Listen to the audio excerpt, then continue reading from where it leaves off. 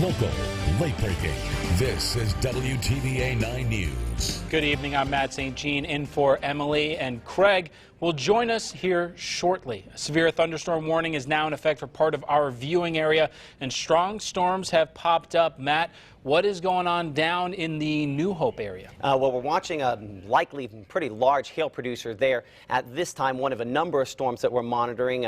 We, even at the last hour, had nothing on radar. The atmosphere is primed to pop up thunderstorms. It's done it now, and so now we have to evaluate what it's capable of. First off, this looks primarily, or at least initially looked primarily like what we call a left split, where it's going almost directly north. If you think of the left and the right as left this direction, right that direction, this looks more like a left split. Large hail is the main thing that we're concerned with out of this, but in the next couple minutes, you see this green line there that represents an outflow boundary, and the fact that it is starting to rotate, the storm itself might actually end up splitting, and that means it's probably dropping some fairly large hail at this moment. The way we're going to look at that is three-dimensionally using kind of a grittier version of storm track Doppler radar, and you can see that the precipitation on this, the heaviest precipitation being thrown up almost 40,000 feet. One thing that's different tonight than most times we track storms is hail. Most of the time we're like, oh, large hail, and we might be saying an inch. Tonight it's a reasonable possibility you could have 2-inch hail. Baseball-size hail, not an impossibility. I don't know that's what we're talking about on this. We've cut this down to the most intense returns. And so basically the most reflectiveness back toward the radar site. New scan in here, let's adjust it, let's see that. Yep, that's kind of what I was worried about there. So that means where we're seeing those darkest blacks and purples there at the ground, that largest hail, whatever size it is, whether it's an inch, whether it's 2 inches or larger, it's falling out right now. I want to cut this to see the highest possible return I can get. And right there, see, you might just barely be able to see it where it kind of goes to this whitish purplish. That's 65 dBz's. All you need to know is that's very reflective. And so that means we're probably dealing with some damaging hail falling in really the New Hope area, right on top of New Hope at this instant here. So obviously New Hope, we're concerned with that McCrary there. This is moving toward Highway 82. It's not moving particularly fast. And so as we track this, we're going to track it at about 15 miles per hour or so. That's really all the faster that it is moving at this moment.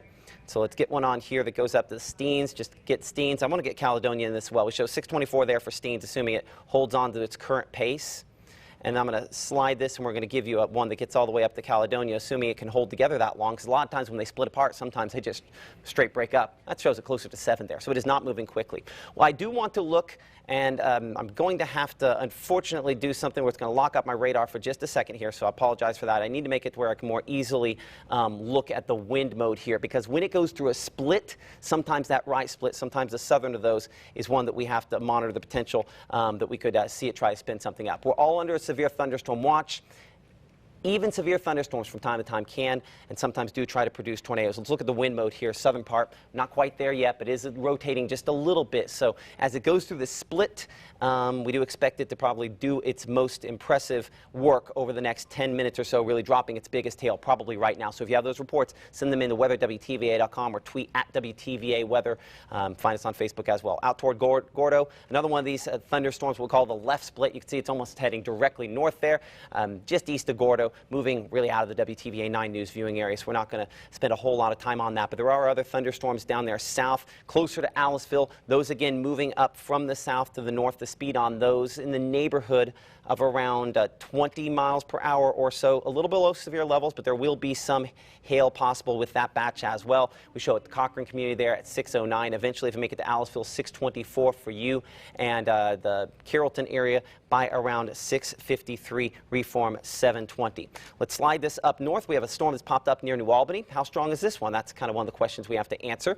It has really popped up fairly quickly. We'll look at it three-dimensionally because hail is something we can most easily assess looking at the whole thunderstorm at once. So a 3D look gives us a good analyzation of that. And so I'm going to kick this on to where we have our most impressive returns kind of shown onto this. So we're kind of going to bring it back here. And there's where you see that brightest red. And that, again, is extending up about 35,000 feet. So it's conceivable that this could prompt severe thunderstorm warning in its own right. Let's get some motion on it. It'll take a moment to kind of bring on all the data there, and we'll see how it's, I mean, you can see plenty of lightning in that as well, but how it is evolving there. Still building, so it's yet to really drop its heaviest precipitation. So the hail that it's going to potentially produce is still up there in the thunderstorm. It is a little smaller on that red portion there, up around 30,000 feet, as opposed to the other one we were looking at down around New Hope that was at 40,000 feet when it was at its peak. So, I mean, we're talking on the edge there, New Albany. It's the part here that's just west of Ingomar that is the most impressive for that large hail potential out of this. So let's track this.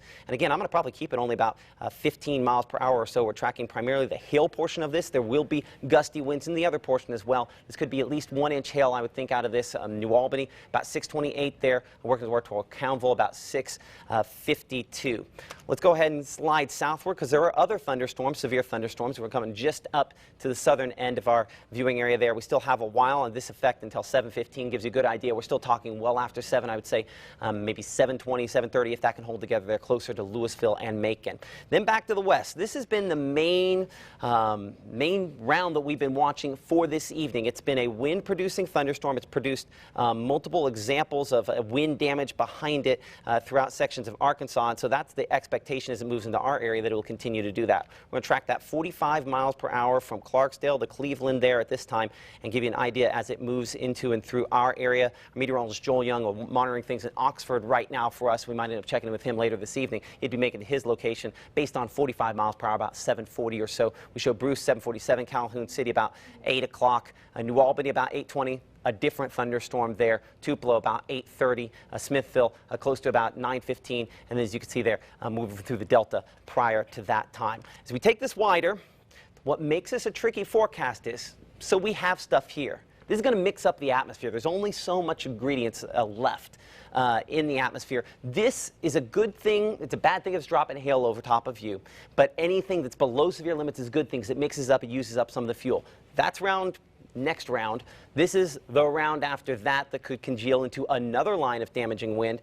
And then behind this, out for locations on the plains, there is yet another round with all of these yellow boxes back out there into Oklahoma that's well after dark. So the fact that we have multiple rounds of damaging thunderstorms possible over the next 12 hours makes it a tricky forecast, obviously. So we do expect those storms back there will probably become the strongest with a long-lived wind event that could be in excess of 80 miles per hour. That is more focused towards Jackson, but we are on the northern edge where after midnight, 2, 3 o'clock in the morning, we could potentially have some 70-mile-per-hour winds at least trying to pop up into our area.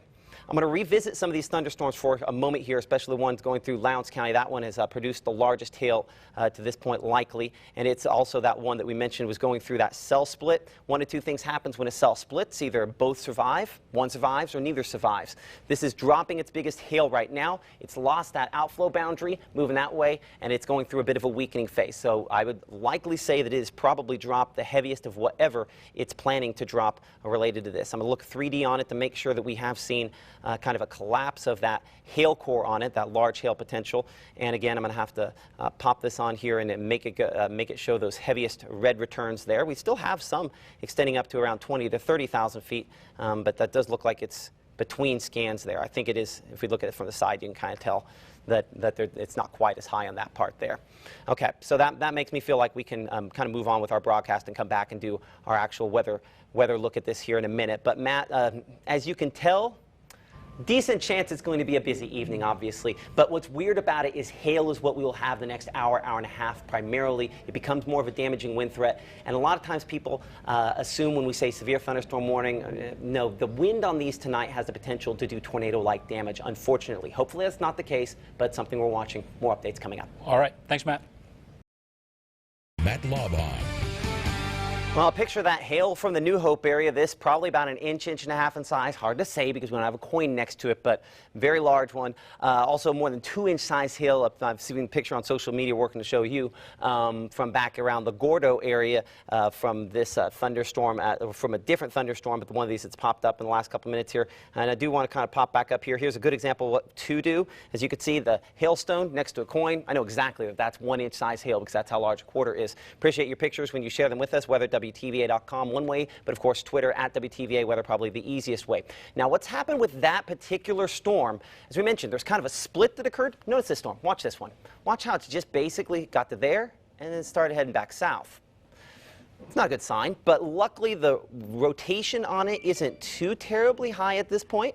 We're kind of looking back and forth, and it's rotating. It's a supercell, but from the pictures we've seen at this point, it still has some steps before it would produce a tornado. But we're watching this one south of New Hope as it's kind of going to move more toward probably Forston. It's just moving. I would put a storm track on it, but it might be moving 2 miles an hour, so there's a flash flooding risk with that as well. As it broke off the north part, this is the part that previously had that severe thunderstorm warning, and as you saw that hail that we were talking about there, that's moving towards Steens. This one is still moving, so we can still track that one northward. We're going to go with the speed about 15 miles per hour on that. I don't think it's probably produced that inch-plus hail at this time, but if it were to still produce that, Malloy, we're about 50 minutes away, assuming it still goes at about that 15 miles per hour. Caledonia, about a half hour if it is able to clip you there. Other storms that we are watching, as we mentioned, this is the one that produced that 2-inch hail when it's back closer to Gordo, moving out of the WTVA 9 News viewing area, but clearly kind of a rough storm there.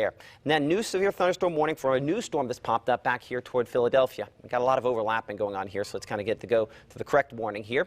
So that is until 7:15, Philadelphia lightning, and this again, large hail potential. The main concern with this, I do believe that we've had some reports there of down to our south, inch plus, almost inch 25. So inch and a quarter size hail out of some of these storms. So it's going to move this about, let's say, 20 miles per hour. So we get you time there for Louisville and locations such as that.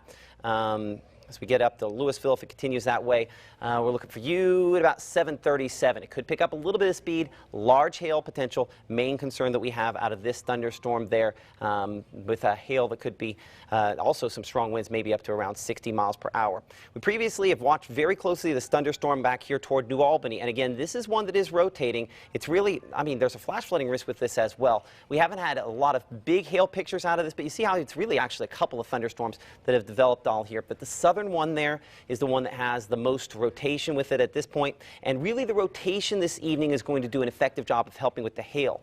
And that said, let's go back and forth here for a moment. I mean, there's definitely on the backside there west of Ingomar a little bit of rotation showing up on that, but it's at this point, from some of the pictures we're seeing from the North Mississippi storm chasers and spotters, I think it's probably a hail producer primarily at this time. Now, where did James John, would you find out? There we are, Ingomar. Woo. Okay, well, here's your answer on this one here. Let's bring up this picture. So, oops, we'll bring that up. There we are. So there's your quarter, fairly old one, and here's your hail in Ingomar. So that's what it's producing now, and I think that thunderstorm is maintaining, if not strengthening, somewhat on its intensity right now. So a pretty substantial hail producer. So if you live in New Albany, Wallerville, this is just creeping eastward. Large hail likely, we'll say, out of this thunderstorm, and it should be severe. We need to make sure we pass that along to the Weather Service. They need a warning out on that one. You should have a severe thunderstorm warning, but you don't, and it'll probably be coming. Let me look closer at that Pontotoc storm, because again, it's an environment. When one of these does it, yeah, more hail potential out of that one eventually if that holds together. And then this. And I feel like I'm just going to keep saying that over again. And then this. So this is the next one, big storm complex that we're watching. This moving 45 miles per hour. This primarily a wind damage producer and could have wind gusts in excess of 65 to 70 miles per hour. We're looking there toward around Pontotoc. We show 820, New Albany 830, Tupelo about 840 or so, Boonville 911, and Grenada, western part of our area, about 713. Our meteorologist Joel Young will be out and about ready to watch that back in the Oxford area. There are other thunderstorms back to the south and west. I'm going to zoom ahead here, and we're going to look at our projections here on Storm Tracker, give you an idea of the way things will probably evolve. So one thing Storm Tracker does not have on it at this point, it does not have as many of these pop-up storms. So that means hopefully what we look at here in a second is a little too aggressive, because the fuel that's being used up out there by those storms helps leave less fuel around. Let's see there, it does start popping those up, but it just has it a little late on that. So here's that primary line, and it does have kind of a place where we see an intersection between the storms popping up and the line itself. Wind producer there, 8:30 we show Tupelo back along the Natchez Trace Parkway, and then extending as we go toward around 9:30, 10 o'clock. Maybe some rotation on the top side of this for some of the strongest of those storms, and that first round is out of here. Then a few storms developing close to midnight, and then a secondary round that we show down southern part of the area, damaging wind gusts in excess of 70 again possible. I think the primary risk for those 80+ mile per hour wind gusts for locations probably down to our south and west. So hour by hour, we expect it to be an active forecast over the next couple of hours here, with storm coverage reaching its peak closer to 9 p.m. And overnight, more storms. Make sure you have a way to find out if you're in danger, because those alerts could be lifesavers, and treat severe thunderstorm warnings as though they are tornado warnings tonight. We'll be right back. Always watching, always tracking. WTVA 9 News begins with the Severe Weather Authority. Right now at 6:30, you are taking a live look from our high-definition tower cam. Severe thunderstorm warnings in effect for parts of our viewing area tonight. Let's get right to Chief Meteorologist Matt Laubhan, who is watching and tracking that thunderstorm threat. Matt. A large hail. Main issue we have this evening as we kind of look at all the different factors with this. Large hail potential for the next couple of hours. That's the headline. But later on tonight, it switches over to damaging winds, maybe a couple of isolated tornadoes. I never want to downplay the wind potential because tonight we could have tornado-like damage, weak tornado-like damage out of just the severe thunderstorm. So anytime you are placed under a severe thunderstorm warning tonight, assume there could be a situation where you see damage that could be tornado-like in nature, especially if you live in what is probably a less well-built structure. This hail right here from the Ingomar area, it's not the biggest hail we've had. We've actually had a picture a moment ago of some golf ball size hail from around Ingomar out of a thunderstorm we're watching there, one of a number of thunderstorms. Now, the National Weather Service in Memphis has yet to issue a severe thunderstorm warning for any of these thunderstorms here. John, you might just go ahead in the chat and ask them if they have any interest in issuing warnings on any of these hail producers. Let's look three-dimensionally on these using storm track Doppler radar. I'm going to kind of start with the storm back around the New Albany area to begin here. And what I'm going to do is I'm going to have to cut this to some of the most intense returns. And you can see, yeah, that thunderstorm is still extending up to close to 40,000 feet with its heaviest precipitation there. Now, depending on which radar we're looking at, now it's kicked over to the Memphis site, so I'm going to have to finagle it and make it go back over to the site there in Monroe County there. You get a better idea of that, about 40,000 feet, about how high up it's thrown that. So I think it still is producing that potential for golf ball size hail there based on what we've seen so far. The way we'll tell that is we're actually going to go back a couple of scans here. We're going to see how that has evolved to see if it kind of matches. Yeah? I mean, so the places where we've seen the largest hail, it's probably still, based on what I'm looking at there, has that potential to produce it again. It is a rotating thunderstorm, but rotation doesn't always mean tornado. And in the case of these thunderstorms, it's much more likely to produce very large-sized hail. Let's look at the movement on this thunderstorm over the last few moments here. As you can see, moving eastward, but it's really creeping eastward. I mean, maybe 5 miles per hour. I'm hesitant to put on a storm track rather than just say, what about that? The largest hail probably is going to be falling here close to Central Avenue, south of New Albany. New Albany, I mean, I would obviously have vehicles inside underneath an awning if possible, because this one's likely producing hail in excess of 1.5 inches in size. So the National Weather Service, the part of the government that issues those warnings, needs to have one out on this. I can't tell you why they don't, but it deserves one at this point here. Storm we have up here around the Ripley area, let's go ahead and check it, because when one of these produces big hail like that, and we've had large hail down around New Hope earlier on as well. Yep, look at that. We're about 35,000 feet for the height of the one that's the west side of Ripley there. The drift on these has had a slightly easterly drift.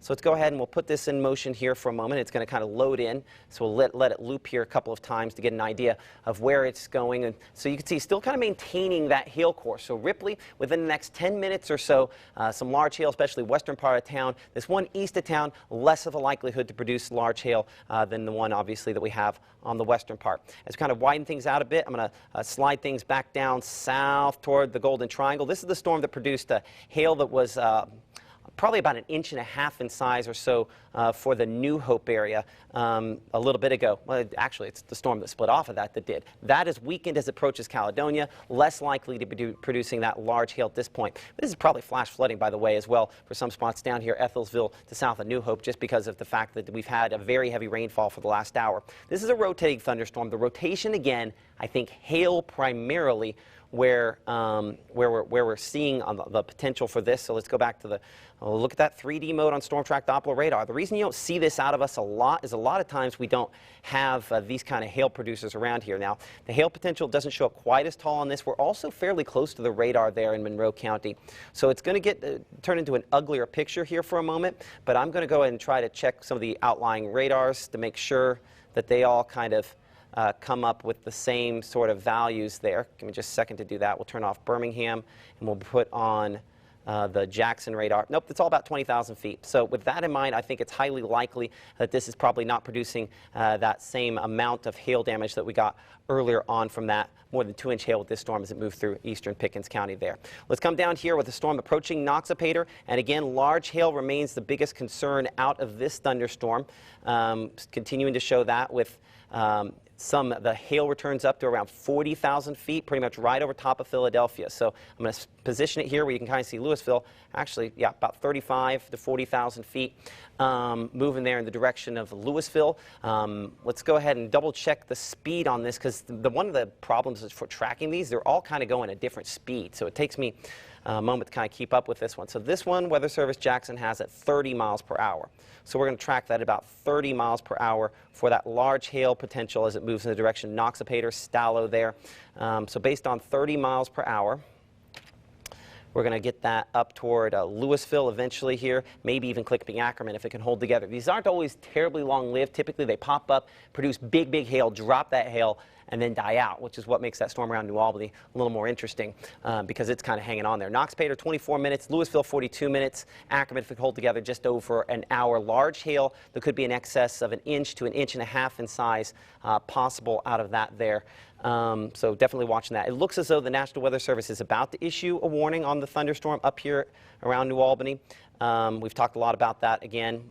So really south of New Albany in particular, south side of town, large hail in excess of 1.5 inches, a possibility out of that.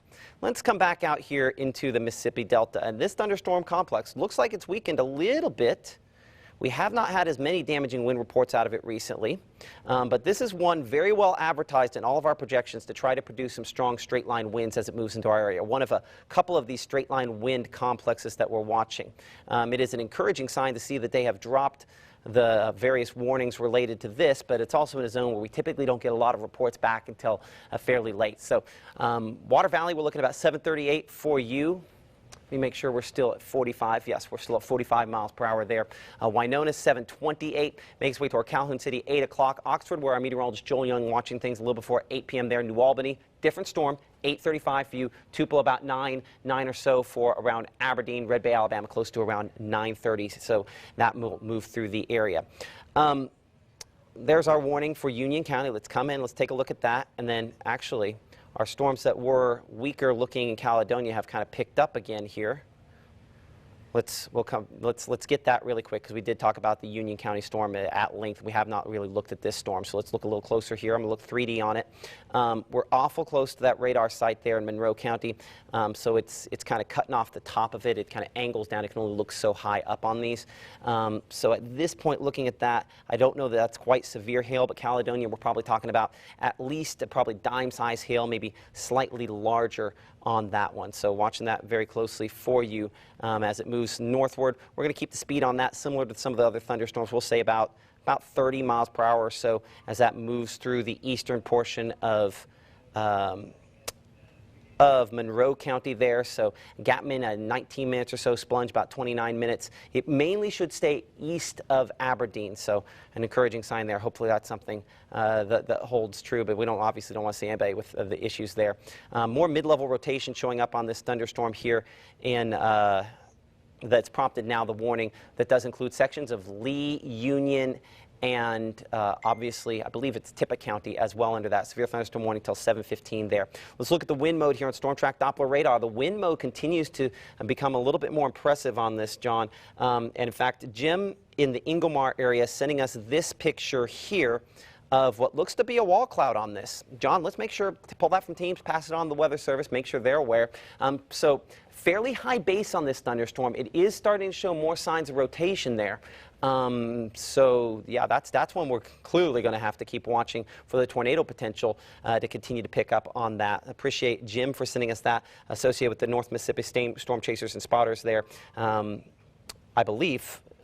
And I'm just going to kind of go back in here. Here's some of these hail pictures from another shot of the hail pictures from New Albany. When you start getting big hail like this, we start getting concerned that the updraft on it, if it can sustain itself, is pretty impressive there. That's a pretty good sized hail. I mean, that's probably inch and a half in size. We don't see hail like that around here very often, which is why we're watching it.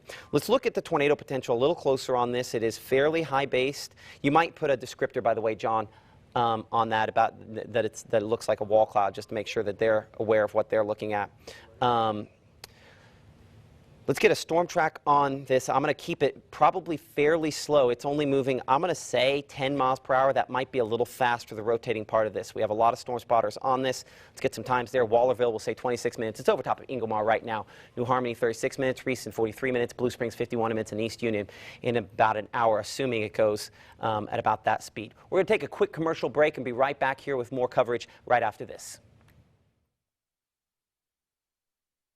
Chief Meteorologist Matt Laubhan alongside our meteorologist John Dolusic. This picture coming in from ECRU, looking into a rotating thunderstorm we're watching in Union County. One of a number of severe thunderstorm warnings that are, of course, listed there on the top of your screen. But this one has a little bit more rotation. The base of that's somewhat high, an encouraging sign. Hopefully it's something that remains to be seen there. But the rotation definitely starting to pick up a little bit more. So I would say if you live here east of Ingomar, I would like you to be within steps of that tornado safe place, which of course is a sturdy structure. Want to go to the middle of the lowest floor.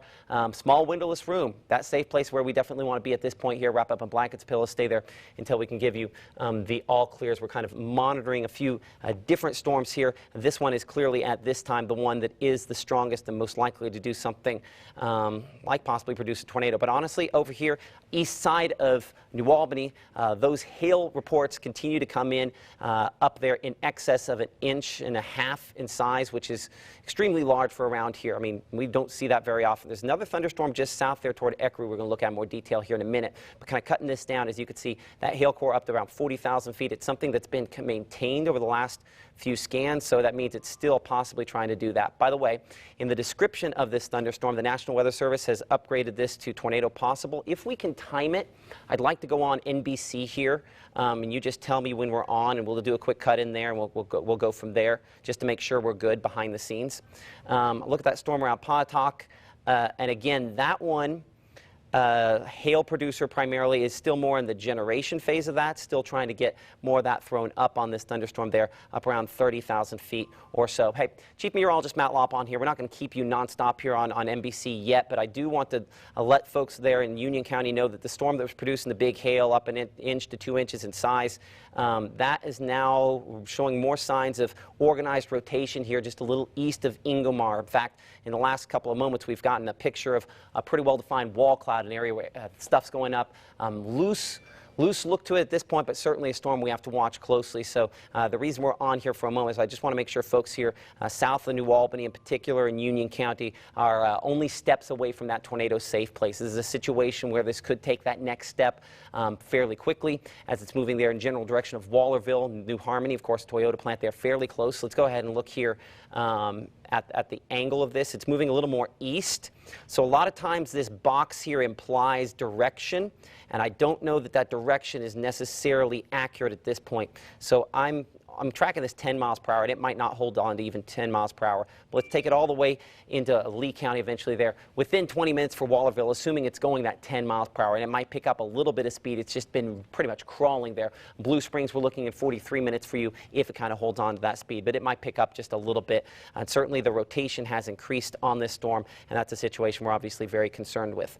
I'm going to make sure there's not another thunderstorm out there that we have to pay attention to. Hailers probably producing more than inch-size hail, probably should have a severe thunderstorm warning out for the Ripley area, but Weather Service Memphis being a little slow on the go on that this evening.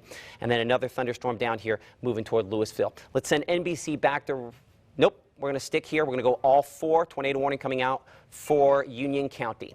So tornado warning coming out for Union County. Let's go ahead and let's bring everybody over. Me TV, This TV, NBC, ABC. Okay, Chief Meteorologist Matt Laubhan here alongside our meteorologist John Dolusic. Alyssa, if you'll help me get our Facebook Live here up, and we'll get that going. If you'll aim that on the TV, Alyssa, and we'll get that and make sure that's up and go. We're watching a hail producer down here moving toward Noxapater, but the National Weather Service in Memphis has now upgraded our severe thunderstorm warning south of New Albany to a tornado warning. That in effect until 7:30. This is not a fast-moving thunderstorm. They're going 15 miles per hour on it. I'll buy that. So based on about 15 miles per hour, because it has picked up just a little bit of speed. We're watching a rotation there near Wallerville, moving in the direction of East Union. So now we're less than 9 minutes into Wallerville. Reese, we show in 19 minutes. East Union, about 32 minutes. That'd, of course, be East Union School there as we're watching that thunderstorm continue to strengthen somewhat. So as we mentioned a moment ago, we had rotation. Now we're defining this as a severe thunderstorm capable of producing a tornado. By the way, might as well let digital Matt Laubhan handle this one for a moment. Hello? This is WTVA Chief Meteorologist Matt Laubhan with a Weather Call mobile notification. The National Weather Service has just issued a tornado warning for within 1 mile of your smartphone's current reported location. Take protective action now. To view a Google map of the exact warning area or to read the full text of the warning. Okay, so taking care of that, and a reminder that that weather call you saw pop on there, and almost instantly getting the phone calls it's delivering to lots of folks around the area right now. So middle of a sturdy structure where you need to be. Lightning on the uptick. The potential for this to produce a tornado continues to increase. Let's come down here street level. Let's look at this. I'm going to have to, looks like, pull off lightning for a moment to be able to see it. So I have near County Road 291 circulation that could be increasing. This is I-22. We should have mentioned this earlier. Stop folks northwest of New Albany. Stop them south and east of Sherman. Don't let them drive on I-22 into this. It probably has. In fact, we need to probably, John, if we could on 3, pull up the camera at Blue Springs there. We might be able to get a shot of that from Blue Springs. And I'm going to actually, while you're doing that, swing around our Tupelo tower cam. So let's go and circle here where we believe our rotation continues to increase on this thunderstorm. And I put it right there just between Ingomar and New Harmony there.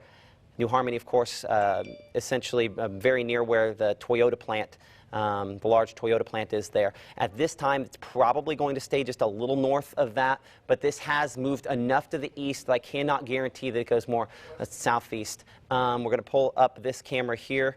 Oh, yeah, John. Yeah, get that pulled up.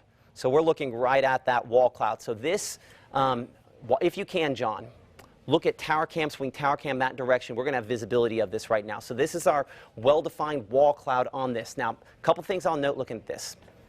And I wonder if I can zoom it in a little bit more here. I should be able to zoom that in. See if it'll let me zoom it in closer. What I'm watching right behind my head here is I'm watching the air going up into this right there. So this is where we have air going up and twisting into this. Now what I have at this moment, it looks like I do have a separation between the base of this cloud and the thunderstorm, but we're looking right there along I-22 on this, so definitely watching things. So this would be looking back toward the west. So this probably hasn't quite, because of the jog there in I-22, passed over that, but there's definitely some rotation showing up on that. While that is doing that, I'm going to minimize this a little bit. Any good shot there on the tower cam, John? We'll go ahead and we'll swing tower cam back around and let's look at this. Oh yeah, so same shot, different angle there. We're going to have an excellent viewpoint on this. John, go ahead and zoom that in a little bit more. So this is a rotating thunderstorm prompting a tornado warning that does include locations in and around Union County in particular. This storm is getting more organized. You can see right above where John's showing you here, this is that rotating part of the thunderstorm where stuff tries to go up and in. There's a couple of spots there that we're going to have to watch very closely, but that's the one we were looking at out of that camera there, Blue Springs. So this is what is moving there toward the New Harmony area, Wallerville, basically crossing I-22 at this point. A lot of cloud-to-ground lightning strikes on this. Let's give some perspective. This is different than the typical supercell rotating thunderstorm we see here in North Mississippi. This one has, frankly, is more like what you would end up seeing on the plains. It's what we call a low precipitation supercell. So what I'm watching for at this moment here is how that is getting a little more organized. And as we look closer here, I want to watch very closely on this wall cloud here, and I want to bring it in just a little bit more. So John, I'm going to go ahead and do this and just to kind of check for the rotation on this. It's actually a pretty good contrast on where the air is going up into this. So we're watching to see if we could see that rotation right there, John.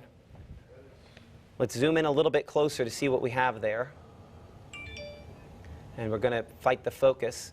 But we're looking at the rotating part of this where air is going up into it right there. I don't have anything at the ground, but this is pretty close to trying to produce a tornado.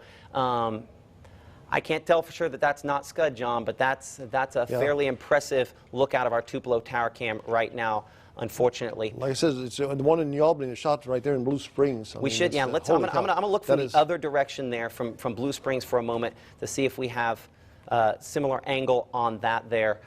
We unfortunately can't move this one, but you can see that area of concern where we have that, what stuff is going up into that thunderstorm there and the rotation it's trying to produce. So that's definitely a situation we got to be careful of. So there's definitely a few spots there. Oh, and we'll wait for that to come in. John, look at chroma key with me. Definitely have air moving up at that portion there. So there's a couple of spots there we're going to have to watch. Let's go back here to radar for a moment. Let's make sure that we have the latest on where we're showing folks this, because it has moved now a little bit more directly toward the Wallerville area. Our circulation pretty much right along, as you can clearly see, right along I-22 at this time. You can hear the tornado sirens going off in the background here. Anytime Lee County has any portion of the county under a tornado warning, they run sirens for the entire county, so that's going on. So for just a moment, let's clarify here what we have and what we don't have. We do not have a tornado warning for the city of Tupelo. We're watching back to the north and west a storm that is rotating vigorously and has the potential to try to produce a tornado. We believe we've seen at least a brief funnel cloud out of this thunderstorm. As I widen it, I want to make sure we don't miss something else there, because there's a couple of spots that are rather interesting looking here. John, let's see if we can hold that. I got to make it big. That is interesting. It is not vigorously rotating, but this could potentially be a tornado in the development phase or pretty close there. We also get sometimes what we call scud clouds, little pieces of cloud that are lofted up in there. Because of the distance it is, I think I have a rotation. I think we have a tornado on the ground on this thunderstorm here. That's enough that I think we're going to go with it. So I believe we have a tornado on the ground with this thunderstorm. I'm going to keep it on the screen there for you, so give me a moment to kind of have it on the screen. And then let's put over here where we're looking to make sure we have as much as possible. So there we are, pretty much right along I-22, we believe. Maybe a brief spin up there on Storm Track Doppler radar. I'm going to go back, and John, if you'll keep that camera back up. Okay, I'm putting it back up. Okay, I'm just trying to see the other vantage point. Now let's keep it on this one there and see if we can verify that. Does not have as good of an angle on that there. So let's go ahead and minimize that and bring back Tupelo Tower Cam. So Wallerville, we need to have you in your tornado safe place. This is not moving as fast as a lot of our tornadoes do. But Wallerville, it's no more than probably another minute to 2 minutes away. So I know we're kind of cramming a lot of stuff on the television screen here at once. Wallerville shows less than 5 minutes for the middle of Wallerville, obviously over I-22 right now. So hopefully we're continuing to hold folks back away from that. Let's widen for things for just a moment here. Let's make sure we're not missing something.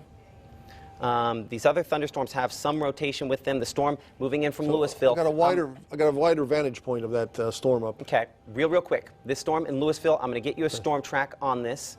Make sure that we have the right time, the right speed on this. I'm going to make sure that speed is 30 miles per hour just to get you this. This is going to be big hail, and so like you need to make sure to be paying attention to this. So Louisville, big hail for you. We show, I can't pick it out, 723. Okay, so let's bring it closer in here to the tornado warned thunderstorm in eastern Union County.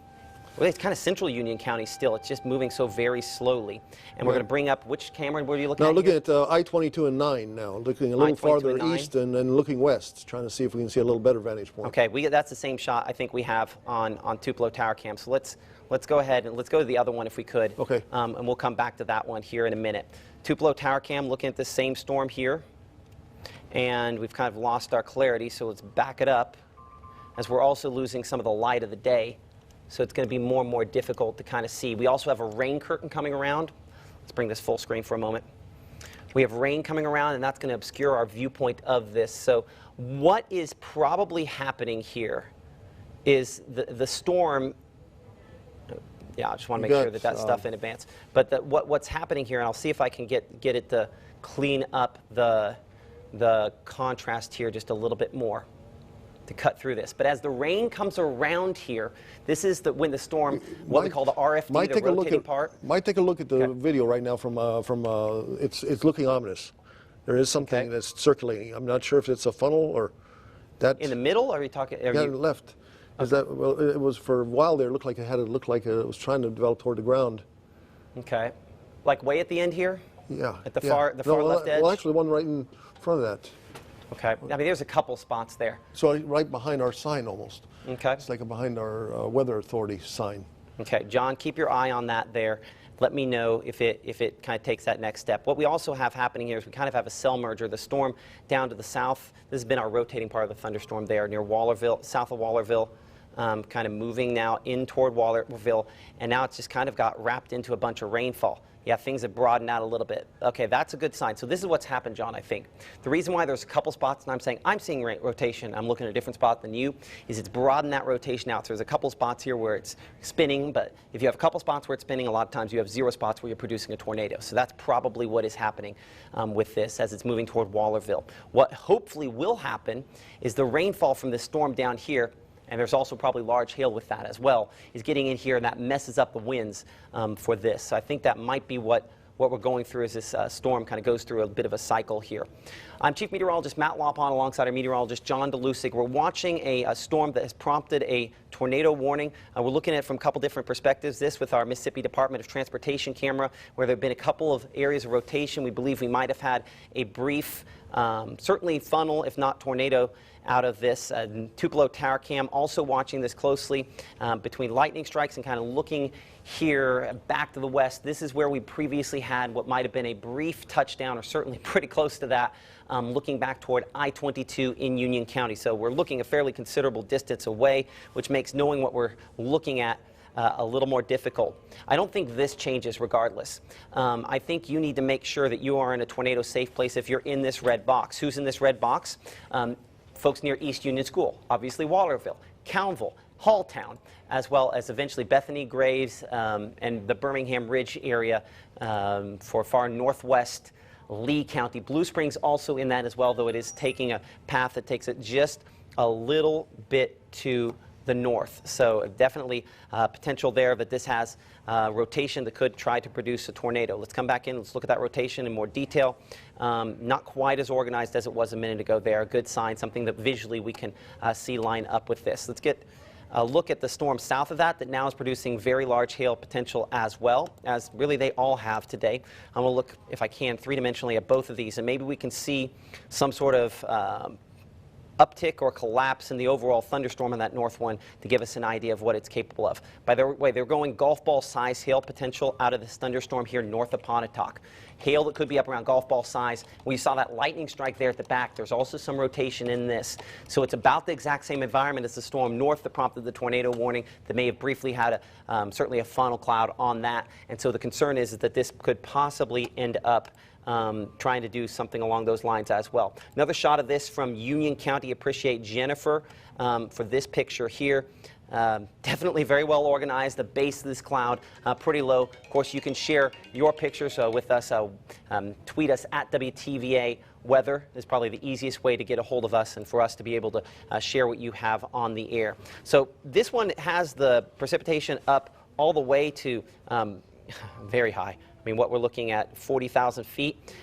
So I expect just east of Ecru in particular, that is what we're looking at. Let's look at the other thunderstorm. I'm going to have to kind of move that one out of the way to have a shot of it. It's not quite as high as it was just a little bit ago.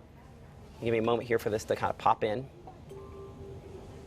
Okay, so a little bit of a relaxing at the top, but it's still strong enough it could strengthen back and try to produce a tornado. So that is clearly our concern that is a possibility. I'm Chief Meteorologist Matt Laubhan alongside our meteorologist John Dolusic. What we're looking at here on Storm Track Doppler radar, two thunderstorms close in that have a potential to produce golf ball or larger size hail. One that has a potential to produce a tornado. Lots of other thunderstorms we're monitoring. A big line back to the west. Kind of a full plate of things. So the reason why we're not talking more about you down in Louisville or down in Noxubee County is that is a purely hail-producing thunderstorm. We're looking at 717 for the arrival in Louisville. The Estes community, it's on top of you at about 709. Eventually work its way towards Starkville about 8 o'clock if it continues at that current pace. But we have two thunderstorms rotating. They are not moving fast. Both, I think, are trying to get more organized and try to produce a tornado. This one here, we might have briefly done that and has prompted a tornado warning on the north side here. As we go to the wind mode, I'm a little more concerned with our storm back around Ecru at the exact moment here, to be perfectly honest. Just southeast of Ecru, this rotation continues to get a little bit more organized on this thunderstorm. So I would say if you live near Cherry Creek, Ecru, we need to have you in your tornado safe place at this moment here. Lowest floor of a sturdy structure is where we encourage you to go. At this time, I don't have a tornado warning that's been issued for you in Pontotoc County, but this thunderstorm has gotten a lot more organized just in the last couple of minutes here. Shane with the North Mississippi Storm Chasers and Spotters is live along Highway 9. We'll pull that up on Weather 3 if we could, John. Do you happen to have teams up on Weather 3 over there? I do not. Okay, I should be able to pull it up here. Give me just a moment to try to pull up Shane on Highway 9. He's pretty much right where we need to see. So we will pull up his video here for a moment. And so, oops, let me pull that back up. So this is the northern storm. So really quick, I'm going to keep that down for just a hot second. I'm going to get a storm track on this. We're going to assume about that 15, and that the storm near Ecru heading toward Inville and Sherman could have that potential to try to produce a tornado at some point. Obviously, over top, very near that Cherry Creek area, Inville 27 minutes. This is assuming 15 miles per hour. It could pick up some speed beyond that. Rotation increasing, watching it closely. The storm that's prompted the tornado warning up here closer to Wallerville. We go back to the rainfall mode. I would have that rotation pretty much right over top of Wallerville. I mean, we're now probably 15, almost 20 minutes talking about that one spot. That tells you how slow it's going. 15 miles per hour might be a little bit fast. The wind is not quite as well organized. As we bring it back over here, looks like we're in the trees with our storm spotter there. That's one of the problems with the storm spotting, is it becomes very, very difficult to really, to see things. That's why we don't want any amateur storm spotters in this kind of situation, because that can prove to be a dangerous thing. Here's our Tupelo tower cam. We're kind of losing contrast with that. Unfortunately, I think we're at that point where we might have to wait on lightning strikes. We're not going to spend a whole lot of time kind of waiting for this to show up there, but certainly that is the area that we are watching. A little bit of this is another interesting area on the kind of northeast portion of that, John. If I could see you over on tower cam for a moment. Okay. What I'm trying to figure out is what I am looking at here. I mean, I know what it looks like, but what I don't see is I don't have a lot of vigorous upper movement into Could be this scud. at this point. It's really hard to tell right now. It's fairly low, though. Yeah. Looking toward the ground, see if there's any. Go ahead. I mean, right now, it's one of those things. It's hard to, when you see it still like that, it's hard to determine if it's scud or if it's just something that's just maybe trying to rotate. Here's a shot from Shane with North Mississippi Storm Chasers and Spotters on that thunderstorm in the rain, trying to negotiate it. What I don't have at this moment is a tornado. Stay on that chat with them, make sure that doesn't possibly. Oh, I'm sorry, I'm not even popping it up there. Let's pull it back up so you can see it. There's the shot there of the lowering on this thunderstorm. Watching it very closely. It's definitely trying very hard to produce. Appreciate Shane. He's going to be in position to have a good look at that. More in the rainfall there than previously was the case. Watching that thunderstorm. Let's look down here at the southern one toward Ecru. Let's check the wind mode on Storm Track Doppler radar. The rotation continues to be organized. It is not fast moving. This one has a little bit more movement and actually a little bit more of a northeasterly angle to it as well. Let's track that toward Blue Springs and Sherman then. This is a severe thunderstorm warning, but I would say tornado possible in my description of the way this thunderstorm is. Hopefully it does not take that next step, but certainly it's a situation we're going to have to watch very, very closely. Clear that there. Let's come back up to the Wallerville storm, which we believe might have briefly produced a funnel cloud a little bit ago. Shot here.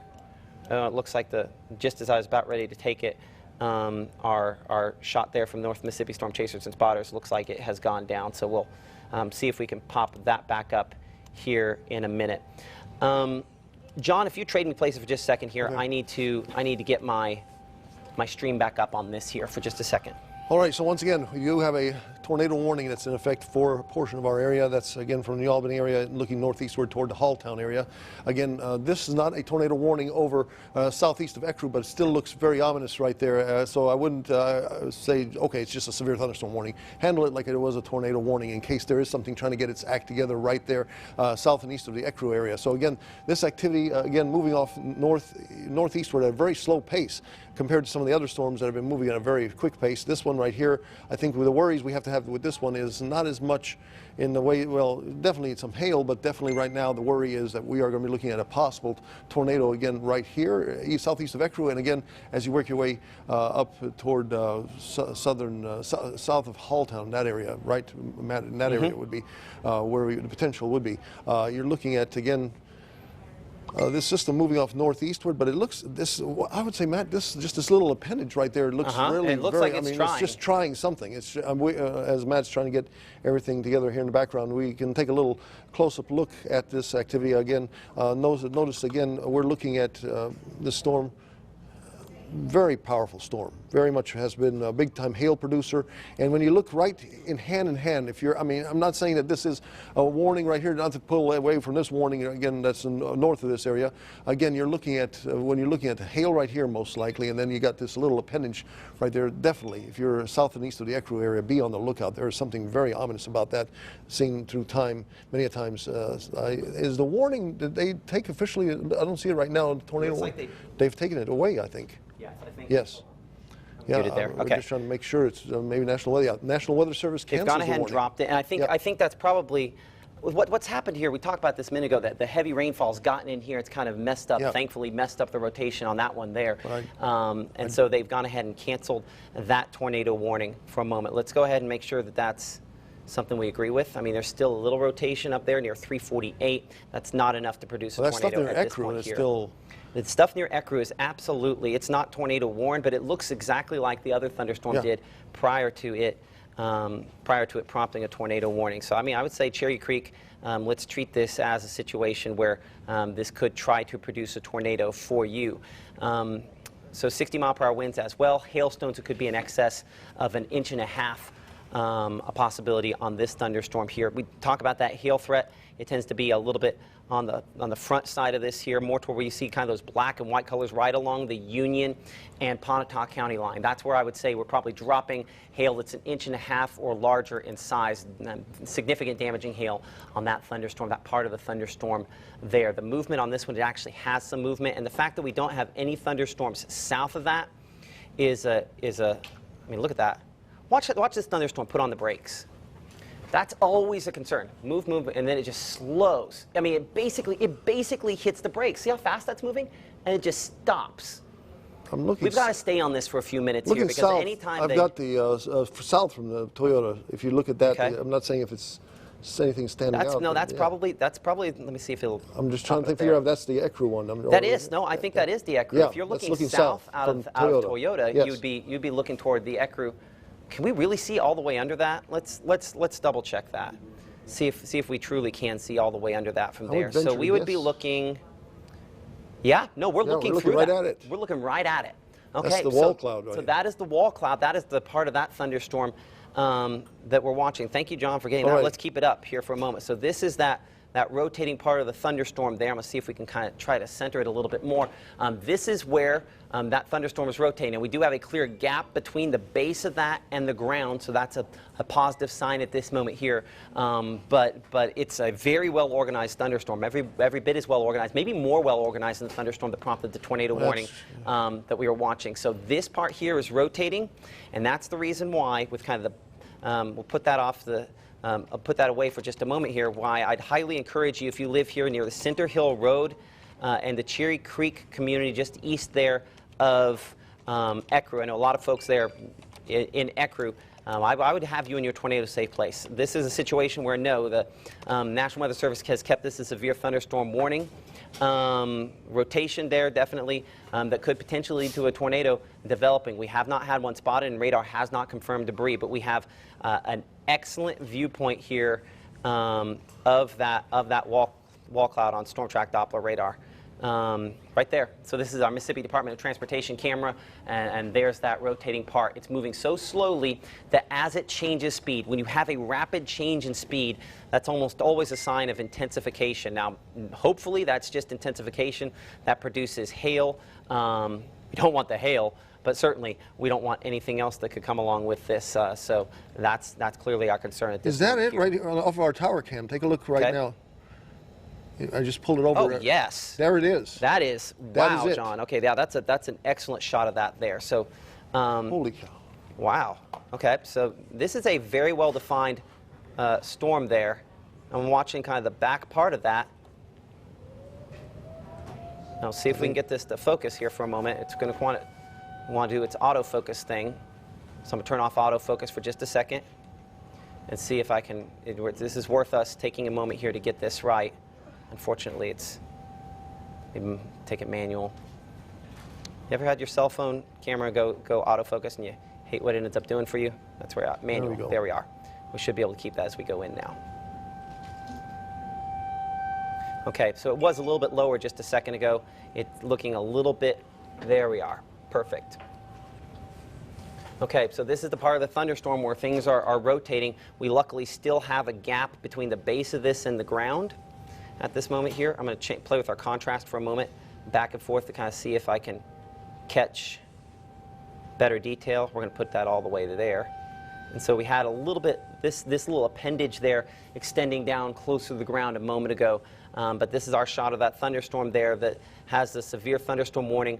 And I've been getting these little fingers hanging down, like this one here. We're looking into Union County with this area of rotation. And once again, John, come with me here on the camera. I have definite vertical motion right there. There is something. It's just far enough away. It's difficult to see for sure. But I have something that looks like it could be almost connecting to the ground there. This is our Tupelo tower cam. That is, it's the focus, I think. Just yeah, I'm working on the focus here. Yeah. Chelsea, you're here as well. What do you think? We call it? I'm going to say that's awful close. That is. I would treat this as though this is a tornado-producing thunderstorm. You might let them know we probably had a little finger funnel out of this in the chat with the National Weather Service here. Make sure they're aware. Hopefully that's as much as we get out of this near the Center Hill Road. They're issuing a tornado possible. No, it continues a tornado possible. Yeah, so they're just basically upgrading the behind-the-scenes language on this. If you know some folks out here, this is generally heading there toward the plant there at Toyota.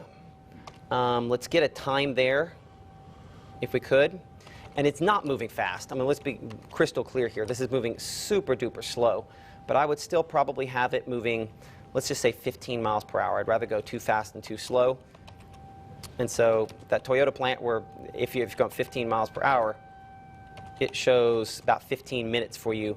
Near Supertown Road is where I'd have our circulation right now. Wind mode definitely continues to show that there.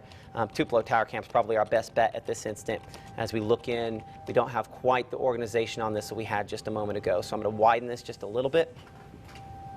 So this is the part of the thunderstorm where things rotate and go up. If it's going to produce a tornado in Union County, this is the part where it's going to happen. Now we have the rainfall back here behind it. And at some point, it's possible that curtain could try to wrap around this. At that point, we call that RFD. That's the situation where that attempts to try to produce a tornado. This is a very slow-moving thunderstorm, so we're able to spend more time analyzing this than maybe we typically do.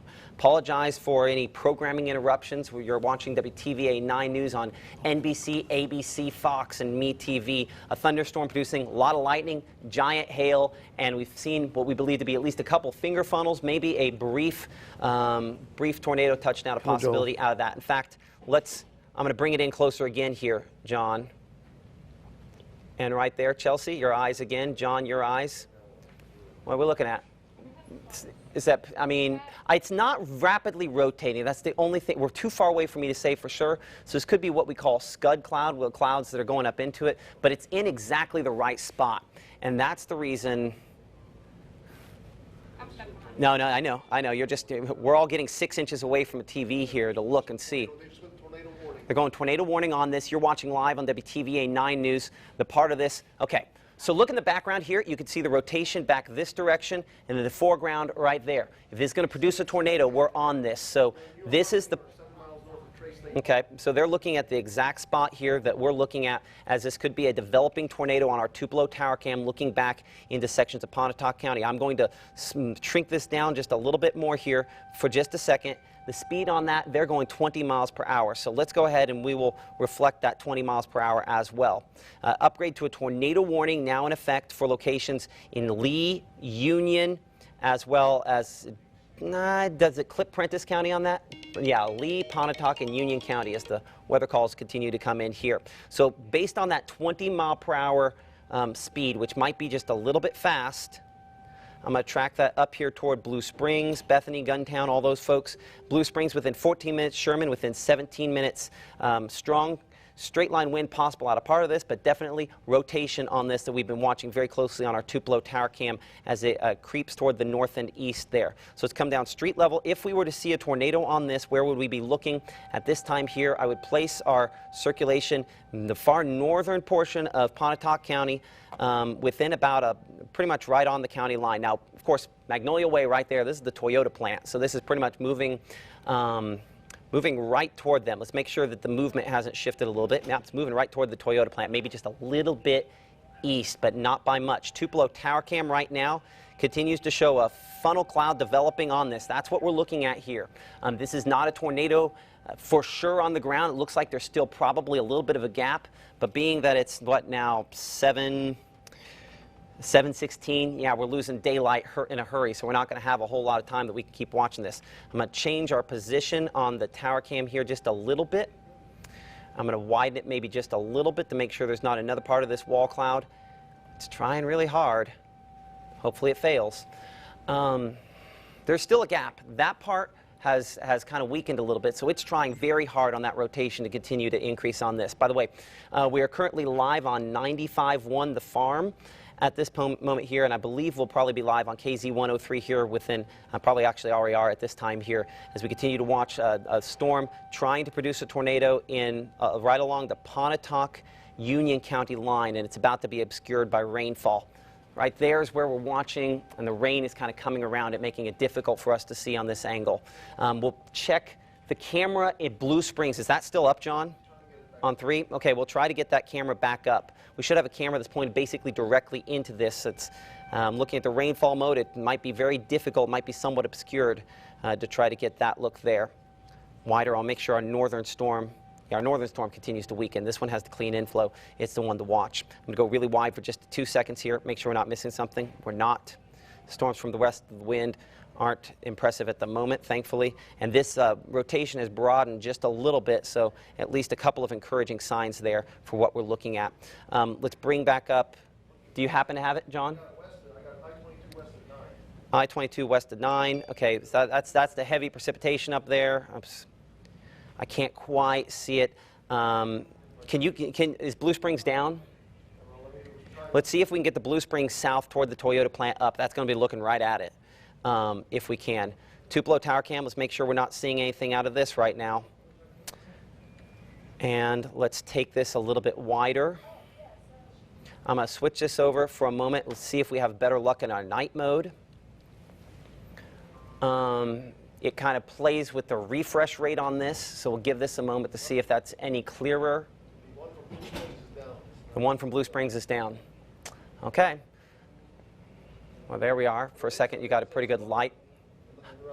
Let's bring John's mic up, if we could, please, for a moment here, so we can hear John. Okay, and let's get you mic'd up. Okay, we are looking at a little bit of a slowdown in traffic, which is interesting. I mean, well, obviously. Hopefully people are stopped either side of that. Right now, there's from right around Blue Springs, about maybe 2-3 miles north and west, both sides, northwest and southeastbound 22 is on a slowdown, big time. Okay.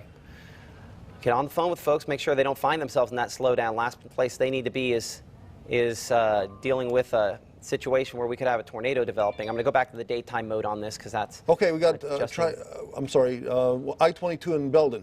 Take a look at this. Okay, give me just a moment. I'm not sure here. if this is I'm trying to figure out what we're looking at. Okay, we're maybe just looking at Scott. No, we're not. Okay, that's unfortunately the way I'm going to have to keep this. There we are. There we are. So this is that portion. We have an amazing view of this, John. We never can see this way, which means probably what we're looking at here, I would guess the majority of the precipitation falling out of this is large hail. We haven't got as many of those pictures in lately. Looks like dime-sized hail, Louisville, New Albany. That was again that's been about 5 minutes ago. Still some very large hail out of that. So lots of large hail. Emily, if you'll come over here to that computer on TweetDeck and you'll go ahead and retweet some of these things coming in.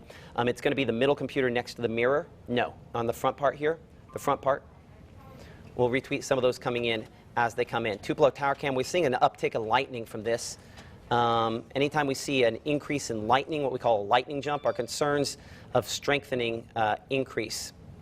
So I'm going to put on a storm track here for just a moment where it puts on basically everything, I call it behind the scenes.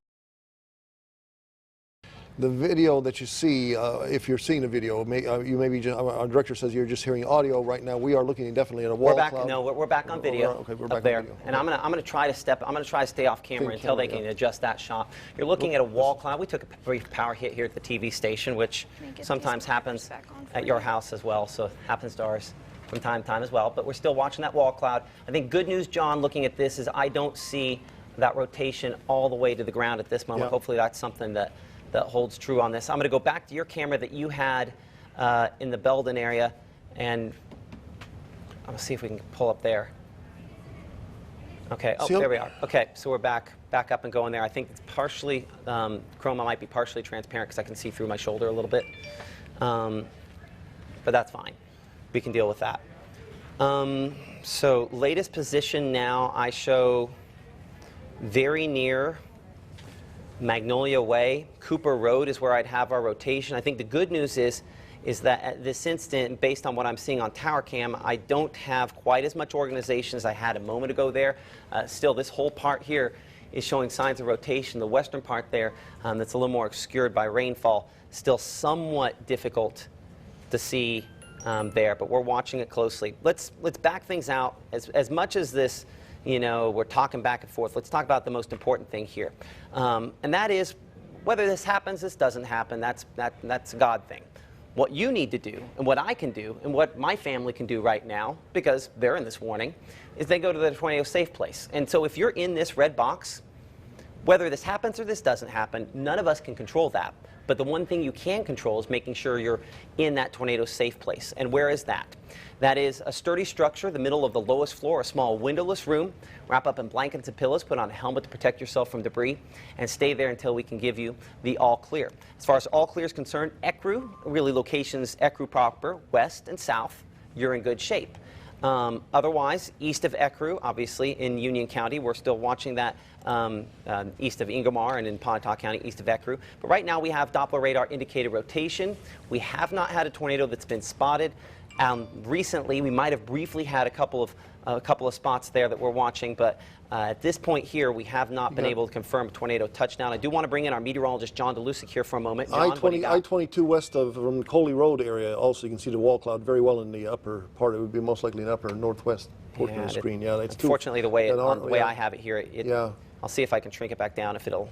Nope, it's not going to let me. Okay, not going to let me pull that up as well. But yeah, you can see. Hold that for a second.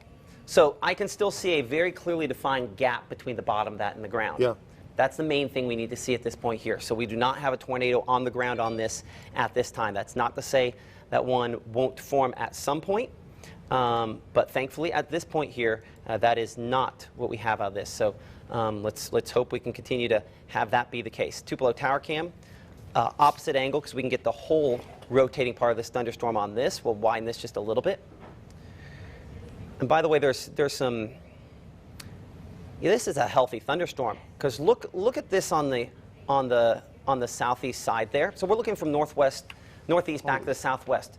And Chelsea, just from this angle here, you can tell a healthy thunderstorm because you have all the parts here. Like you have the tail cloud there where moisture is being ejected into this. I'm trying to think if we safely need to try to move you out there.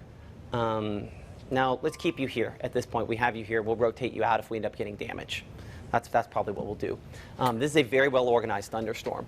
All of that to say, it may or may not produce a tornado, but it's going to try extremely hard to do that and continues to do so. There's a lot of lightning on it, large hail potential, and it's still rotating. And unfortunately, we're kind of losing the daylight that we have to work with here.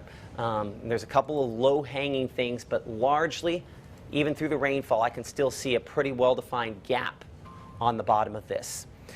So who's in it, who's not? Let's look here closer at the rainfall mode because this is just not moving. I need to verify how slowly this is moving for just a moment here. And so, because it just has not moved. So I'm put my finger there. Okay, so what time? That's 7:10. Okay, so we'll go back to current time is, oh, I lost that clock there. What is current time? 7:27. Okay, so we can get away with half hour. Let's see how far it's moved in a half hour. So in a half hour, oh, we've moved 10 miles. Okay, well, it's moving a little more than I thought it was then. So we're about 15 to 20 miles per hour. Okay, so our tracks have been fairly accurate. Okay, so I have it right over top of the Toyota plant right now. We might double check just to see if that comes up on there, but we showed the Jug Fork area in 22 minutes. I mean, it's crossing I-22 pretty much as we speak. This is the second tornado-warned thunderstorm to cross I-22 within the last 30 minutes or so, and this one obviously is trying very hard to produce a tornado. You saw there for just that moment, that lightning strike. The entire, by the way a tornado works, the entire bottom of this thunderstorm is not going to be a giant, probably is not going to be a giant tornado and touch the ground, but there's going to be a portion of this where the rain comes back around and it tries to do that. But with the lightning strikes there, we can still, I think, firmly say that we do not have a tornado on the ground with this. This is some of that air being wrapped into this very, very picturesque and well-defined thunderstorm here. So let's look another view from Sherman. Let's look at that. Oh, that's an excellent view. Okay, that's a better view at this moment. Okay, so I mean you can still see solid gap between the base of that thunderstorm and the cloud. Good deal. Keep that one up for a while here, John. That's the one we need to pay attention to there. So we clear things off. Let's talk about who's not in this for a moment. Started doing that a minute ago. If you live back here in Pontotoc County, you can come out of that tornado safe place. The rotation is just north of you, pretty much right over top of the Toyota plant based on what we're looking at here, near New Albany, obviously within minutes there of Blue Springs. Storm track Doppler radar definitely continuing to show strong rotation on this. It's on debris mode here, trying to say it sees something. Let's double check that. Because I don't know that is what I think it is. No, I don't think that it is. I don't think that's right, because our rotation would be right over there, and if it were to be debris there, that does not line up perfectly. Let's look. Nope, I don't believe that's what we're looking at this point here. Let's check tower cam. Let's make sure, because by the way, I mean, and I don't see it. Do you guys see anything on there that moving the camera around, so I mean they're trying to focus in on something, I guess. Then I'm gonna follow you over to MDOT for a second here. Right now they moved it over to just a little south of 22. Okay, I appreciate those folks at Mississippi Department of Transportation. May not be watching this coverage right now, trying to get us a couple shots there. Somebody's live moving it. So we're looking kind of on that would be just north. You need to come back to the right just a little bit more there. That's looking just north of I-22. That's actually, if we were looking, yeah, that was west, south, yeah, west. That was west of I-22. Now that we're north of I-22. I'm sorry, yeah. Okay. Hold on. What direction are we looking then? Give me this right. We're actually they're turning it around. Now you're looking due north. You're looking due north. Now you're looking northwest. Here's I-22. Okay, I'm sorry. We were looking the opposite There's direction. someone, like I said, someone is moving it around, so they're looking around right now. Now they're looking actually west, southwest, or south. We'll come back to that here in a moment. Because that has gotten pretty close to the ground there on the north side of it. I do know for sure the direction that we're looking on this one here. And that part of the thunderstorm right there is awfully close. Now, what we would look for is strong, substantial rotation. I don't necessarily have that at this time. Clearly the lightning strikes are messing with our focus just a little bit, but there's a lot of lightning. When you have this much lightning, it's a sign that if it's going to do it, we're getting closer to that point where it will. So, Chelsea, if you can, I need you to keep an eye on that. Pull it up on 2. Can you pull up tower cam on 2? And then we'll just keep on that to watch this as necessary, because right there, see, even on the wider shot there, it's trying really hard. Right there once again. And again, the fuzziness makes it difficult here, but that's awfully close to producing a tornado if it is not at this moment here. So where are we looking? We're looking pretty much right over top of the Toyota plant in Blue Springs, maybe just a little bit northeast of that by no more than half a mile or so.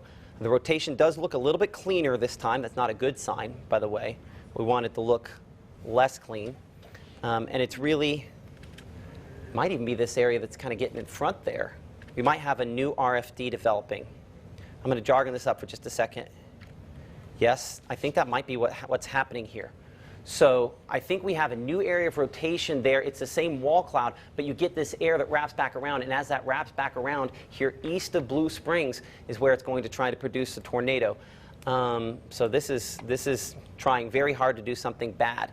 So with that in mind, that's the reason why you need to, if you are in this red box, I'm going to pull it down where the only thing in that red box is the box itself. If you are in Sherman, or if you are in Blue Springs, or if you're Graves, or Guntown, or Saltillo here, we need to have you in that tornado safe place because this storm potentially means business. It is strong, it is slow moving, and it's attempting to produce a tornado. We believe we've seen multiple funnel clouds on it, and it's conceivable that it could try to produce a tornado very soon here. So as I go back to the wind mode on Storm Track Doppler radar, yeah, just east of Blue Spring, southeast of Blue Springs, between Blue Springs and Sherman, is where our rotation is showing up at this time, right there. So as we go back to Tupelo Tower Cam, let's see if that matches. I think it does. I'm going to widen this just a little bit, make sure we're on exactly the right spot, because this is moving some. Yeah, see, that is our rotation that's probably ahead there, getting a little more organized. I don't have quite all the features we had a moment ago there, but there's definitely more lightning showing up.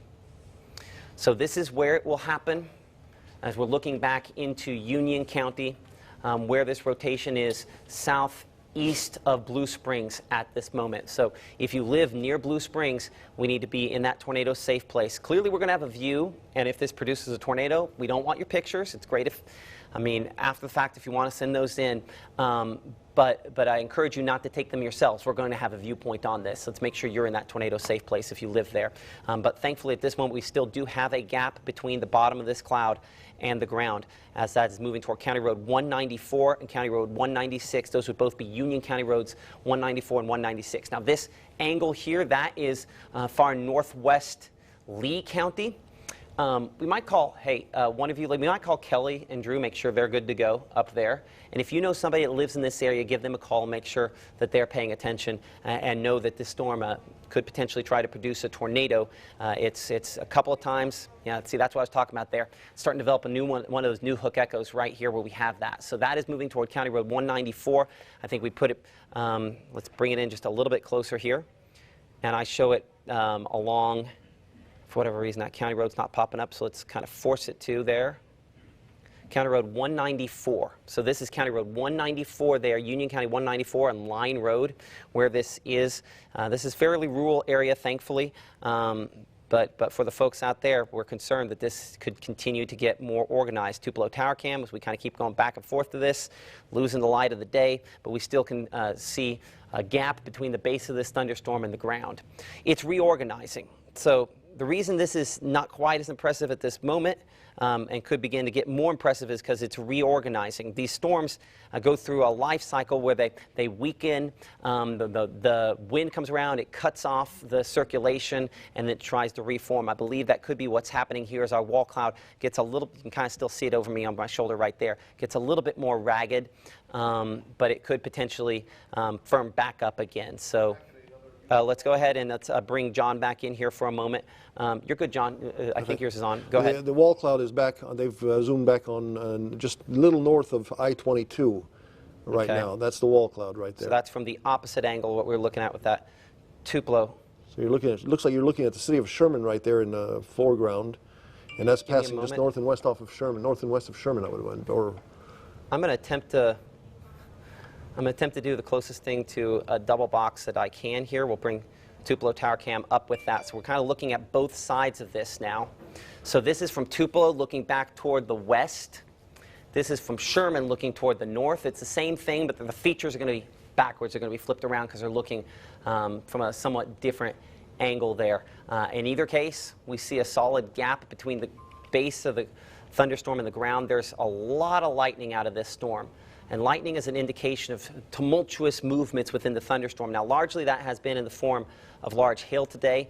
This thunderstorm here with hail in excess of 1.5 inches.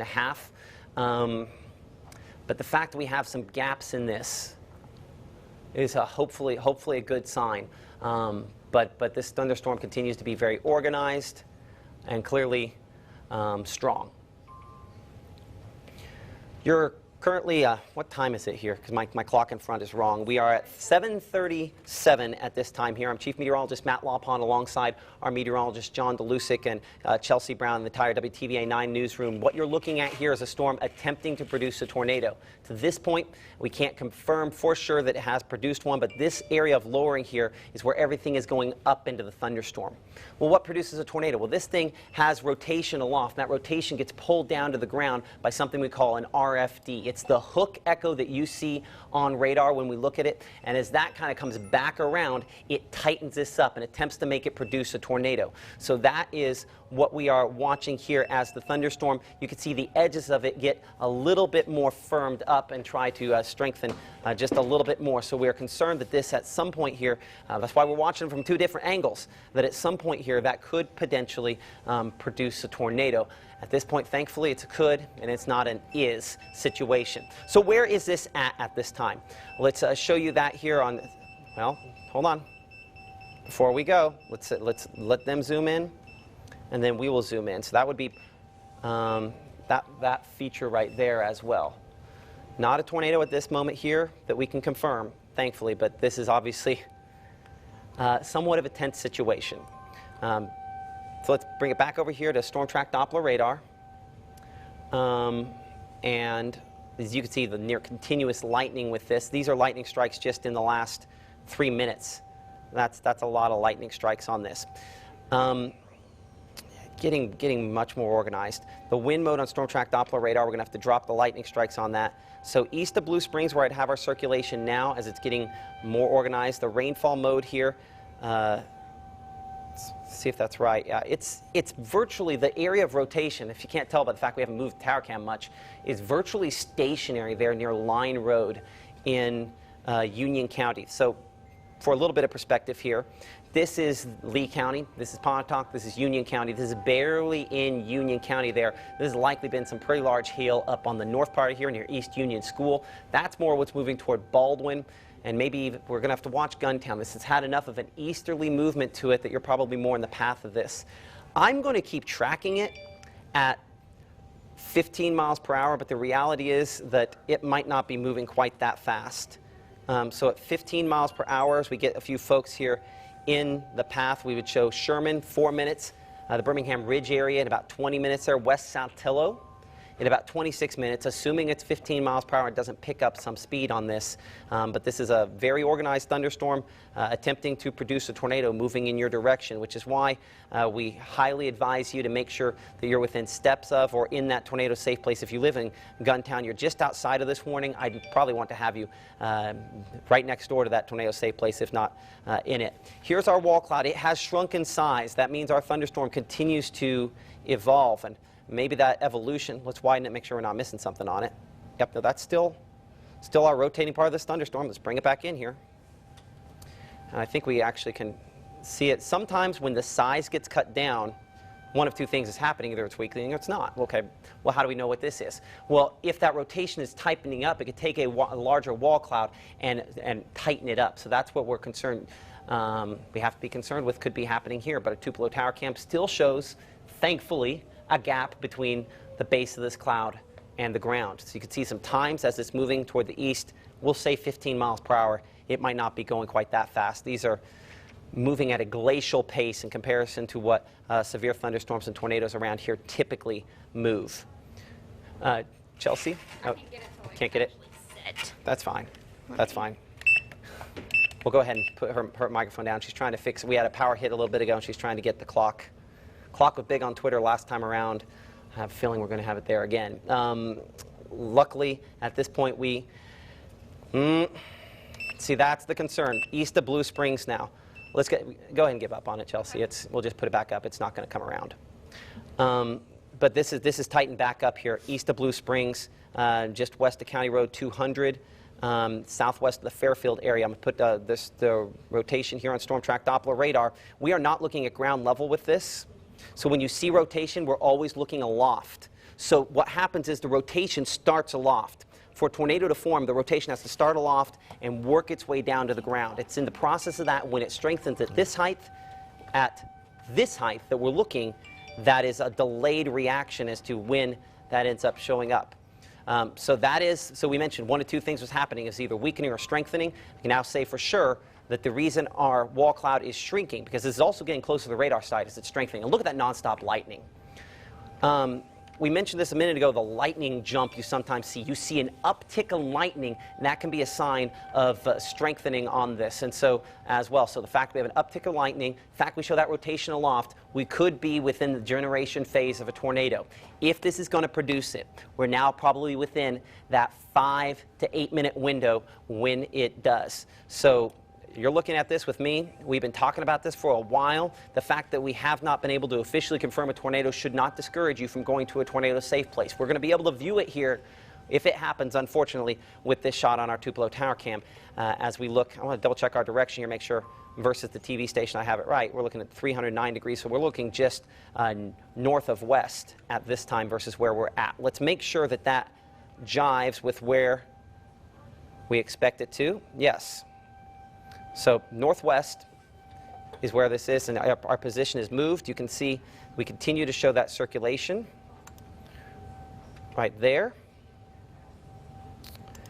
And so now I'd have it just south of County Road 197. That'd be Union County Road 197 that comes over here near the Jug Fork area. Jug Fork is right on the county line. It becomes Lee County Road 2424. This is Birmingham Ridge Road there. Rotation continues to show up on here on Storm Track Doppler radar, and this is very much like a kind of storm we would expect to see on the Great Plains more than Mississippi. We almost never have a viewpoint of this like that. So let's go back here, and we'll pull back up our Tupelo tower cam for a moment. And I don't know if any of those MDOT cams, John and Chelsea, have it. It's starting to get too dark to get I'm anything. just trying to find something good. Thing. Let's widen this, make sure we're not missing something else. So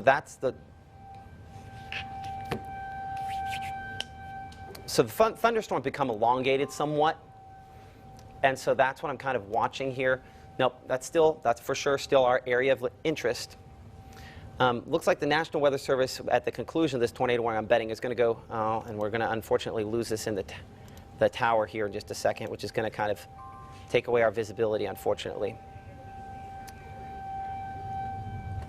So, okay, well, now hold on. This makes more sense now, John and Chelsea. Like, the elongation we're seeing on our wall cloud there means that, unfortunately, a tornado is going to end up being right in there if it ends up happening, probably.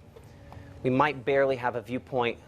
We'll have to see. But there's a couple areas. The elongation of that wall cloud now is shifting the positioning of where that rotation is somewhat. Okay, so let's drop that down there. So at this moment here, we believe this thunderstorm continues to show organization. It's in far eastern Union County. Let's give some all clears here for just a moment. And as my weather calls continue to come in.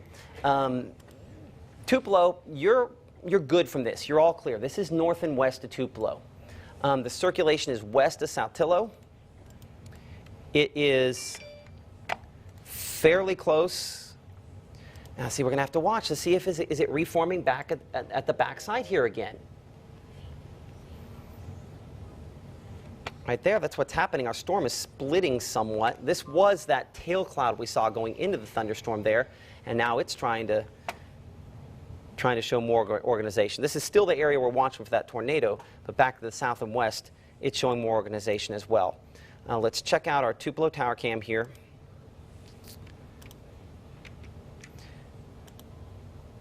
And as we scour this part of the thunderstorm, there's definitely still a lot of low-hanging stuff. I'm going to move for a moment because I want to watch that for a second here. Unfortunately, we're waiting for lightning strikes. As you can see, the graininess beginning to develop on that tower cam there. I'm going to go to nighttime mode. It's going to make the lightning flashes a little more harsh, but hopefully that'll give us a long enough exposure to be able to see some of these features. A couple of low-hanging things there, but with the lightning flashes, I still see gaps at the bottom.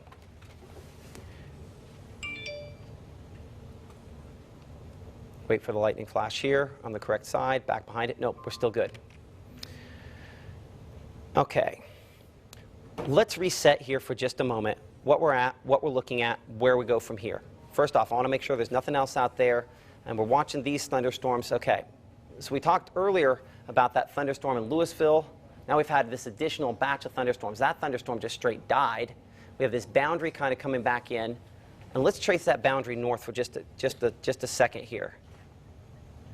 This thunderstorm, y'all, okay, Chelsea, your eyes as well for just a moment. Do you see the boundary?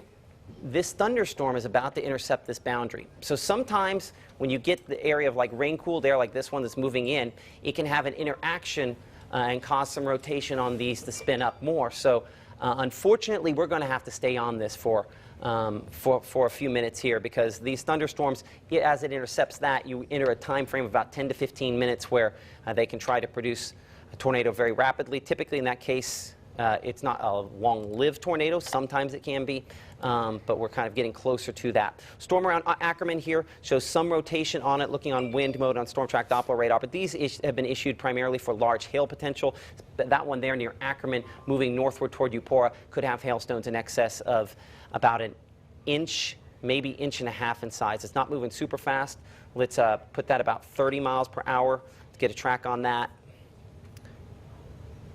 And so as we move that 30 miles per hour to the edge of that warning, we show Kilmichael at about 7:52, Chester 7:54, Williams 7:58, Reform on the Mississippi side 8:03, eventually down toward around Mabin at 8:22, Eupora at 8:25. We're going to give one over on this storm up here, see if we're able to change what we're doing with programming here for a moment. So near Sherman, on the rainfall mode there, this is broadened out. I don't have as tight a circulation as I had a few minutes ago. This is kind of pushing around here, giving a big push of wind that could maybe be 60 miles per hour there just north of Sherman. Rainfall mode kind of picks that out, as that's the area that's kind of wrapping back up again in a very similar spot. Okay, so wind mode, we have it there. We do not have debris that we can confirm.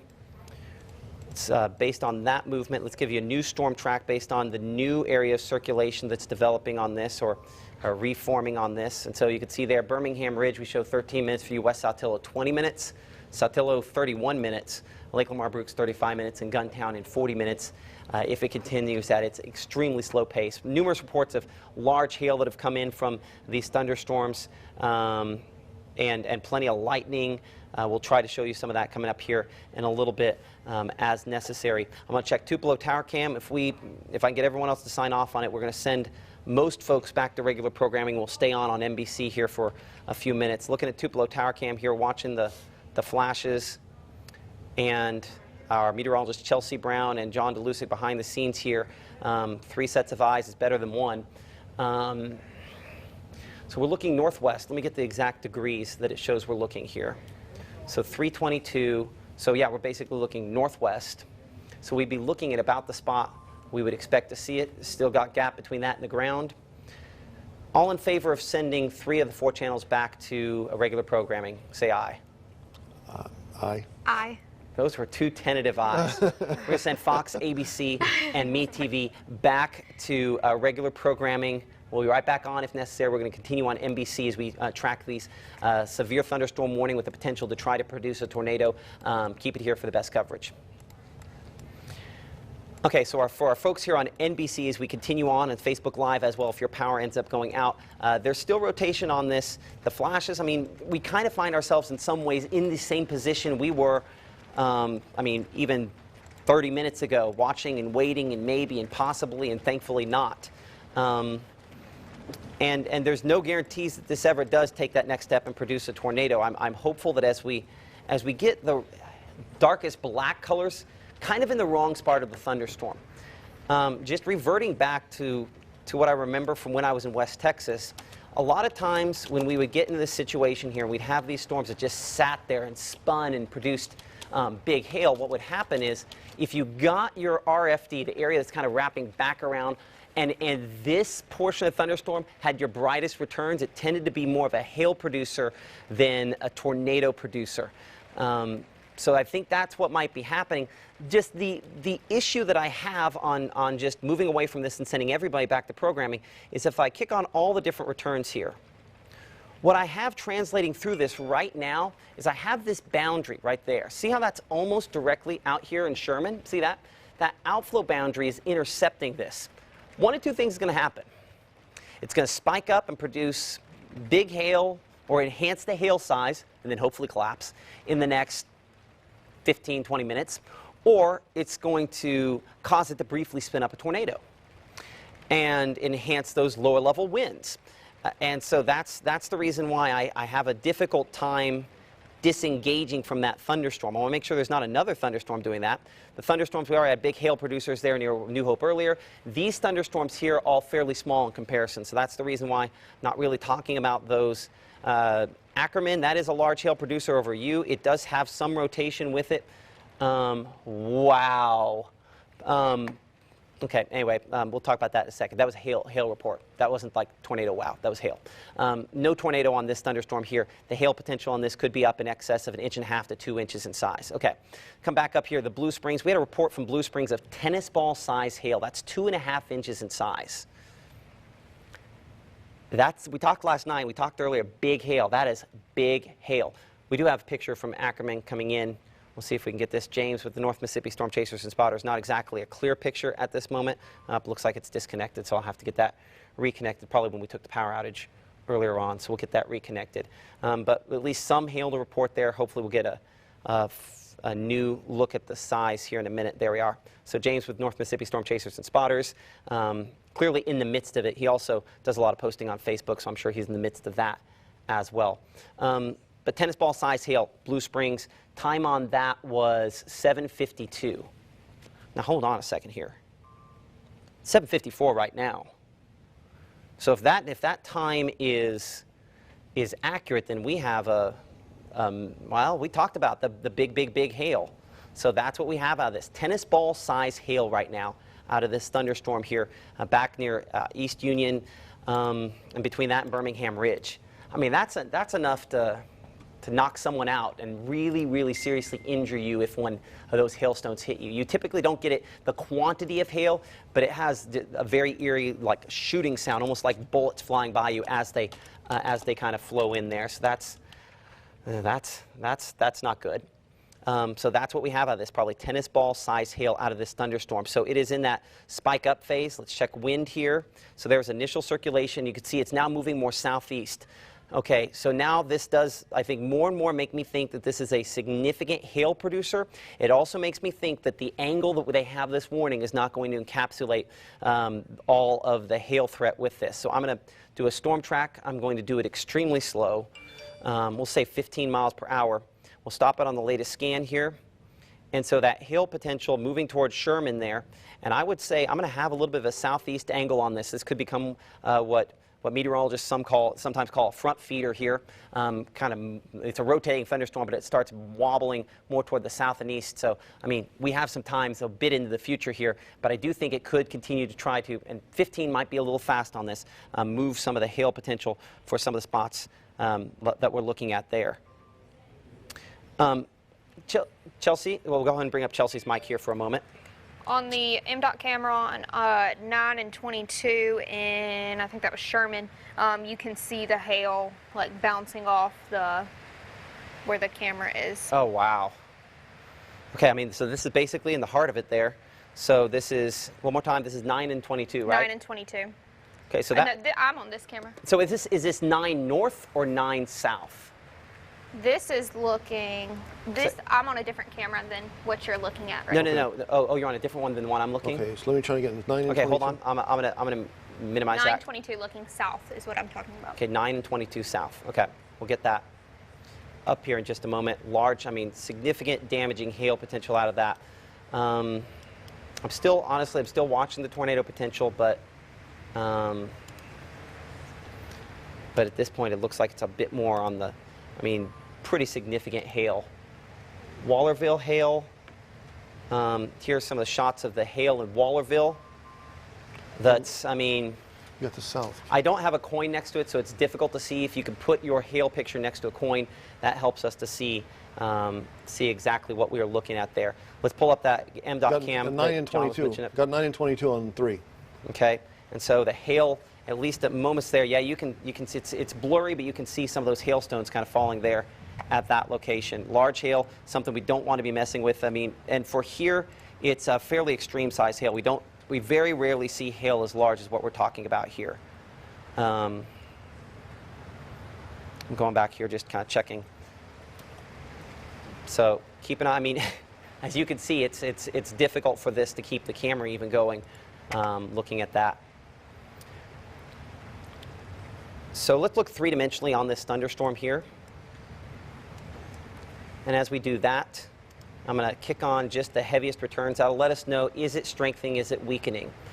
And that can give us an idea of whether or not here at 8 p.m. we can kind of send folks back to programming. If it's weakening, that's what we will do. But what I'm trying to do, there's also a flash flood warning that's been issued for this thunderstorm because of just the copious amounts of rainfall that it's produced. Let's see if it's going to give it a second to load in the data there. Let's give it the last scan. Okay, there we are. Okay, so yeah, I mean, 40,000 feet has been high enough to produce that tennis ball-sized hail. So we have to make the assumption that it could still be attempting to produce that at this time here.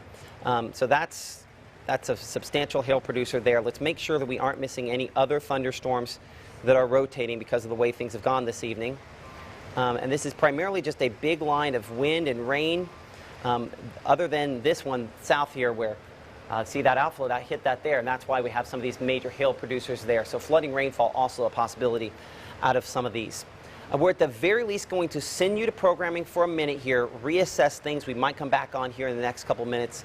We'll make that decision here in just a second. Keep it here on WTVA 9 News for the best coverage.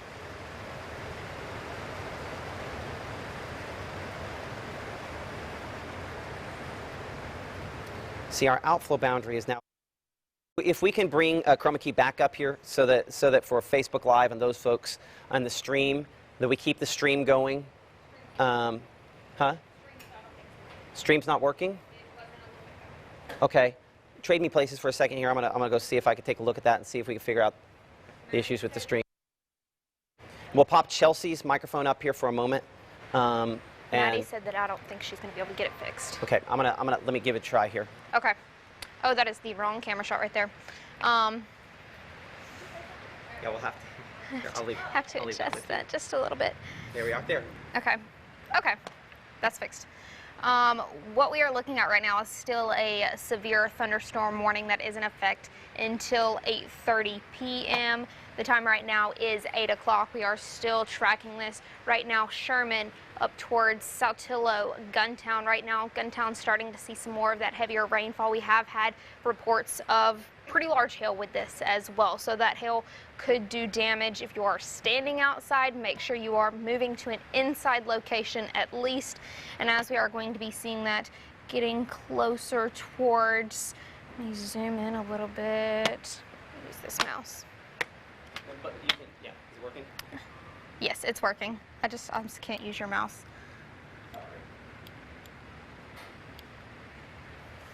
So West Saltillo, Lake Lamar, Bruce, Saltillo areas, soon to be seeing that really heaviest part of the storm where we are seeing some more of that hail continuing to track really right along that outskirts of the severe thunderstorm warning line. So for places really just to the south of that, you could be really getting a little bit of that southern end of that. You can see as that looks like it's starting to grow a little bit further to the south out of that severe thunderstorm warned box. So down towards Enville, along 178, just south of Sherman, going towards just south of Saltillo, could be seeing some more of that heavier storm pushing through the area. Right now, this is just a severe thunderstorm warning, but it has produced very large hail at this time. We have seen reports of, what was it, tennis ball size hail in Blue Springs? Yeah. Another No, I was just trying to, was that what it was? Tennis ball size? Yeah, tennis ball size, yeah. That can do a lot of damage. I mean, that'll total anything. a car. I mean, that'll total a car, and that could knock you out. Yes, so if you are outside or know anybody that is going to be outside in any of these locations, really in this severe thunderstorm warned box, or really just to the south of this box as well, you need to tell them to get inside, because this hail will do damage to anything that it hits, really. Do you agree that this is going to be right along that severe thunderstorm warned line, if not just south of that? Like I would say it's right on the boundary. Like the warning does not encapsulate who needs to be paying attention. By the way, new warning, Tishomingo, Alcorn as well. Okay. New severe thunderstorm warning. That does go until 8:45. That's going to be for a little bit further north in the storm that we are looking at, up towards Alcorn, North Tishomingo counties, Corinth area, up towards Grand Harbor there, just along that Tennessee state line, getting a little bit of a closer look on that storm. That is, I'm not looking at the right chat.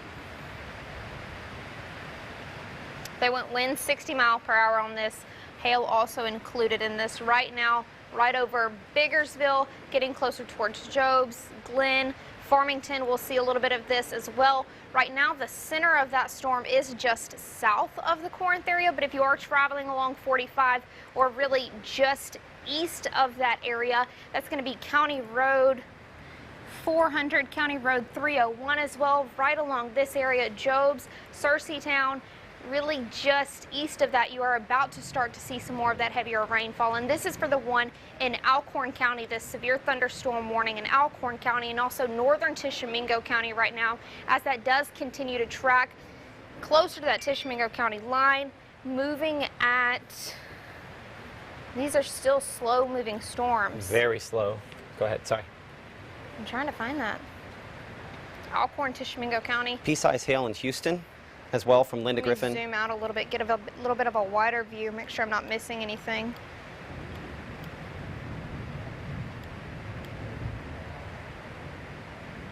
Yeah, looking at the storm back in East Union County, northern Lee County, it is right along that severe thunderstorm warned line and really starting to grow south of that as well. So we could be seeing some hail really right along Sherman right now, seeing some more of that. Saltillo soon to be seeing some more of that storm that has produced a lot of that large hail. Okay, you just put that report out. Yeah, so yeah, North Mississippi Storm Chaser Spotter sharing the 1-inch hail in the Ackerman area. Okay. So right now what we are tracking, we have 2 severe thunderstorm warnings in effect. The one that we have been continuously tracking, East Union County, northern Lee, and southwest parts of Prentiss County. That does go until 8:30. Still a very slow moving storm with this, a lot of heavy rainfall, hail in various sizes that we have been seeing, but most of it pretty large hail, larger than what we do see here typically. The second one we are seeing is in parts of Alcorn County and parts of northern Tishomingo County. That thunderstorm warning does go in effect until 8:45. Right now it is just south of the Corinth area, really along Highway 45, soon to be passing right along 72 on the northern part of that storm. Zooming in just a little bit closer to that storm, it is right along County Road 409 right here. You can see that Jobs, Searcytown, that is tracking in your location. Heavier rainfall soon to be making towards Farmington, Glenn, there along County Road 325, County Road 400 towards Jobs. 72, seeing a lot of that heavier rainfall, potentially seeing hail with this as well. Moving back down to the storm that is in parts of East Union, Lee, and Prentiss County. Right now, that heaviest part of the storm, you can see there, Blue Springs to Sherman, and then also moving back over towards County Road 188, and then moving towards Birmingham Ridge Road, as well as it does continue to track towards Saltillo, Guntown, Baldwin seeing that heaviest rainfall right now as we do continue to see this tracking closer to the area. Right now, a lot of heavy rainfall, very gusty winds, up to 60-mile-per-hour winds, and a lot of large hail with these storms is what we are tracking. Like I did say, this is really moving out of this severe thunderstorm warned box. You can see from Enville down towards really just north of the Belden campus of ICC, seeing a lot of that heavier rainfall, hail potential with that. So even if you are just outside or know somebody just outside of this severe thunderstorm warning box, over towards Saltillo, northern parts of Tupelo, over towards Belden, Facebook Live probably cannot hear me right now because of that rainfall. But as we do continue to see that tracking closer towards the area, Mount Vernon Road, Birmingham Ridge Road, soon to be seeing that heaviest rainfall, and also with that, a lot of heavy rainfall and hail potential as well. Hey, so Chelsea, a couple things that have come across. Number one, traffic is at a standstill along I-22. You know, people are just being like blitzed by this hit. Number two, this went right over the Toyota plant. Who knows how many tens of millions of dollars of damage happened to those vehicles. Is the live stream working? The live stream, can we, hey. Because people on Facebook. Can we double check to see if the live stream's working? Because people on Facebook probably double check live stream, make sure it's working. Cannot hear us because of the rainfall right now. Yeah, I agree. And it's not like it's going to get any better. You want to switch me back? Yeah, that's fine. Let me move out of the way so they can fix your shot. Okay, so well, let's pull up the live stream behind the scene, and we'll have to adjust the shot here in a second. Let's pull up the live stream behind the scene, and let's verify that they can watch us there. If you're having trouble on Facebook Live here, hey, you're having trouble watching us on Facebook Live. We are doing the live stream. I think it's up. Okay, let's plan to do a cut in here in a minute. What time? Current time, what is it? Are we 8:09 now? Okay, give me a second here. Just NBC.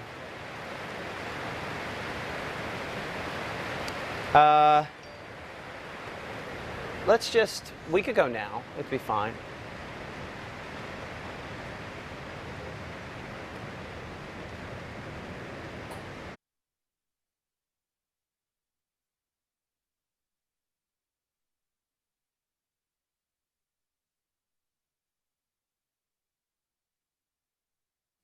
This is a WTVA 9 News Severe Weather Update.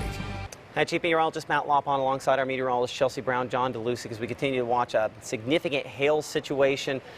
We have reports of folks, I mean, as you might imagine this situation, being stuck on I-22, just being battered by this 1 inch and larger hail. Reports earlier of tennis ball size hail out of this thunderstorm still potentially could be producing that. So if you know some folks that for whatever reason are going to be out here traveling on I-22, we already have a mess with that. We don't want that mess to get worse. So just you might highly encourage them to not do that because it is a dangerous situation. In fact, live local traffic will check that. As you can see, just at a complete standstill there. Back toward the Blue Springs area where we did have that report of tennis ball size hail and numerous other reports of large hail from around that area there. Going back to storm track Doppler radar on this, what we're watching though is even though most of Tupelo and a good chunk of Lee County is not under a severe thunderstorm warning, this storm is moving south and eastward a little bit. When we're looking at like the hail potential of this, watch how that's expanding south and eastward. So you're not under a warning here, but you should be. So with that in mind, that's the reason I'm going to track this and give some folks a heads up. This is a significant damaging hailstorm. Could cause, considering it went right over the Toyota plant, we don't have confirmation, but I think you can think of a very large number on how much damage that could have caused to some vehicles there. We don't want it to do it to any others. So if you do live in this storm track, move those vehicles inside. The rotation on this, we are still watching, because this one has kind of changed directions on us. But looking at the latest data here, I think this is definitely probably more of a wind and hail threat at this time, with our most significant rotation, last couple scans here, close to the West Saltillo area at this time. So, I mean, couldn't hurt to keep the folks there in a tornado safe place, but it's more likely that we're talking about large hail with that as well. We've had new severe thunderstorm warnings that have come out that include locations around Marietta. This thunderstorm, 1 inch or greater hail possible out of this. This one actually is moving a little bit. Let's check the speed on that. Latest speed, that shows 60-mile-per-hour winds on that, but we're looking at the movement of it at about 35 miles per hour. So this one actually has picked up a little bit of speed in comparison to some of the other ones. And this is exclusively a hail-producing thunderstorm there. New site moving toward Burton, Hills Chapel area. You can see there, new site 7 minutes, Hill Chapel 16 minutes, Burton 19 minutes, Altitude Community 20 minutes, Holcott 31 minutes, Jacinto 31 minutes, and Holtspur in about 34 minutes. So that has prompted severe thunderstorm warning for 1 inch or larger hail. Lots of heavy rainfall, lightning. Checking the wind mode here. We have some broad rotation on this storm up here toward Corinth, but I think it's more the kind of rotation producing hail. I'd expect at least 1 inch hail. In fact, just in a moment ago here, 1 inch hail reported at 8:12, current time's 8:13. So this is producing 1 inch hail in the Corinth area at this time. So obviously now a little too late to move those vehicles inside, but definitely some large hail potential out of this. Not quite as large as what we have down toward the Lee County area, but definitely going to have to watch it. I want to look at the wind mode here one more time and pull off the lightning because that broad rotation, I want to make sure that lines up with the wrong part of the thunderstorm. Look here at the wind mode. Yeah, it's no, luckily I'd say the wrong part of the thunderstorm. So broad rotation that's more likely to produce hail, enhance it. So I think the largest hail could still potentially be to come there for folks in Corinth. So you're in the midst of that now. Down here toward Houston, we did get a report of, I believe, dime-size hail a little bit ago from the emergency manager. My phone's over there, so I'd have to double check it. The reports are coming in hot and heavy, as you might imagine. And so this thunderstorm still has, as we look 3D on it, let's kind of, we have a good gauge on how these are looking 3D and then how large that hail is going to be moving toward the Davis Lake area. As that populates with the latest on that, we show it up to around 25,000 feet. So that's not quite as high as some of the other thunderstorms. We are still fairly close to the radar site there in Monroe County, so we might not have a perfect look on the top of that, but that does not look quite as impressive. Report now 8:13 of golf ball size hail Sherman right in the heart of this storm here. So this is we'll talk about Clay and Oktibbeha County. Pretty much everybody under severe thunderstorm warnings here at this moment. So this one here, I mean, golf ball size hail. So the reports just completely come in. If we could pull up one of the MDOT cans there, I don't know if they're still available. Definitely getting a lot of those reports in. So hold on, Justin Malone. Let's find out where Justin is, because that's another pretty large hail report there. 1.5 inch hail in Marietta right now, so 1.5 inch hail in Marietta as well. So this, I mean, I could give you Justin's location. I'm sure there's value to that, clearly. But the reality about Justin's picture is, if a thunderstorm is moving toward you, you should expect at least this size hail. Now, a couple things about that. Like, this hail is going to leave bruises if it hits you, so you don't want to go outside until it's over. It's also going to cause significant damage to roofs and cars and things of that nature. So I don't, unfortunately, have here exactly where Justin's location is, but suffice to say, it is likely that for a number of other locations. So let's go back up to that Marietta storm for a moment here. So that is the storm there. Marietta, 1.5 inch sized hail reported on that on Twitter. We might pass that along to the National Weather Service to make sure they're aware of that as well. New site here, watching that for Burton as well. We'll check rotation there and slide back southwest and check out the storm near Saltillo as well. No rotation on that we're overly concerned with. The one out here toward West Saltillo, likely still probably producing some hail with that one as well. Do we have a report of that? Okay. So it's hailing in West Saltillo. So that's what we expect, and this is going to continue to be extremely large hail moving in from the northwest to the southeast. Go ahead. I hear someone behind the scenes. Go. Sherman Fire reports golf ball size hail south of Sherman with vehicles under an underpass with 4 lanes blocked. I'm glad we're not dealing with the tornado situation, because you are not safe under those overpasses. And if you have a garage, hopefully you've moved your vehicle to it. Let's come back here to Maben, and we'll look out of our camera in Maben, which is nonstop lightning there as those storms have approached. I'm going to swing the Maben camera back around. Oh, hold on a second here. Hi, Leonard. Is there a best place for our vehicles? Here? I'm going to put that one on you and let you think about that. You didn't bring the convertible, did you? No, I didn't, thankfully. Okay, well, anyway, it's coming here too, so it's only a matter of time. So kind of be thinking about if there's a best side of the building to have the cars on. So nearly nonstop. Let's go ahead and let's mute Chelsea's mic if we could, please, for just a second. Okay, I'm going to widen this a little bit down here in Mabin. I want to make sure that we are dealing with just, I mean, as you can see, nonstop lightning on this storm here. And there's the big hail as we kind of look toward the south. That's, I mean, that's what that is. We're looking into the heart of the big hail, so unfortunately we'll have a front row view to that. Hopefully we're able to keep that camera going after it ends up hitting, but that's what's moving right into Mabin as we speak. So, John, let's bring John's microphone up here for a second. John, what do you have? We've got number 3, we got over here I-22 and Mississippi 9 and Sherman. You can see the cars. Yep. Yeah, you can see the cars, and they're backed up a good ways, looks like it, under the bridge, under I-22.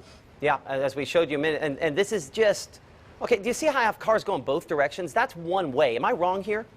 Like, that is one, oh, no. I-22 is on top. Yeah, I-22 is on top. That's Highway 9. These are people taking shelter under I-22. No good. Yes, Chelsea, you have? No, I was going to ask, can I, like, leave before, like, so yes. I can get home? Well, let's make sure we can get you safely home. Yes, I get that. At least we'd save one car at the TV station. Let's see here. Oh, no, you're not. Let's see here. It's... I think it's the best. You've got a hole. I think I can get you home. Yeah, go. Okay. Bye. Good luck. Drive safely. Yeah, be safe. Well, one car saved. I want to check the wind back on this again because, and I just want to make sure I don't have, I have a cell merger here, so that's less likely to be rotation, even though it has kind of a funky shape on the backside there. Yeah, we're about to get our hail here. Hey, by the way, Taylor, could we get a TVU up and ready with a camera so that we'd be able to go outside and look outside with that here in a minute once the hail hits here? It'll hit from the northwest, so we might be best on the front if we can, or like underneath the entryway ramp is probably where we need to go. Well, that happens sometimes. I'm also concerned that this could be, I want to go the direction wind here. This is also kind of, I mean, you're not in a severe thunderstorm warning. Typically a weather call will go out if there's a severe thunderstorm warning. You're not in one. You should be here at the TV station in a moment in Tupelo because this is pushing south with that large hail for you and for your locations. I don't want to just revolve all around some of those spots. Let's widen it back out. We're just going to keep on here on NBC. We're not on all the different TV stations. We just so rarely get these big hail events. I want to, it can be scary, frankly, to have hail as large as what we have falling. So we're going to track these for you as we kind of go around. So I'm going to try to get a little more organized in the fashion in which we do this. So I'm going to work from southwest to northeast as we kind of work through these. And we appreciate all the pictures that you're sharing with us on Facebook and Twitter. And there's just a lot, to say the least. Like, I'm going to pull up Mary's from the Inville area, clearly larger than, clearly larger than a quarter size there out of that thunderstorm. Zoomed in a little too far. There we are. And so you can see very large hail out of this. Well, that sounds like my Ring camera there, so clearly the big hail has made it to the house. So with that in mind, that's what you should expect is your situation down here in Patterson and Vowell. These storms moving more toward the north. We're also getting kind of a merger in that initial line there. And so that initial line pushing in has some wind potential with it. So what we have is we might have a cell merger that takes place here closer to Ethel, McCool, if this storm can hold on. And if that is the case, we expect the potential for maybe some hailstones up around inch and a half in size out of that. Typically a cell merger kind of pushes the storm up a little bit higher. So that's the assumption I would make on this. So I'll get a storm track on that as that one kind of moves in. The collision zone there, McCool, about 841, what we're looking at for your location. Strong wind with this likely, as well as a hail potential, but I'd say wind 60 miles per hour possible there. We're kind of in this no man's land where we don't have great radar data down here in Kosciuszko and locations in Itala County. This thunderstorm, when I look at the wind mode on Storm Track Doppler radar, I'm going to look a couple different ways, and there are a few spots where there's a little interaction, but I don't have anything that screams tornado warning on that, thankfully. So that is not what that thunderstorm is capable of at this point here. Sliding southward, I know we've had some big hail probably move through. We said more than an inch-size hail moved through the Ackerman area a little bit ago. Now that's kind of what's moving in here. Just watch how this goes from nothing, outflow boundary, explosion of storms. I hate to say the hail's a good thing because it's clearly not. It's going to cause a ton of damage and be expensive. But the tornado threat and the damaging wind threat is being tempered somewhat by mixing up all the atmosphere ahead of this. That if there's one little positive thing I can give you, that's likely it. And so Mabon, this batch there, let's go back to the camera, which is almost completely white with precipitation and everything else. I'll see if I can move this and get a shot of something out of this. Widen it out as far as it'll go. Go to the daytime mode because I can move it a little faster. Definitely showing that heavy precipitation you're looking at there. I don't know that outside of just pointing it straight down, I'm going to have a shot of the hail, so let's kind of look at this. Nearly continuous lightning strikes with that. So clearly not something we want to be outside messing with. We appreciate the good folks at 4 County Electric. We partner with them on this, hope to partner with them in more cameras at some point in the future.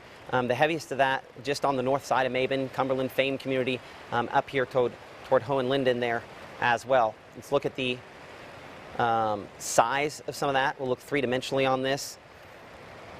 Okay, so that is a positive note. This is not quite as tall, but I do have the part there north of Eupora in particular.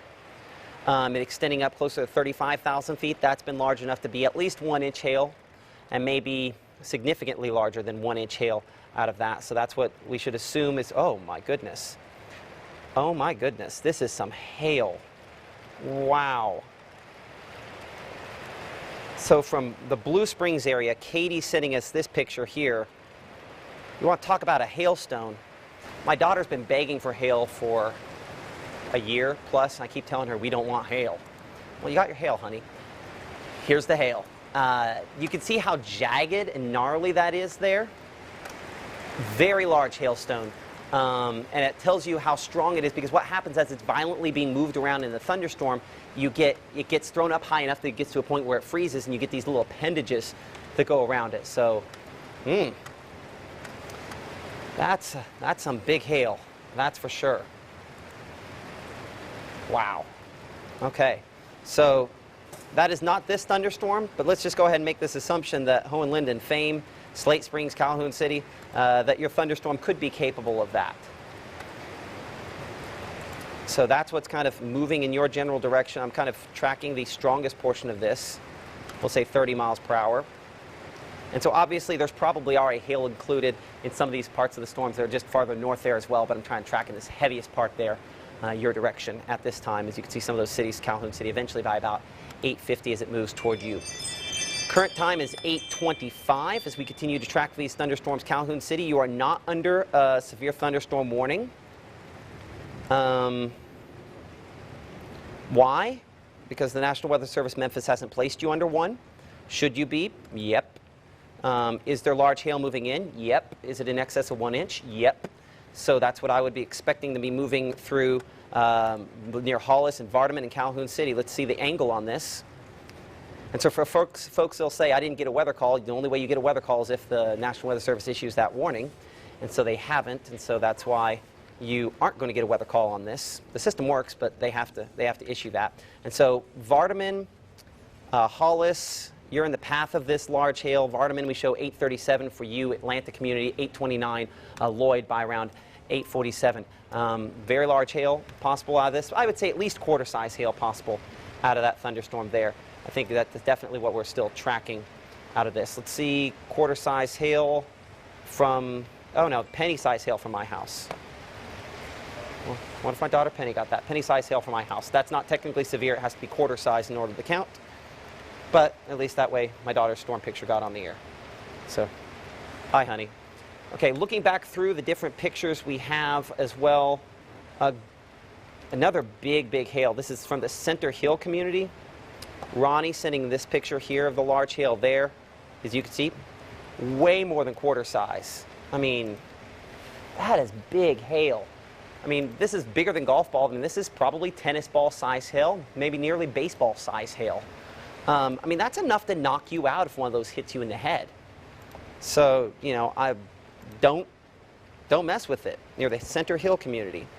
That's what this storm is producing there.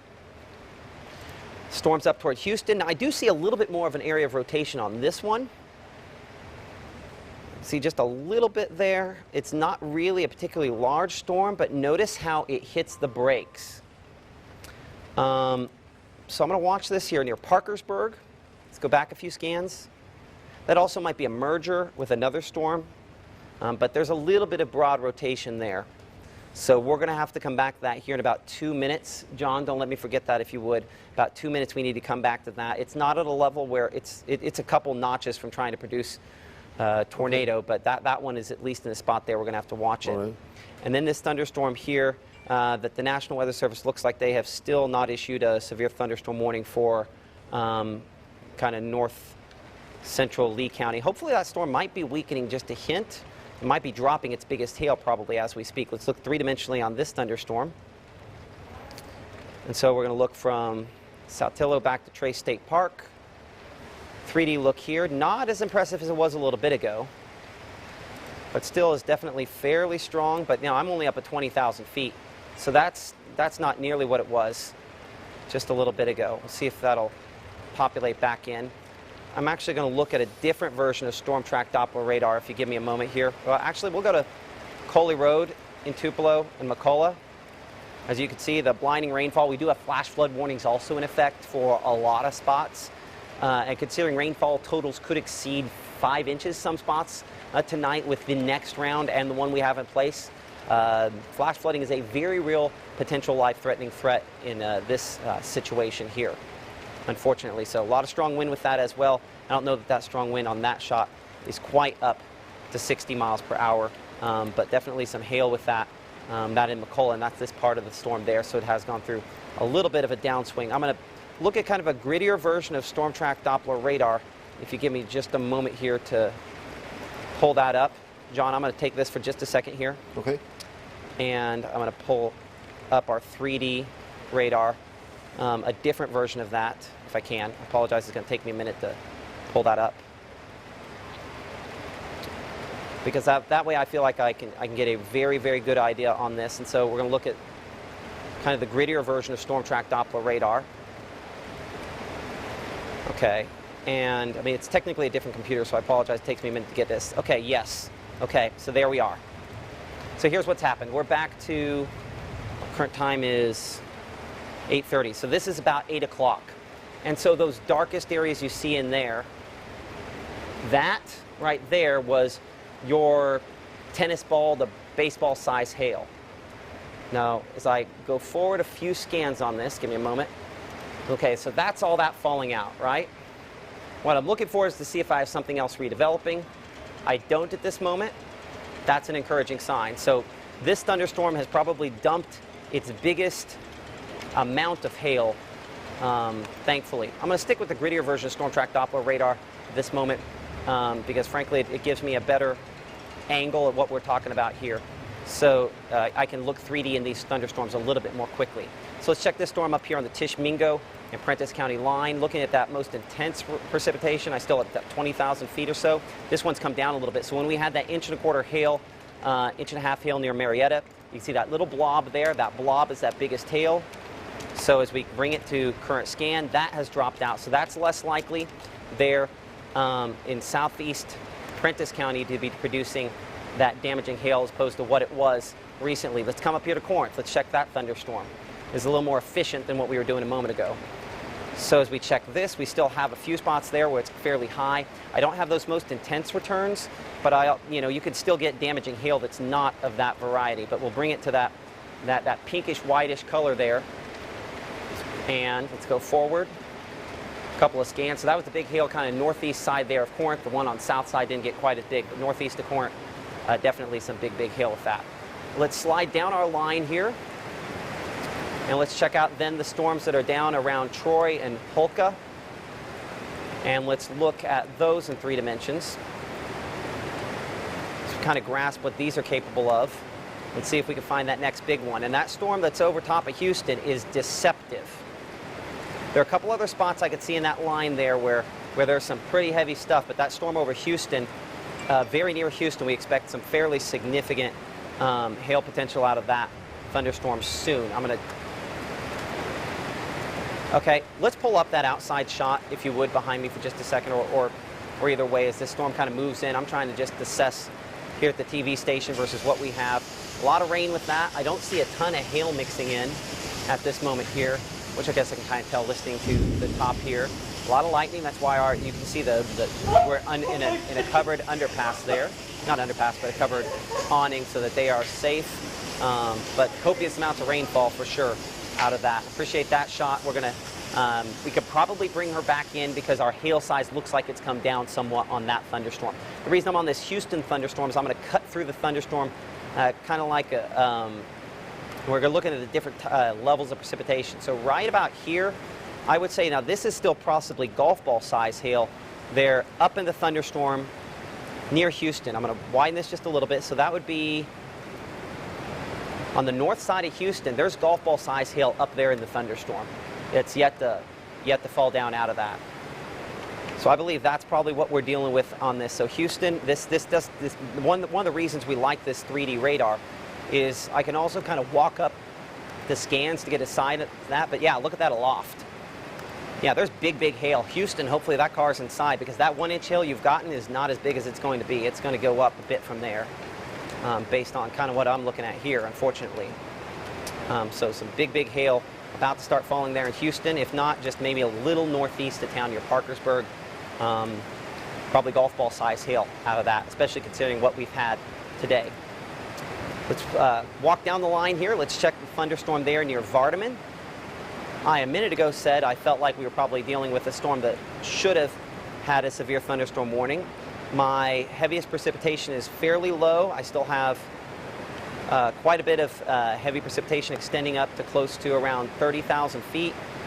It's not inconceivable that this is a lot of small hail, but I think it's more likely that this is 1-inch or larger hail kind of in that part of the thunderstorm there. So again, where are we looking? It's sometimes hard to position it, looking 3D, but we're right there between Vardaman and Pyland, moving toward Thorn. Some large hail on that thunderstorm as well. Sliding down our line, let's look back here in far western Clay County, north of Montpelier.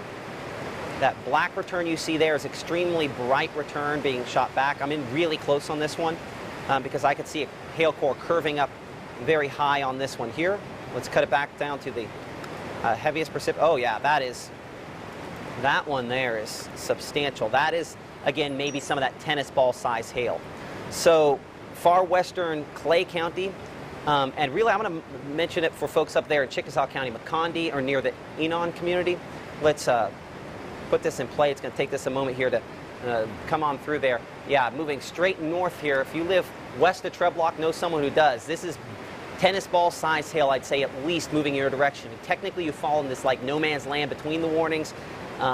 Big hail about to fall for you there as we're kind of looking at this, unfortunately. Just give me a moment here while we kind of pull that back. Let's go down. Let's walk down this line a little bit more, see what else we have as we continue to assess this. Back toward Ackerman, those storms are weaker. This one back there, okay, so this is what we had. We had the intersection of the original storm. Remember we talked about the original storm and the other one colliding, big hail?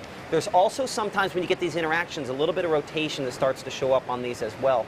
That's my kind of concern there near Zama.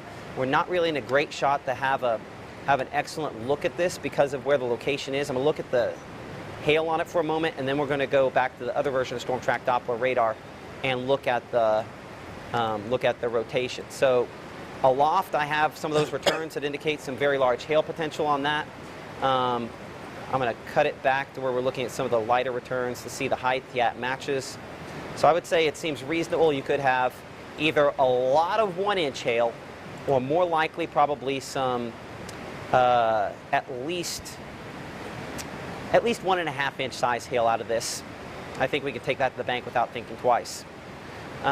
So with moving that out of there, let's go back to the other version of Storm Track Doppler radar. Okay, so let's do that. We're adding in our folks from Fox here in a moment on WLOV Fox 27.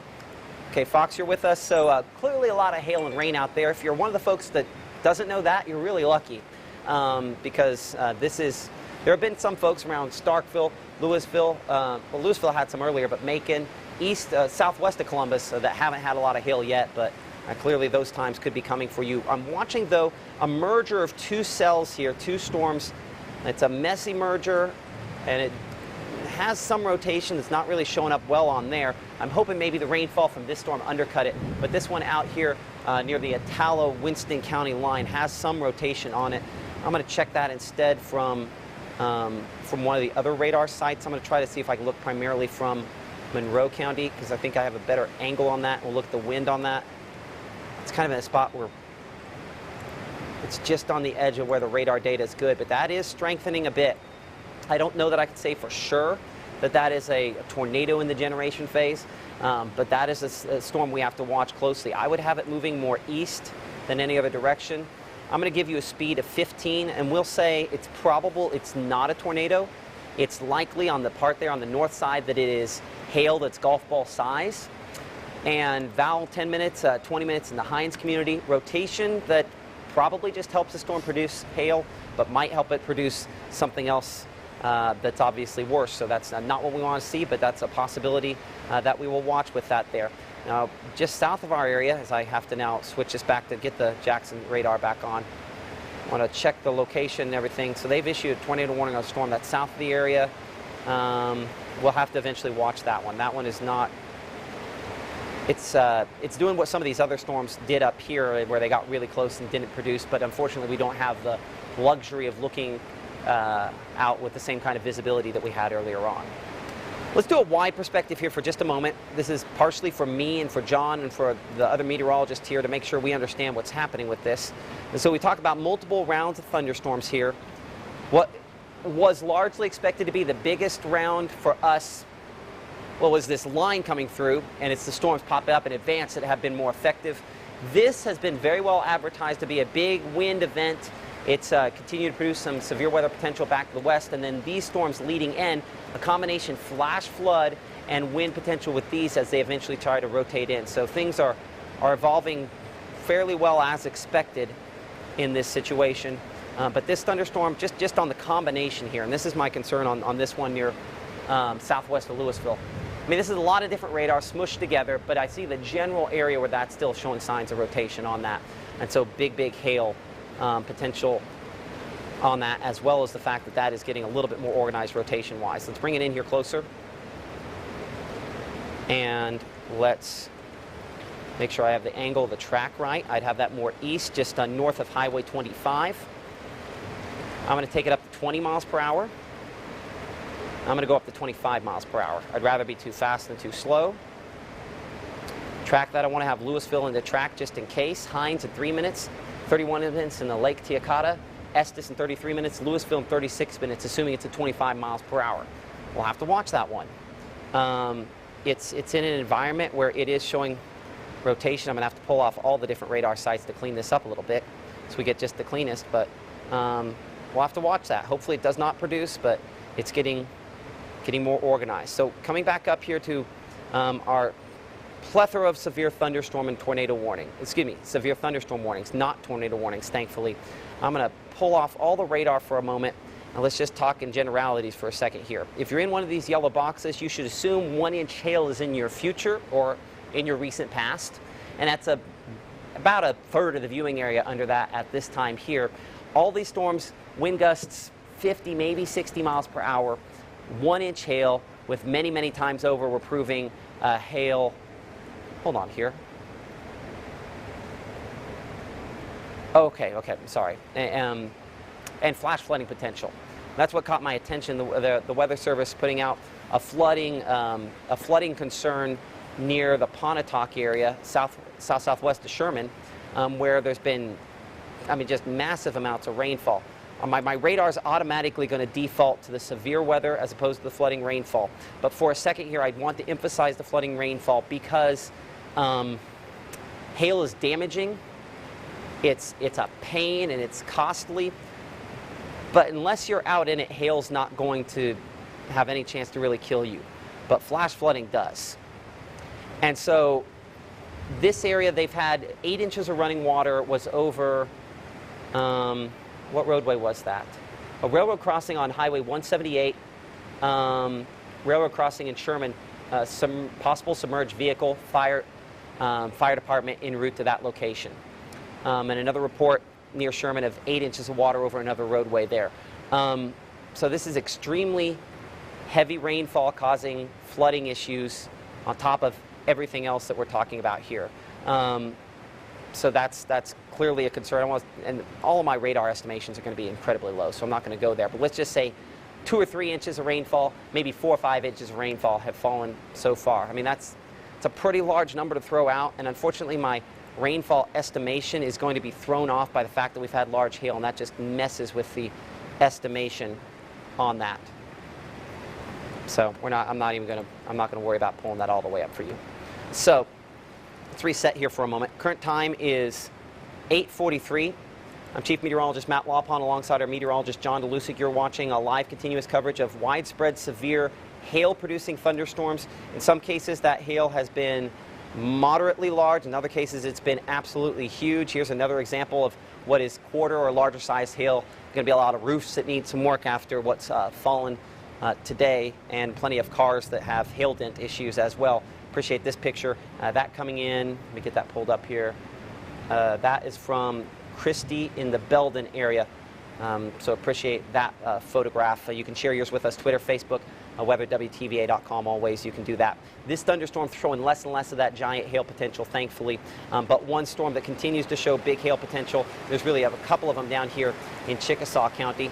Now, thankfully, most of the southern part of Chickasaw County involved in a severe thunderstorm warning for at least inch and a half size hail. Let's look three-dimensionally on storm track Doppler radar, and I'm going to go to kind of our grittier version of that for a moment to look at the hail potential. It's kind of the easiest way for us to pick out the big stuff.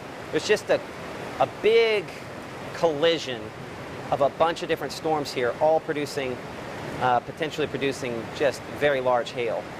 So that column you see here on storm track Doppler radar, right? I go going back and forth here. That is hail continuous up to about 30,000 feet on some very bright returns. So that is probably, we can safely say, golf ball size hail. Probably closer to tennis ball size hail in what is a fairly rural part of Chickasaw County near McCondy, moving toward Buena Vista, up here east of Houston. Now previously, you might remember we were looking near Houston at a thunderstorm there that had some pretty significant hail aloft with it.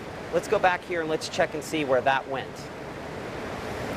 And I'm going to cut this back down just a little bit more, and we'll catch and see. So it looks like a lot of that has probably fallen out. And looking at that latest data there, it's more likely than not that that hail was closer to quarter size. So in that case, thankfully, it looks like it might have been a lot of quarter size hail. Of course, we're going to get those reports in after the fact. No shortage of those coming in for sure. John, I want to make sure we're not missing something here. I'm going to bring in our meteorologist, John Dolusic here. I'm not seeing anything that we're missing. It just looks like in the last few minutes there's been a downtick in people sending in hail reports. So that's at least some good news that maybe some of the hail has come down in size in comparison where we were about half hour to an hour ago. I mean, this is, you can see the actual layers in the hail on this shot here, sent in by someone near the Beacon Hill community. I mean, you can see this is how many times that hailstone was thrown up into the thunderstorm, and then the way it freezes it. So I mean, you can count a number of times there, and you can cut in the hailstones and see that. So definitely a situation we got to watch closely. As we also look at things, the wind potential, I don't want to downplay the wind potential out of these thunderstorms as well. Looking at the straight line wind and into Houston there, wind-driven hail, look at that. So I've gone to the one direction, basically what we call the radar-centered wind or base velocity. And so that is a very strong wind return there now, kind of taking over that thunderstorm. I want to make sure we're not missing another one of the big ones there. We've got to go back to Louisville in just a second. But I also need to track this. So let's check and see how fast that's going. Well, that has really punched out from the south on top of this. Okay, so hold on. So we're right there.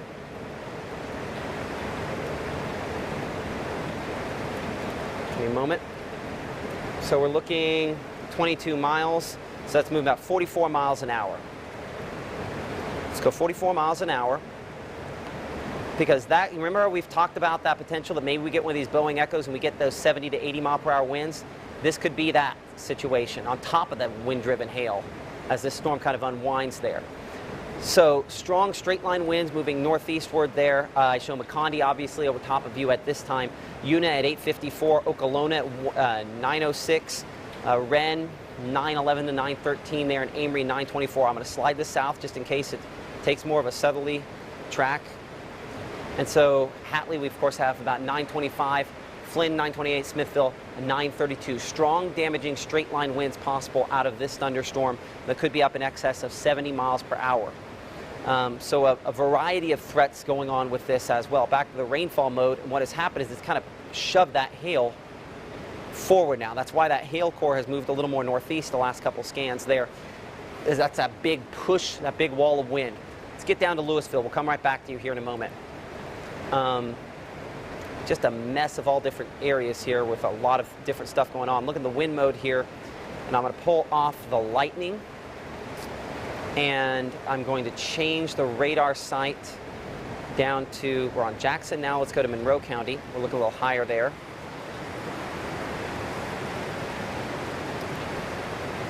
And pull lightning back off again. I mean, that has a pretty decent amount of rotation with it, just east of Hines. Going back a couple of scans, that's awful close to have done something. Let's look at the rainfall mode there.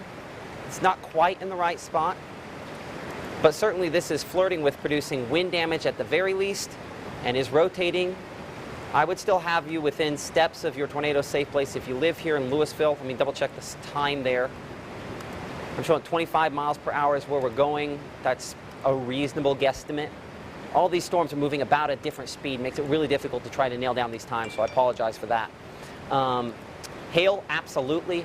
Wind gusts 60 miles per hour. Perhaps at some point there, that could try to take the next step and produce a tornado. I think it's still got some time before that happens. I think extremely large hail remains probably one of the bigger threats. Rural Hill, Hines, and Vowel communities there. I want to make sure we don't have something else going on up here, because what we have translating through is we have this bow echo that we've been watching, been expecting, very well depicted on all of our model projections moving through New Albany. And then we have this line of thunderstorms that we previously watched blow up. You had that outflow that went through. That's when we had the flare-up. We had the really big hail. That makes more sense on the reference now. We had that really big hail that kind of went through there. And then now we have both of those kind of coming together there and kind of flaring back up. Chief Meteorologist Matt Laubhan alongside our meteorologist John Dolusic, the entire WTVA 9 News team here behind the scenes continuing to assess a damaging hail and wind event. What I want to start off with, I'm going to come back up here to New Albany, some of those folks. I think the wind direction definitely shows some winds, 50, 55 miles per hour. A couple little nooks there that we're going to have to watch for a little bit of rotation from time to time. But it's this big burst east of Houston that's a damaging wind situation. Watch how quickly this accelerates. Hold on, I need to get an accurate speed on this because I think it's really picked up speed in just the last couple minutes. So current time is 8:50. I'm going to go back 10 minutes. So that's where it was 10 minutes ago. We're going to take that times 6. So it's moved 11 miles in 10 minutes. So it's now moving 60 miles an hour. So when they pick up speed like that, a lot of times, obviously that's part driven by the wind. I would say 70, 75 mile per hour winds possible out of this, moving 60 miles per hour to the northeast. So this batch of wind here is definitely potential to be damaging. I'm gonna get a slightly better angle on that. I'm going to catch that there. So we think this is moving about 60 miles per hour now. So Okolona 8:54, we're 3 minutes away from you. Wren 9:01, Nettleton 9:04, Amory 9:07, Hatley 9:11, Flynn 9:12, Smithville 9:15. Strong straight line winds. And a lot of times it's easy to say straight line winds. 70 mile an hour straight line winds and your mobile home is lined up the wrong direction. That's going to cause you tornado-like damage. So this is a situation with this one here. We talked about this online and on air, that there would be these situations where we thought a thunderstorm would produce a severe thunderstorm and it produces tornado-like damage. This is one of those situations here that we're watching. Eastern central Chickasaw County moving into Monroe County, thunderstorm with the potential for extremely strong straight line winds out of that there. So I would be moving myself, I would be finding myself if I lived in Okolona, Nettleton perhaps even, Amory, I'd be moving myself and my family to my tornado safe place for just a severe thunderstorm warning. At the same time, there are a couple areas of rotation that I'm watching where we kind of have the collisions of some things going on. Up here closer to Davis Lake, wind mode on Storm Track Doppler radar has a couple of spots where there's some rotation near the Goodford area there. Looking at all my different components, I cannot confirm that that's a tornado. And if it seems like tornado jumps out of nowhere on that, it's because we have just a lot of different things slapping together. The easiest way I can describe what's going on here is if you've, as a child sat in the bathtub and you just push a little water here and you push a little water there, and now we're watching the waves come together. And when they come together, boom, you pop up big hail. And then, oop, there's a little swirl. And, oop, that one's going really fast there. And so that's where we get the wind when it's going faster, the swirl, the tornado, when it pops up, the hail. And I think that's the reason why we have to assume that we have that potential for pretty much all of us to have chances of those things. I want to get closer in on this area on the north side here. It does look like a rotation you're good for that continues to get a little bit more organized here, moving toward Troy. So we need a track on that. I'm going to move our storm track here. I'm going to go about closer to about, I'm just going to guesstimate 40 miles per hour. That might be a little fast, but I'd rather go fast than slow. Now I'm going to bring this into Tupelo with that potential there, and let's change that because my position has changed. It's not quite as organized. This scan, we'll say Tupelo 23 minutes, Midtown, of course, southwest side of town, 18 minutes there as it's moving toward you. Richmond community about 30 minutes. As a line of thunderstorms here that is showing some signs of rotation on that part as well. And then this big, strong wind section here that's just moving 60 miles per hour just very, very quickly here through Chickasaw County. So a longer track on that here for a moment. I'm gonna just clip there, that northern part there, and have that head toward Shannon on the straight line wind there as well. Let's keep it about that angle.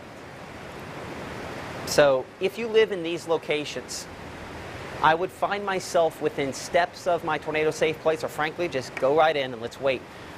Because this is a strong straight line wind event that could cause potential for tornado-like damage if it continues the way it looks at this moment here. It's moving very quickly at an angle where my greens aren't going to be quite as green here in a minute because it's going straight toward the radar sort of right now, but it's now starting to come at a little bit more of an angle. So as this starts to look less impressive, it's just a radar artifact, not necessarily a weakening of that thunderstorm there. Let's keep it on wind mode. Let's come down here. Let's look back here southwest of Louisville. Let's look closer at this. The storm relative velocity, the storm rotation on this, continuing to show an area there of circulation we're watching fairly closely. A couple of these back here, I'm going to have to go back to the rainfall mode, see if either of those line up. The one southwest there, you have 25 and 19 intersection right there is actually a little bit more correctly positioned. So let's see the movement on those. Both of those eastward. I don't know that either one is a tornado, but let's move them both eastward. We'll just keep it about 30 miles per hour or so. Top one there, Knox Pater 15 minutes for you. Estes 17 minutes, Claytown 26 minutes. And this bottom one there, again, if it makes it to Nanawai, we're about 35 minutes. There is rotation. It's not a tornado at this point. Could it become one? It's absolutely a possibility, depending on how this ends up playing out here. Let's widen this. Let's come back up here. I need to just look at this for a second. Make sure we're not missing something. Strong straight line winds moving to Starkville, but I mean we're more 40, 50 out of that. Back up here farther north. Damaging winds in particular. We'll look up here toward Ripley and make sure the wind there, that we don't have any areas of significant rotation showing up. There are little weak rotations, but none of those are likely a tornado in the next 5-10 minutes or so. Lee County, we had first batch through. That's why you hear the rainfall here at the TV station. And then, of course, the major straight line wind we call bow echo here. And really the peak of that bow out here toward around Okolona is what we're watching the most closely. Go and say that again if you would. Okay. If you'll count me down, I'd appreciate that. So Okolona, 857 for you. I mean, obviously over top of you right now. Leotis in about 902, Wren 903, Amory 910, Smithville, Cartersville, Turon, all in the path of this, Hatley 914 as well. I'm still tracking that about 60 miles per hour for straight line winds possible out of that thunderstorm there. Just kind of looking at things behind the scenes here. A lot of safe place selfies, thankfully. Just kind of trying to get an idea. The hail sizes have come down a little bit, thankfully, and hopefully that's a trend that continues.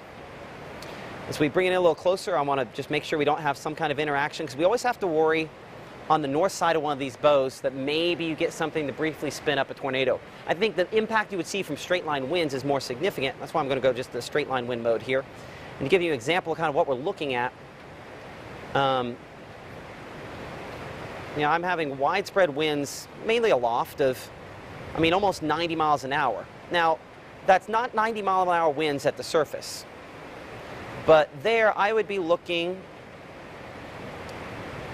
close to 1,500 feet above the surface. So that's extremely strong winds there in this situation, a situation where we do expect where significant wind damage is a possibility out of this, and it could rock and knock over a mobile home. So please take this seriously if you live in Chickasaw and Monroe County, and as it's moving there into eventually Itawamba County, because this is very strong wind speeds on that thunderstorm there. Okay, so a couple things here for a moment. We have a newscast coming up in 1 minute on WLOV Fox News. I believe what we're going to do is we're going to come off of the other stations. We're going to go on WLOV Fox News. Give me just a minute.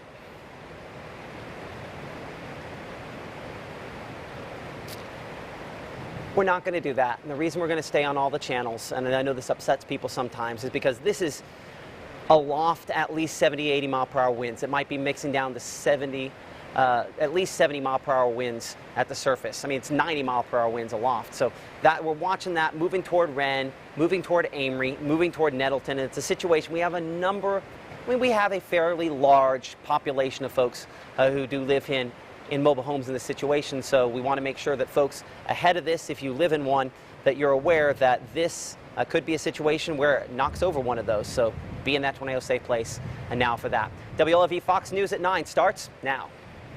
This is a WTVA 9 News severe weather.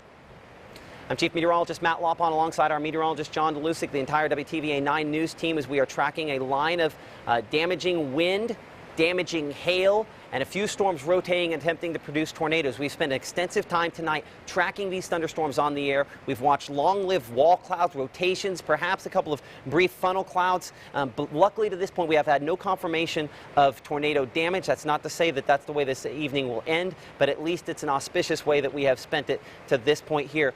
Hail has been the main headline. In some cases, those hailstones have been in excess of 2.5 inches in size, which is extreme for this part of the country. We just don't usually get hail that's anywhere near that big, and so that's our concern, that we could still continue to have some of that. I want to kind of reference this because what it takes when you get a storm that produces hail that's this big, that is tennis ball, maybe just slightly less than tennis ball size hail there.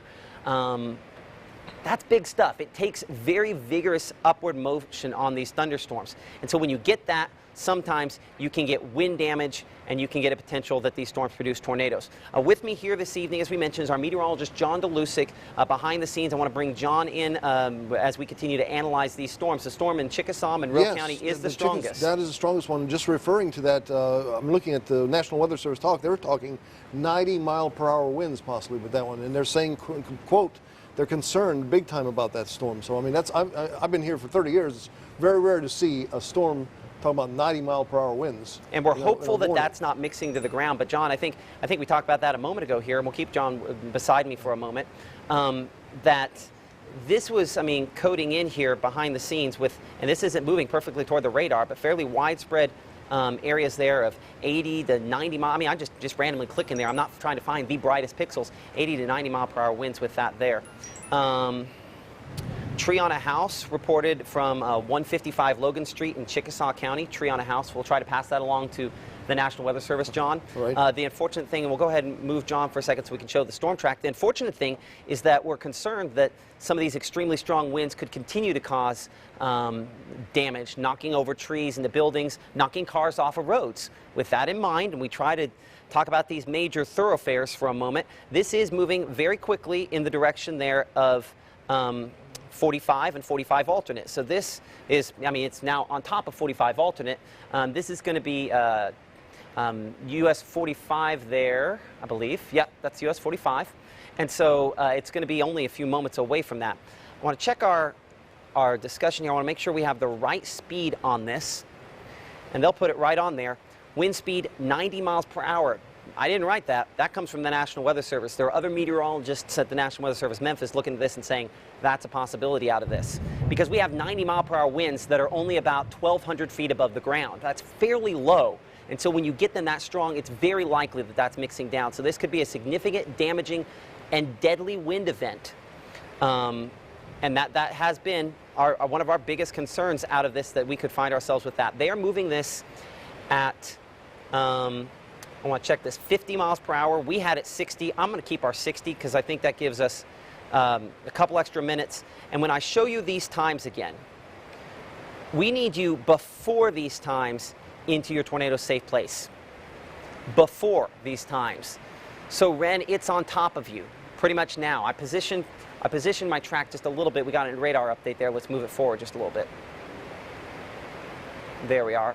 Adjusted position there. So Ren, I mean, it's on top of you now. Amory 911, Flynn 915, Hatley 915, 918 for Smithville, Quincy, Cardsville, New Salem, Turon, and Tilden. This is significant damage. This is the kind of stuff that can knock over a mobile home. Now is the time to take your tornado safety rules seriously in a non-tornado situation. So we clearly need to make sure we are in that tornado safe place if we are here in now in Monroe County, as this is still very strong winds in the Chickasaw County side, but the tornado safety rules, we pop that on your screen there. Sturdy structure, middle of the lowest floor. Let's get there. Let's get there now. This is just a severe thunderstorm warning, but it is extremely strong. So I can't emphasize enough our concern with the potential for this thunderstorm to produce damage, and significant damage that could end in death, frankly, unfortunately. So as I kind of re-rack things here for a moment, and we kind of come in a little, I need to go a little wider because there are other thunderstorms that we are watching. We've been watching some thunderstorms down here toward Louisville that have been rotating. The one, as we go back and forth, the rainfall mode here. I also think moving into Louisville, this is going to be some large hail out of this as well. The wind mode is not nearly as impressive as some of the other storms, but this is kind of moving your general direction. I'm going to give you a storm track, and then we've got to go back north. I'm going to assume 30 miles per hour. That's probably fast. Let's go 25. So that rotation, Louisville, Mill Creek, we're talking Louisville within 20 minutes or so for you.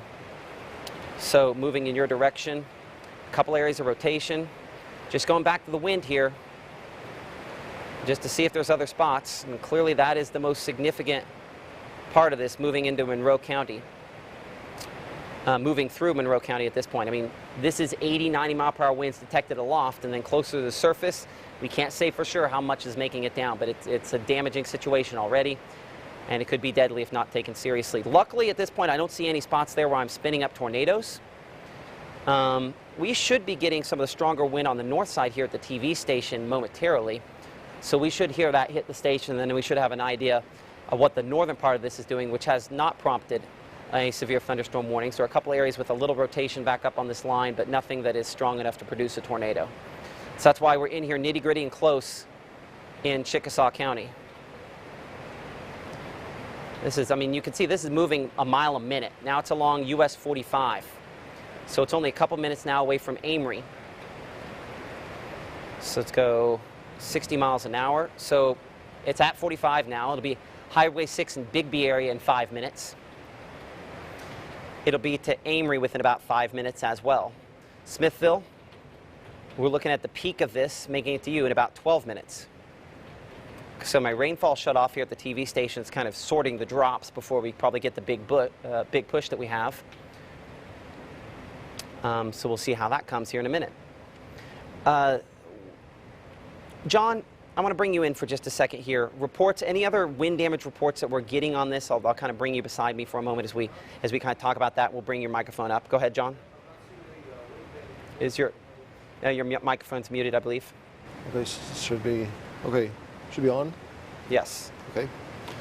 All right, I've not seen any other wind damage reports that I'm looking at least from folks that are, at least online.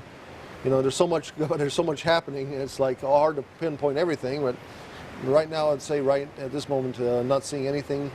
And, I mean, I'm sure there must be some wind damage out there, but so far I have not stumbled upon anything. Okay, other than that one tree report yeah. we had in Chickasaw County. Yeah. Well, unfortunately, be getting that information in the next few minutes. Hopefully it stays very little information. Appreciate that, John. One thing that there's been no shortage of, two things. Large hail, and then this. This is a video coming in from 178, I believe, near Sherman. And whatever that is there, I mean, that probably some sort of a drain that's overflowing. We have a flash flooding situation, and hopefully it doesn't become a flash flooding emergency considering the quantity of rainfall that we have. We know that there have at least been reports of at least one high water rescue. We're working to confirm whether or not there have been more, but considering we've had folks that have been stopped on interstate in some cases for hours, or at least below that, it wouldn't be shocking at all if there were more. Put it on the list of reasons you don't want to be kind of holed out underneath an overpass. So strong straight line winds, all those bright greens there. I have this as what we call the radar centered mode, and basically what that is that allows us to look at the winds straight toward the radar. And so this is measuring a 75-mile-per-hour wind, but this thunderstorm is going this way. The radar is right down there, right? So it's not a perfect angle at where it's going. So even at the angle I'm measuring it, it's 75-mile-per-hour wind. So it looks weaker here. Well, it has to do more with the exact direct motion versus the radar site there. So we don't sample it at this angle as strong. But there's no reason to believe that this has weakened really any at this time here, at least not based on what we're looking at. Well, let's go ahead and clear that off. Let's look at the rainfall mode. John, do I have a boundary right here, or is this just a couple of storms? Watch what I have here from near Aberdeen. Yeah, John, we'll move that TV toward you. We'll move the other TV to where Alyssa can see that there.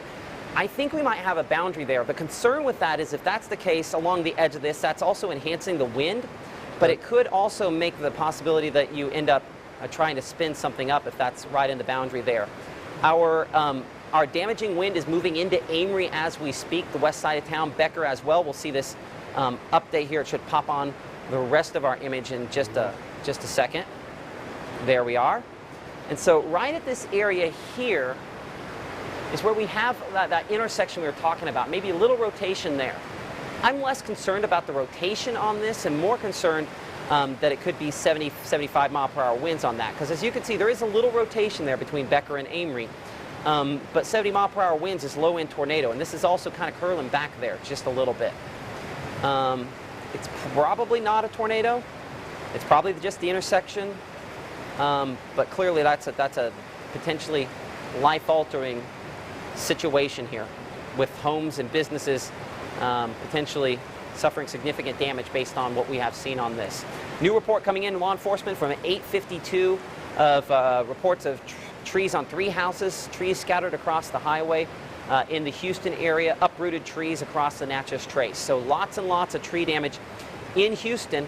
Let's go back and look at the part of the line that moved through there. Now there was a little nook in this line, but as you can see right there in Houston, that's what moved through along the Natchez Trace east of Houston there in particular as well, toward Okolona. So we're going to have to get on the phone and, well, we'll try to get with the folks there at Chickasaw County Emergency Management. They have their hands full, so I don't want to take too much away from them at this moment, but I think it's fairly safe to say they've had some fairly significant wind damage from this. And hopefully we're going to keep it with no injuries, but that's one of the things we have to unfortunately consider is the fact that we might have injuries from this. So sturdy structure, if you're ahead of this, you've got to be in something stronger than a mobile home.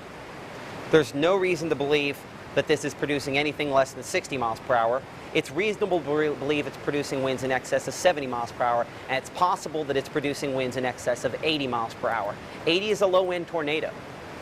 The only difference is you get a shift in the winds. That doesn't necessarily mean you even get worse damage from a tornado. An 80 mile per hour straight line wind, you're actually subjected to it likely for a little bit longer period of time, so it can cause tornado-like damage. And so with that as the backdrop, that is the reason why we are on your television screen on ABC WTVA, NBC WTVA, WLOV, Fox News, as well as MeTV, is because this right here is strong, damaging straight line winds. It's knocked trees into homes, and it could continue to cause significant damage as it works its way toward the east with a speed of more than 60 miles an hour. I mean, that's moving a mile a minute. That means you're not outrunning this, really. Hopefully you have gotten to that tornado safe place because this is a very significant situation for you. Let's look back here to the wind mode. And as Rick Stevens from KZ103 reminds me, we're also on KZ103 and probably also 95.1 The Farm at this moment here, but for sure KZ103. If your power goes out, if you lose signal for whatever reason, if Facebook Live does what Facebook does, you can find us there on those battery-powered radios as we're broadcasting live there at this time. So appreciate those folks, our partners, worked with KZ for a lot of years here in the Tupelo area and in this part of the viewing area. So Big B 913 for you, Amory 914. So current time is 913. It's moving through Amory right now, damaging straight line winds and a potential for certainly extremely heavy rainfall. The hail potential does not look nearly as impressive on these storms, but I think as we went through that part of that collapse, the way in this storm morphed, that's the way that's the way we kind of find things at this moment. I want to look farther north here. Actually, we've got to go south. We've got to check out the storms around Louisville because that one has been rotating from time to time. Still showing some signs of rotation. None of the rotation is in any of the correct spots, thankfully. It's all really way back in the precipitation, but this storm, like it's just a weird storm in comparison to what we have up north. I can't dwell on it because I know I have tornado-like damage occurring north. But it's just a weird storm, slowly moving, just kind of back in here, still showing signs of rotation. We've been saying forever it'll make it to Louisville. The hail portion of it is making it there at this time. The rotation, not as much. The previously tornado-warned thunderstorm down south is no longer. So it's come back up here. Let's make sure we don't have something on the north part that we're missing. A couple of areas where there's some rotation. Nope, nope, nope, nope, nope. Okay. So let's come back to Chickasaw County, excuse me, to Monroe County and Itawamba County here. Nettleton, hopefully we're in that tornado safe place as well. These are severe thunderstorm winds that could be in excess of 70 miles per hour. And so I just keep kind of throwing up that track there as the time keeps ticking down. Hatley, 918 for you. Smithville, 922. Current time's 915. Find that tornado shelter, go there for what are straight line winds in this case. Still damaging winds out of this, and we're really kind of at that point where as meteorologists it becomes a little difficult to figure out for sure, because as we mentioned, like this is the wind as it comes toward the radar site. What's now up here where it's not coming directly toward it, so it becomes more difficult to sample how strong the wind is until it gets out here toward Detroit. So we still have to, for the next few minutes here, make the assumption that it could still be as strong as it has been. I do want to get an updated look at how fast this is moving. That could also give us an idea about its strength. So we're back to 8:59 there, current time 8, okay, so 15, so we can take that times 4. As I try to figure out the speed and make sure we're accurate with this. So it has slowed down, we're now down to 10 miles, so that we're now down to 40 miles per hour. So it is not as fast, so that could be a sign there of some weakening. Hopefully. Let's take our speed down. I'm going to go 45 miles per hour just in case I computed that wrong. I'd rather you have an extra minute or two than not. So there's our storm track toward the northeast. We'll take it toward Hamilton, Alabama. No reason to believe it would stop before that. Hatley 916. Let's get it out here farther than where we were. Tremont 941. Bexar there at 946, Weston 951, Hamilton, Alabama at 953. Strong straight line winds out of this complex of thunderstorms here that we continue to track as it moves through Monroe County and Lots and lots of reports of hail still coming in from some of the storms that we have had, but less hail, I think, at this point here, probably falling than at any point in the last 2.5 hours. I want to look here at the rainfall mode, because what I have is I have this kind of curling back in. John, do you see the fingers I'm looking at here? If you, they're fairly little light. notches too. Little notches there. It does not show up as well on the wind mode. Let me look up a scan or two on that. Just to see if up a scan it's a little more obvious. And by the way, the reason that goes all red is the radar's like, there's no way it's that fast. Yeah, the winds are that fast. I mean, so it has an error on the direction that it's looking. So let's check and just see how fast it says it is. Okay, 50, 60 miles per hour. And remember, that's 50, 60 toward the radar, and this is instead going toward Hatley. So Hatley, you're the next group in the path of this with strong straight line winds out of this. We'll clear off all those returns there.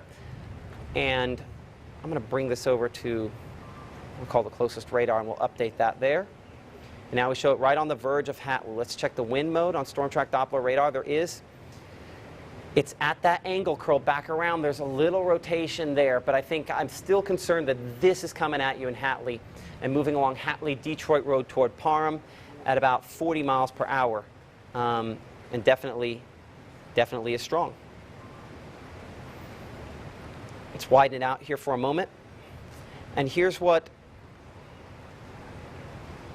concerns me as we kind of look back behind this. I'm going to throw on all of our radars, and we'll kind of see what we have behind it. Because as we've mentioned over and over again, we have multiple rounds tonight of severe weather possible. Okay, but we've used up a lot of the fuel up here. And very rarely do we get, 2 or 3 actual rounds of severe weather. John, I'm going to need to look at some of the models and check and see what they're doing with this. Okay. And just get an idea before I pop them up blind. But that batch there, I think it's possible we might be able to limit how far north to only the southern couple of rows of counties on the next batch of strong wind. That's just looking at that, but that's just a very quick guesstimate. But there's another big round back behind that, and that one still could extend in. So round 2-ish might not pan out to be a whole lot. Round 3 still possibly could. Current time is 9:19 p.m. I'm Chief Meteorologist Matt Laubhan alongside our meteorologist John Dolusic. You're watching WLV Fox News at 9 on Fox, and on the rest of the channels we're watching live severe weather coverage of a damaging straight line wind event that has put a number of trees on homes in Chickasaw County, is moving through Monroe County, producing a lot of lightning. There have been no shortage of reports of some flooding related to the storms that we've had tonight. We'll get to the flooding, the flash flooding, which has a deadly component with it as well here soon. But this is where we have our straight line winds at this moment. When it's right over the radar, you might think very close, you'd have a great look at it. Unfortunately, we're actually too close to get an excellent look at it here. But Quincy 920 for you, Hatley 921, Smithville 926, Parham 928, Splunge 929, moving toward Detroit and Turon as well. We want you to treat this as though this is a tornado warning. Why? Because the type of damage we see, we've had a number of trees knocked into buildings. I mean, if you're in a vulnerable building, this is a situation where you could be severely hurt with a tree, falling on a room or possibly rolling over a mobile home. So this is one of the situations we just don't want to be caught in one of those. And we just don't want to find ourselves there. So that's what we're talking about on this thunderstorm moving through Monroe County. As I bring it up northward, and I'm talking a lot about Monroe County. The part of this up around Richmond is not quite as strong. You are also under a severe thunderstorm warning. The time on that warning, as you can see, is until, well, really the whole warning you see in the background there is until 10 p.m. And they still show 70, maybe 80 mile per hour winds on this part here. We have not been able to confirm that based on the angle. Let's make sure that we have that in a storm track. It does not on the wind mode look quite as impressive up there, or at least hasn't. It looks a little bit more interesting now though than it did, because we've had it merge with a couple other thunderstorms there. So let's track that 40. Let's see if that might be the next part here, and let's get that time there. And we're going to leave John's audio up but picture down for just a moment to get his information while we leave up that storm track. Yes, John? Just a few moments ago, you asked me to check out some of the models. In-house folks, and we know it is her model. which has been impressed still with the secondary or tertiary area, whatever you call it, batch coming out of Oklahoma and Texas and all that. It looks like the latest, that stuff that we see off to our south and west is going to stay over to southern counties for the next several hours, move through southern sections of our viewing area, and then stuff that's in Oklahoma, impressively enough, I mean, it's over the last several times that we've seen this model run, it had it strong. This time around, it's bringing it in and it's fizzling out even before it gets across the Mississippi River. So Good. all of this energy, like you said, all this fuel used up by these storms, which has been a very impressive time, I think may take a lot of those other storms. So we may not see much from that. Oh, that would be great. batch. That would be excellent. Good news. Good, that's great news, John. Thank you. All right. Boy, can you have good news that good every time? Okay, so with that, that means the model's out far enough we can show it, we can get an idea. I'm going to look at a couple other different projections while we do this, but this is that model he was talking about a moment ago there, the high resolution rapid refresh, or HRRR, is what it is, HRRR.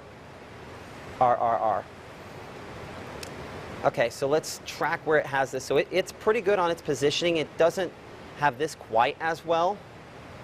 And so it then takes what we have out there and tries to make that more of a bow echo for strong straight line winds. And then the third batch becomes a big deal south of us, less of a big deal here. Good. But we don't want it anywhere. Let me clarify that. Hopefully it just completely weakens, but I think we've had enough. Okay, let's come back right now to Storm Track Doppler radar. Give me a moment here to pull that back up. Let's see how our damaging wind event is continuing to play out up here in Monroe and Itawamba counties. I'm going to loop this a couple of times just so I make sure I'm seeing what I need to see, because there are just so many mergers, so many storms colliding there that it's just a mess to figure out exactly every place we've got to be looking at here. Still straight line winds there. Northeast portion of Monroe County is strongest, but up here toward Cardsville, that's strengthening as well. And I hear the winds up here up top the TV station aloft kicking up a bit as well. So that tells me there's still a pretty good push of wind behind this. Look at the wind mode up here near Cardsville. There is a little bit of a rotation showing up. Any tornado we would see would be very brief. We're going to have to come back to this here in a moment. I want to get you a quick storm track on this just in case. I'm going to put that storm track at 45 miles per hour, we'll say. Is this a tornado? No. Will it become a tornado? Probably not. Could it become a tornado? Yes. Is it winds that are in excess of 65 miles per hour? Probably. Cardsville, 5 minutes. Van Buren there in 6 minutes, and Tilton in 9 minutes. As we track that whole section of this line for strong straight line winds, we would do that there at about 40 miles per hour or so. So Smithville, you're right there with this into your area now. Cardsville at 9:29, Turon at 9:31, IHS on the south side there at Fulton at 9:33, Academy at 9:38, Tremont 9:42, and Bexar at 9:46. Strong straight line winds in particular, what we're looking at out of this line. I don't really have enough there that I can say tornado, thankfully. But sometimes you expect the strongest winds just at the beginning, and that's it. This is sustained wind behind this, because our leading edge is out here between Hatley and Parham. But back here toward Becker, you see the continuous lightning strikes. There's actually winds behind this that are being shoved down that are very strong as well. So I want to actually check to see what Storm Track Doppler radar is saying those wind speeds could be. And see, that has those 50, 60 miles per hour, even well behind the initial push of strong winds. So it's likely what's happening is you get the big push of strong winds, that's going to snap some trees, and then you get some sustained pushes that then come back and re-emphasize the problem, and possibly take something that's weaker and do something else with it. National Weather Service in Birmingham has gone ahead and extended severe thunderstorm warning. You can see there now in effect for locations in Lamar and Marion County in Alabama. Let's get a storm track on this. For the strong straight line winds, let's take it all the way through that one there. And as you'll note, we have that Cardsville. We've mentioned a lot of these times, so let's get it out here to Bexar 9:45, Scottsville 9:49, Weston 9:53, Hamilton 9:57, and Stinson at 9:58. Damaging straight line winds as this moves into some of those spots there. For whatever reason, my mentions are not working right here on Twitter, so I know there's a lot of tweets coming in that aren't making it to the air, so I apologize for some of those folks that are giving us some information. And a lot of these are still large hail reports from earlier, so there'll be plenty of time for us to try to go back and share the, fourth ice event of 2021. Just this time it was falling ice. Cardsville, let's check out that area of rotation for you. That rotation is not quite as aligned as it was a minute ago, but it's still kind of bending back there. So straight line winds, what we're thinking on that still probably at this moment. There's a couple little areas where we have some interactions up here south of Parham, near Nash Road, which was heavily impacted a week or so ago. And that one there looks to be, that's not a tornado, thankfully.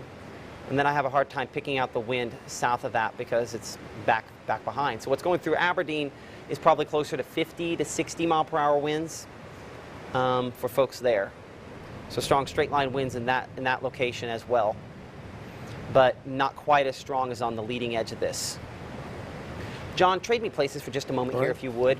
I need to try to see if I can pull up some of the things that are coming in here for just a second. So I'm going to trade John places for just a second. Alrighty, as you can see, we've got ourselves some strong to severe thunderstorms moving through portions of our area, albeit maybe, hopefully this will be the only big time batch that we will have this evening if everything works out. Now that's still to be seen, but again, computer models, which I've been checking here in the last few minutes, are showing, at least in our neck of the woods, a downturn in the ways of an energized storms later after midnight, which we've been talking about. The stuff would come in through after midnight. Well, that's good news. So, but still we're tracking these storms that are moving through our area, and these storms again are pretty hefty with winds in excess of 60 to 70 miles an hour. Moving through portions of Monroe County and into southern sections of Itawamba County. You can see the heaviest by far just to the southeast of Amory right now, about ready to move into Alabama. So if you're watching us over in Sulligent, and if you're watching us in Vernon, and into northern sections of Lamar County, southern sections of Marion County, Hamilton, watch out. This is on your doorstep, and it will be moving in the next 15-30 minutes into western sections of Alabama, which most of those folks have fared well, except for some storms that were around that area earlier this day. You're looking at, again, hail most likely, and along with some strong and gusty winds in excess of 60 to 70 miles an hour as this moves through. But if you're noticing up here in Tupelo area now, most of the activity into eastern sections of Lee County, even though we're at the station here north of the station, north of the city proper of Tupelo in the northern suburbs, you're looking at still some heavy rain out there. And notice as you work your way west of Tupelo over toward the Pontotoc area, Hulk area, Houston, and Manatee area, not to give you an all clear, but at least you're clear from this round. As you can see, the activity is again moving through heaviest right now, eastern sections of Lee County into portions of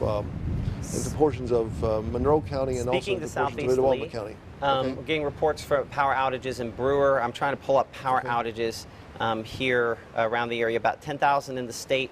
And I think I'll pull up one here for a second. I'll pop that up next to you for a moment.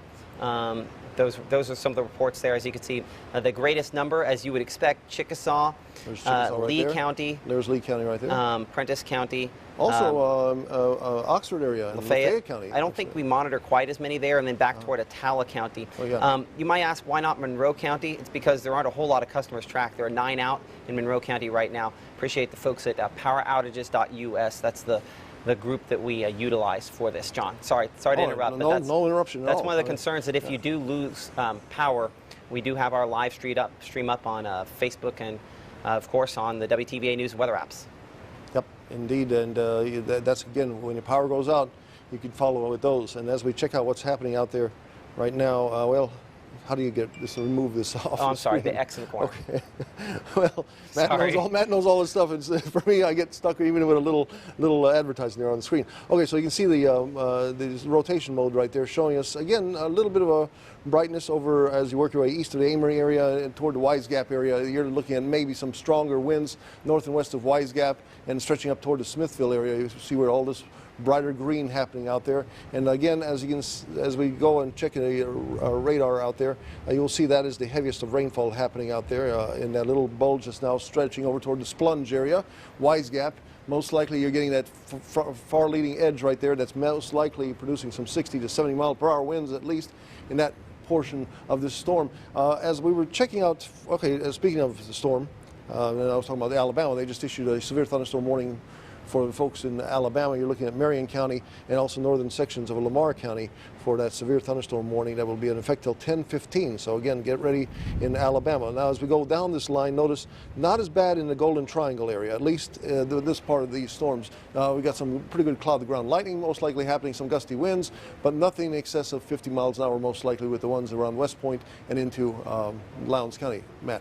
Now, this is the unfortunate thing. A lot of times we don't get these reports until after the fact. Now the reports are starting to come in from around the Houston area.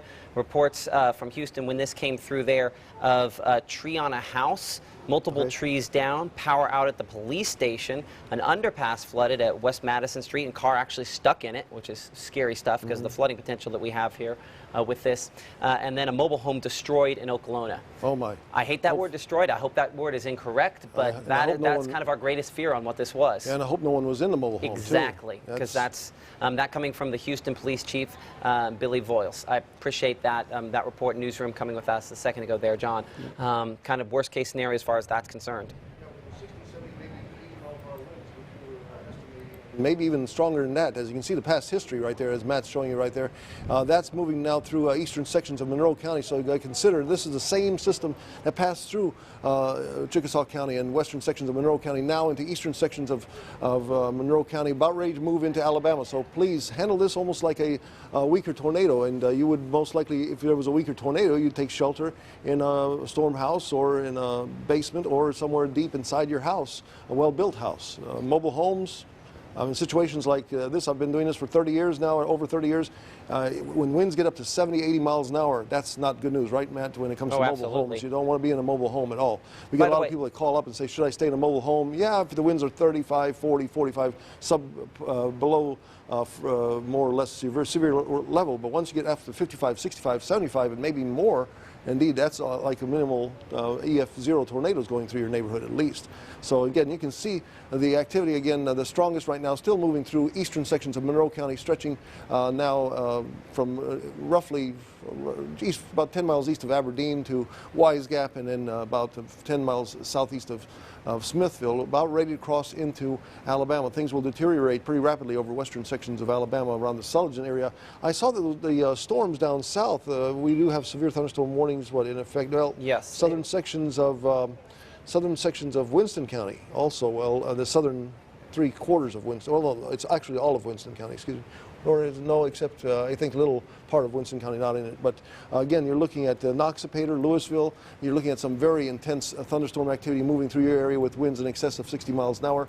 And little interesting pockets. Wouldn't you call that one kind of? Yeah, I mean, there's a little bit of rotation there. Yeah, a little bit of rotation. And again, the leading edge here, most likely, maybe some winds in excess of 60 miles an hour. So folks in and about the eastern section of Winston County, about ready to move into Noxubee County here. In Noxubee County, notoriously, almost every time some storm systems go through, it's Noxubee County gets the brunt of it at times. And hopefully these will not be as rough. And you can see the times right here as this moves eastward out of Winston County, we're moving into the Handle area, that is, at 9:39. And you're looking at 9:53 around Meshulaville area, and 9:57 at Golson, and 10:03 at Macedonia. So indeed, you're looking at that kind of activity happening over the next half hour. The strong winds, maybe some hail out of this, hopefully nothing tornadic out of this. And again, that's happening down in Lowndes County now. As we work our way back northward, let me just go back over here. And one thing, and I'll go and clear that. I'll clear that off for you. We're getting some videos that we're still trying to kind of assess here. I believe this one coming from the Wren area of just some of the only title that the woman who sent this in using WTVA weather app said was just bad. The strong straight line winds as that moved through Wren. I'll try to get Wren next to you on. I mean, it's just lots of lightning, lots of heavy rainfall. It's one of those nothing to see, stay inside sort of events. Appreciate that video. Clearly at night, those videos don't have quite as much to show as what they do during the day. Indeed, we're looking at some heavy rain now and some gusty winds. Matt, would you say that looking at the last hour, it's kind of it's still strong, definitely. You're still looking at some gusty winds. I think our peak winds were around Okolona, between Okolona and Houston. I think it's weakened a little bit, but this is also in that weird spot where it changes the angle because it's going past the radar and then trying to assess how strong those winds are until it gets to basically Detroit. It becomes difficult to figure it out. So, you know, actually you're getting a little bit of an alert there, I guess. Well, and it was a flash flood warning, and I guess that's a good reminder of what we also need to be talking about here, and that is the fact that we have a number of these flash flood warnings that have been issued. I expect a lot more to be issued for the potential for flooding rainfall. I mean, clearly, let me see if I can.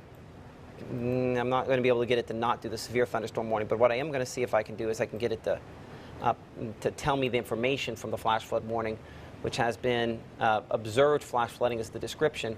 9:36 local law enforcement reports several roads in Tupelo and Verona areas are flooded. In addition, water has reached the doorways of several homes on Crabapple Drive in the central Tupelo area. Between 3 and 4 inches of rain has fallen, and flash flooding is ongoing or expected to begin shortly. So clearly that's our issue. We've had flash flooding reported, and that's a situation where folks have to be very, very careful, John. So it's multiple threats that we are monitoring at this time here. Well, and thankfully it's nothing tornadic. Yes. Right now. Speaking to that point, here's what I think we should do. Let's go ahead and let's take a break here, because I think our winds aren't quite what they were a few minutes ago. Let's take a quick commercial break. I think we're going to send NBC, ABC, and MeTV back to regular programming, and we're going to come back on Fox here in just a moment. So if necessary, if we see another one of these pick up and try to do what happened there in Chickasaw, Monroe County, we'll be right back on your television screen. Keep it here. This has been a severe weather update from the WTVA Severe Weather Authority. This is a WTVA 9 News. This is a WTVA 9 News. I'm Chief Meteorologist Matt Laubhan here alongside our meteorologist John Dolusic as we continue to track severe thunderstorms moving through sections of now Monroe and into Itawamba, well, it's through Itawamba County, about half of the county, and making their way into Lamar County, Alabama. These are strong straight line wind producers.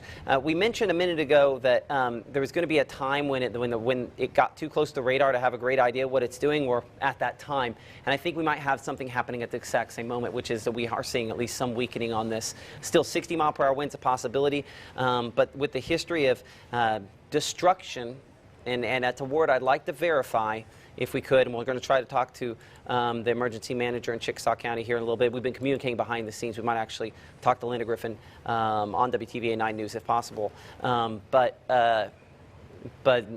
destroyed, when we use that word in regards to a mobile home, that's a scary thought, because unless it's uninhabited, that means injuries most of the time. So hopefully that's not the case, but that is the concern. Is this Linda? Hey Linda, Matt Laubhan, WTVA 9 News. I know you're busy, so I don't want to take much of your time. How are things down there in Chickasaw County?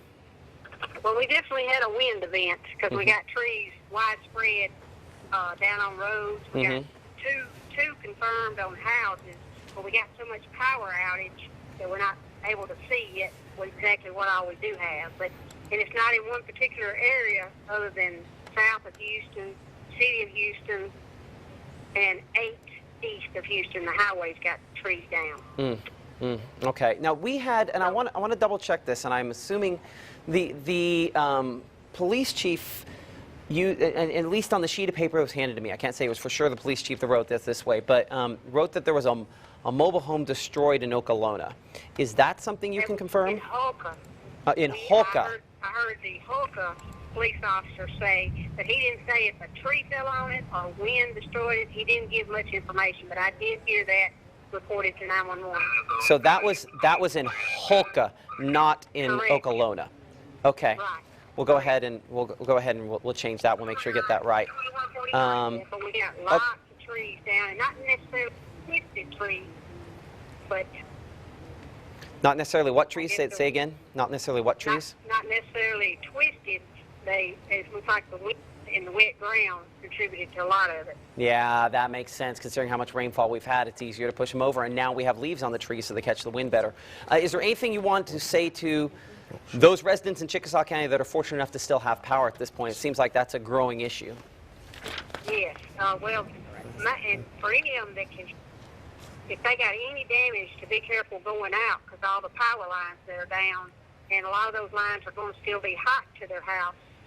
So that's the danger right now. We can't move a lot of trees off houses to the power company can get there and make sure the lines are not hot anymore. Yeah, I mean, you're absolutely right. It's a very scary thing. You have to assume if that these power lines are hot. Just because your lights are off doesn't mean what's going to that line is off right. as well. It's not. Yes, that's my number one concern right now, because everybody wants to go out. Because there for a minute we couldn't even respond to calls because it was raining so hard and the wind's blowing sideways with the rain. We had to just kind of hold on until it got past us. So now everybody's wanting to go out and look and help. I mean, that's what's going to be scary. Yeah, and people, you know, it comes from a good place. They want to help, but right now is not necessarily the time with so many power. I mean, from the sounds of it, you make it, and I want to make sure I'm not mishearing you correctly. I mean, you make it sound like there's widespread like power lines down. Is that a reasonable assessment? Yes, because we get reports coming from every direction just about now. So much that all the fire departments have been paged out to try to help us assess, make sure nobody's trapped in their house or got injuries. So far, no report of injuries, and I'm trying to get up with that officer at Hulka that said the mobile home was destroyed to see exactly what he needed inside of it. Yeah, I get that for sure. Well, Linda, I'm not going to take any more of your time. I really appreciate you taking the time to talk with us here on WTVA 9 News. We might touch back with you during a 10 o'clock broadcast. Would that be okay? Yes, sir. That'd be fine. Okay, I appreciate it. Be safe, and we'll talk to you Yes, soon. sir. Thank you. Okay, bye. That is Linda Griffin. She is the emergency manager in Chickasaw County. And to summarize, I think there are a few important notes there. They're still trying to figure out the degree at which the word destroyed can be used for the mobile home near Hulka that we had earlier. Another important fact about what we're getting here is that not just power lines down, but widespread reports of power lines down. 2 reported trees on houses there in Chickasaw County, at least. I mean, there's going to be more. And then no reports of injuries, at least as of 9:45. No reports of injuries with this. But I want to revert back to one thing she mentioned about the power lines. You cannot assume that just because your power is off, that line is off.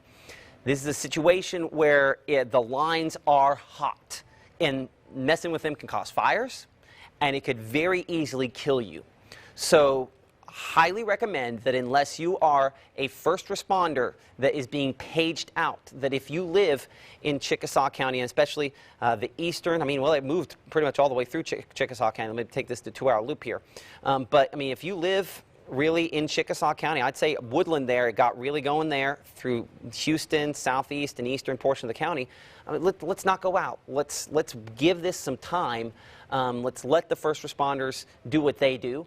And let's not mess with this. If you know someone out there that might, that lives there, you might call them and relay that specific bit of information, because we don't want anybody electrocuted from this, and that's very easy for that to happen in this scenario. So if your car has power lines on it, call 911. Don't try to get out and drive over them, because there's no guarantees that it's going to end well for you. So the first responders are doing the best they can, and they'll, of course, try to get to you as soon as they can. We're going to take a brief break here, if we could, behind the scenes, and we'll be right back after this short commercial break.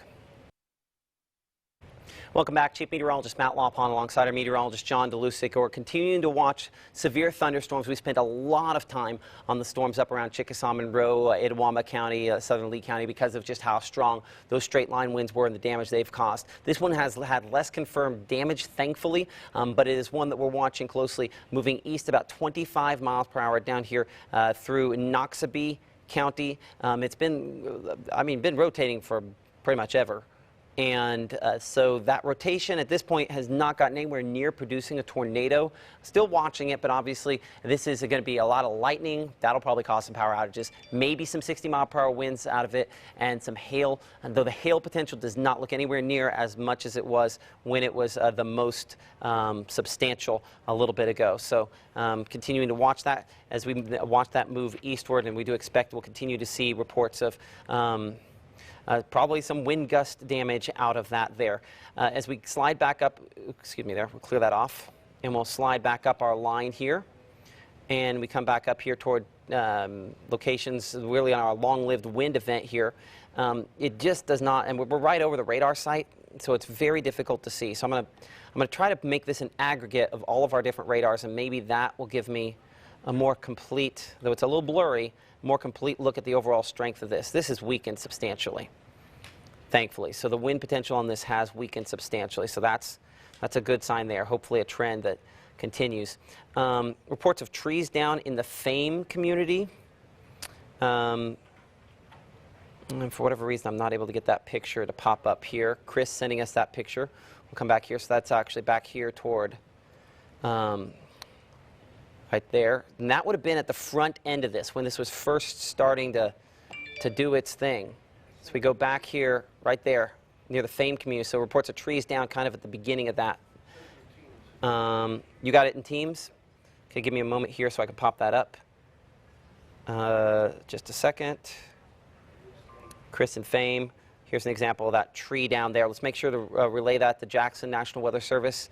So there's a report of that wind damage. That would have been around 8:30 or so at the beginning of this strong straight line wind push that we had here.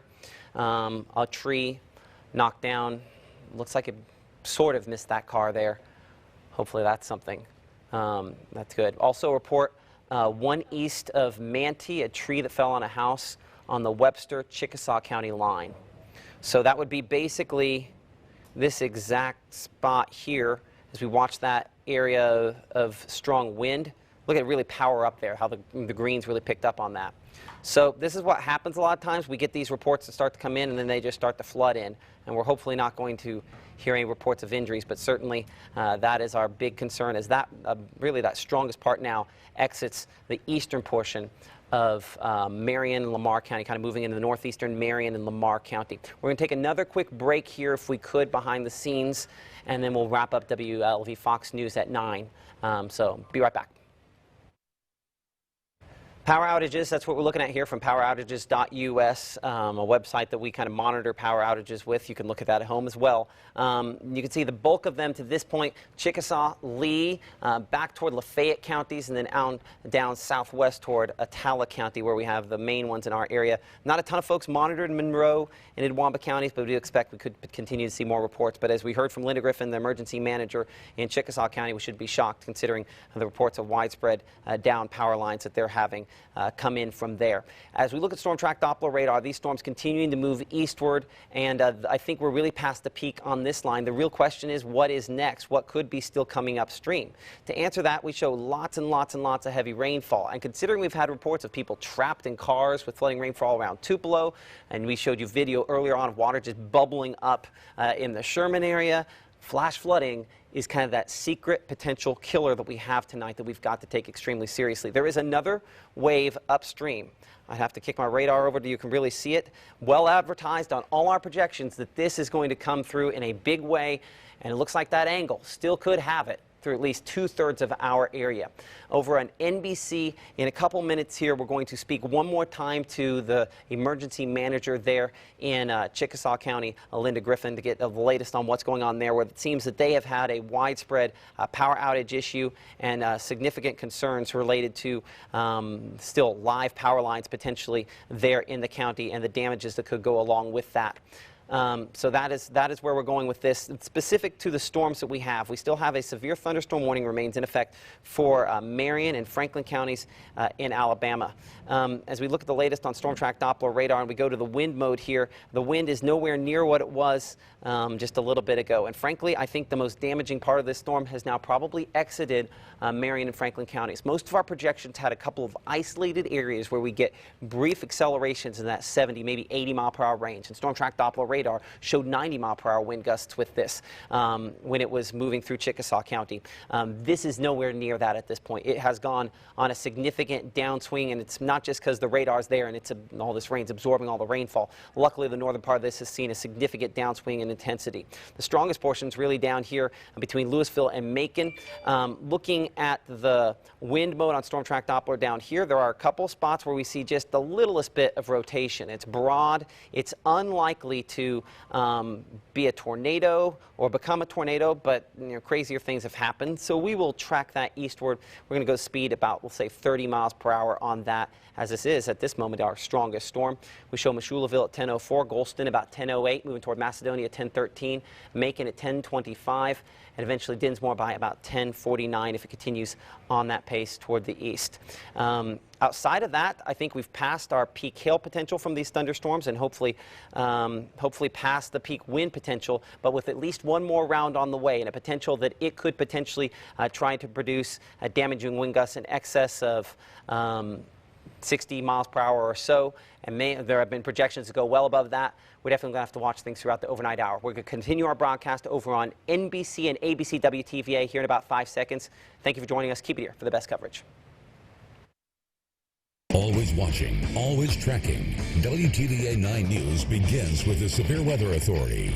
Hello, everyone. Good evening to you. I'm Emily Leonard. Look at this just crazy video of some lightning from Boonville. It was from one of many thunderstorms that hit the viewing area, hitting the viewing area as we speak.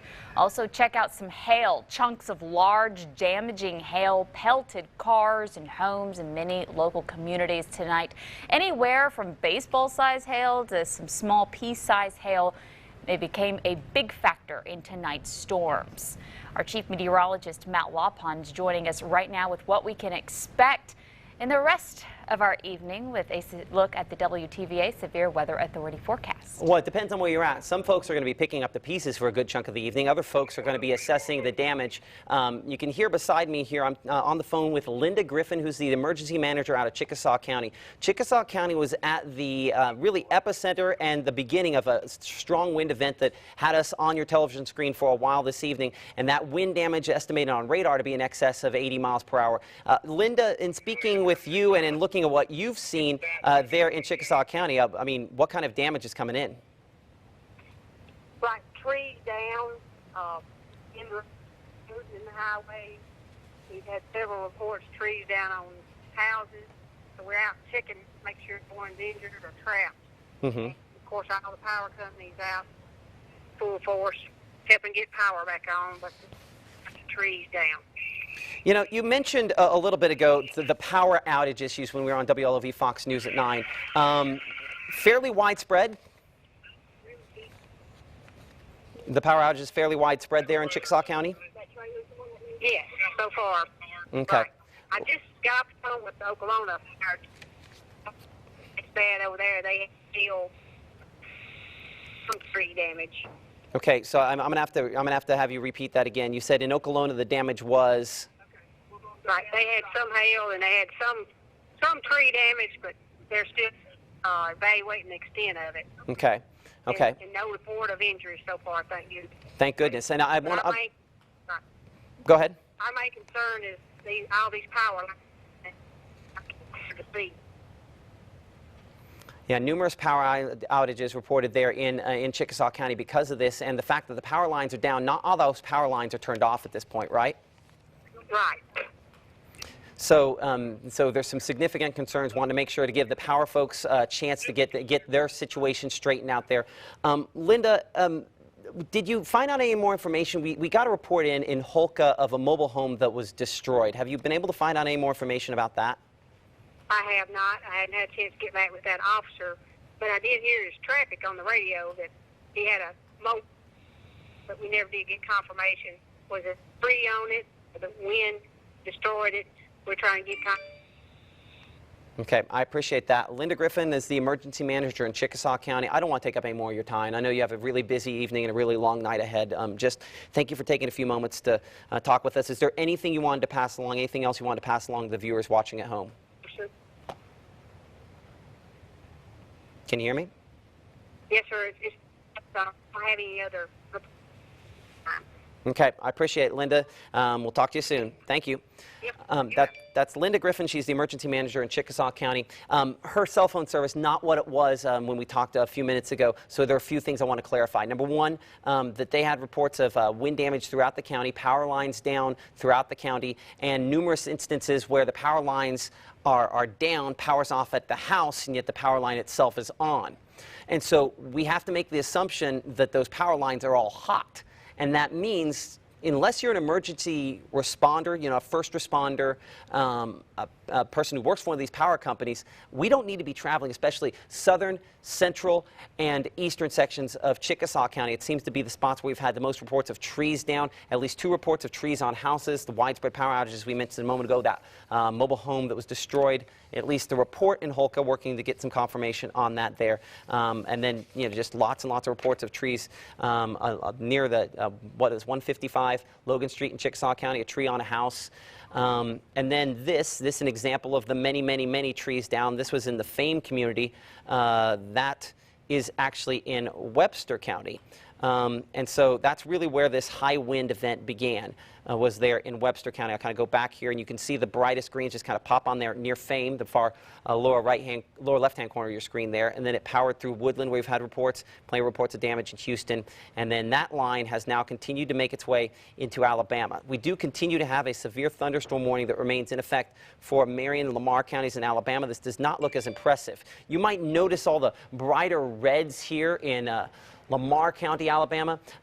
That has to do with the direction of the wind versus that. It's picking up a bit, but it's not quite as strong as was earlier. But we'll definitely have to watch that potential there. That maybe something on the backside of this shows a little rotation, but at this point here, it does not look quite as impressive. So I'm going to track that eastward. We're going to keep it about 40 miles per hour or so as it kind of goes in that direction. Really, it's pretty much moving out of the WTVA 9 News viewing area at this instant there. So you can see moving to Guin in about 1012, Bluff 1013, Twin by 1019, Winfield 1024, Fayette 1029, Kennedy, and of course a lot of other folks in the path. Kennedy, we show that at about 1034 if it continues at that speed there. Let's come down to Columbus here. Let's look at the southern part. The northern part of this line really has died out a lot in just the last 20 minutes or so.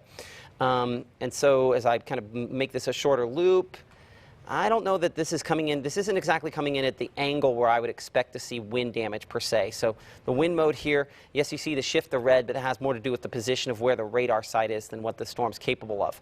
I do have a little rotation, broad rotation, but down here in Noxubee County. Let's track this eastward. Let's assume the speed on this is still about 30 miles per hour or so. So it's through Meshulaville, moving toward Macedonia and McLeod and Macon. Macon, we're looking at that for you about 1022, Sugarlock 1028, eventually a Ravine 1041, and Paulette at about 1043. Where do we go from here? What do we have happening, and what do we need to know now that, you know, it's that time of night? First off, I think we're clearly past the peak of this first round.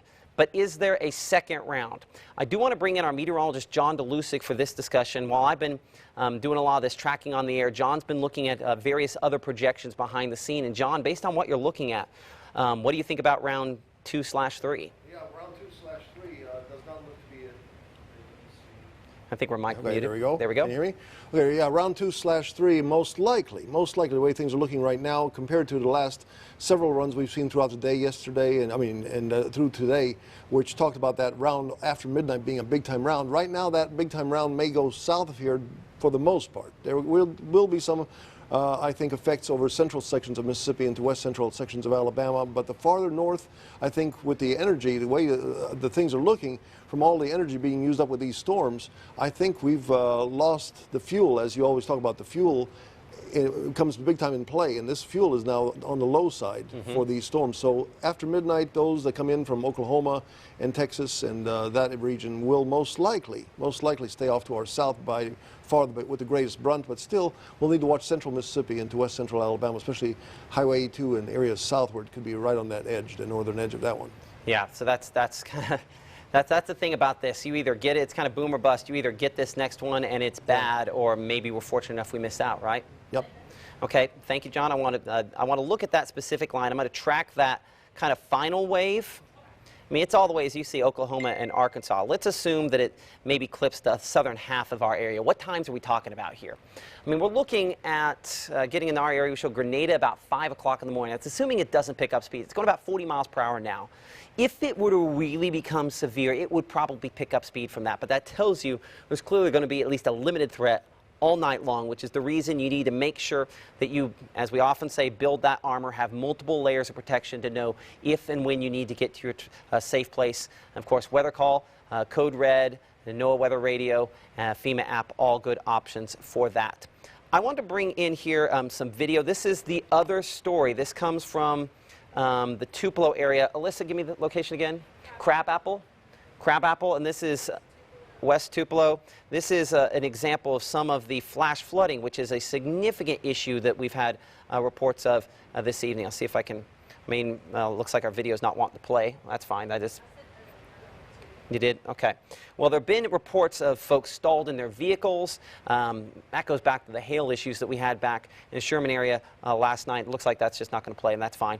But as you can imagine, the flash flooding issue could be a very significant concern, because look at all the rainfall that we are having, and then that obviously then leads to the rainfall that we've had. So we have had flash flood warnings that have been issued for in particular Lee County back toward Pontotoc, Union, and up here, well, not quite in Prentiss County, so a number there in Lee County, because there have been rainfall totals in excess of 4+ inches, and it's clearly still raining, so that flooding issue is a big concern. The reason I stop in the middle of all this wind damage, we talk about this, is number one, this is an ongoing threat, but also that, believe it or not, flash flooding kills more people every year than severe weather typically does, because people don't treat it as seriously. So as I plot on those flash flood warnings, I'll plot on this.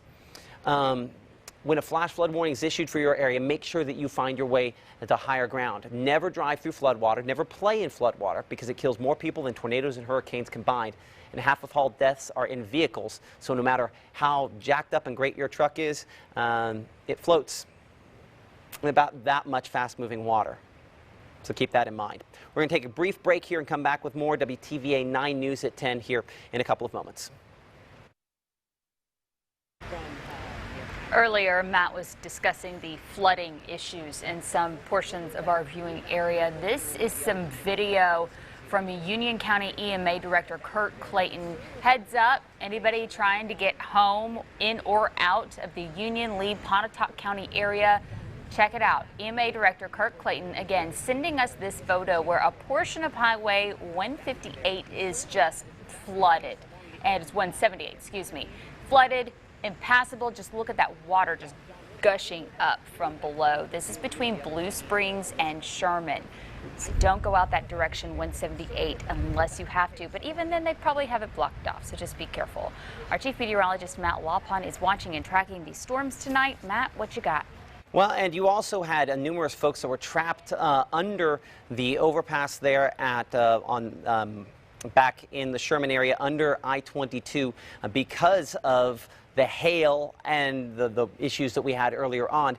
And then obviously this comes from Linda Griffin with the Chickasaw County Emergency Management, showing us this picture of a tree into the house in a big bad way. I mean, pushed in there.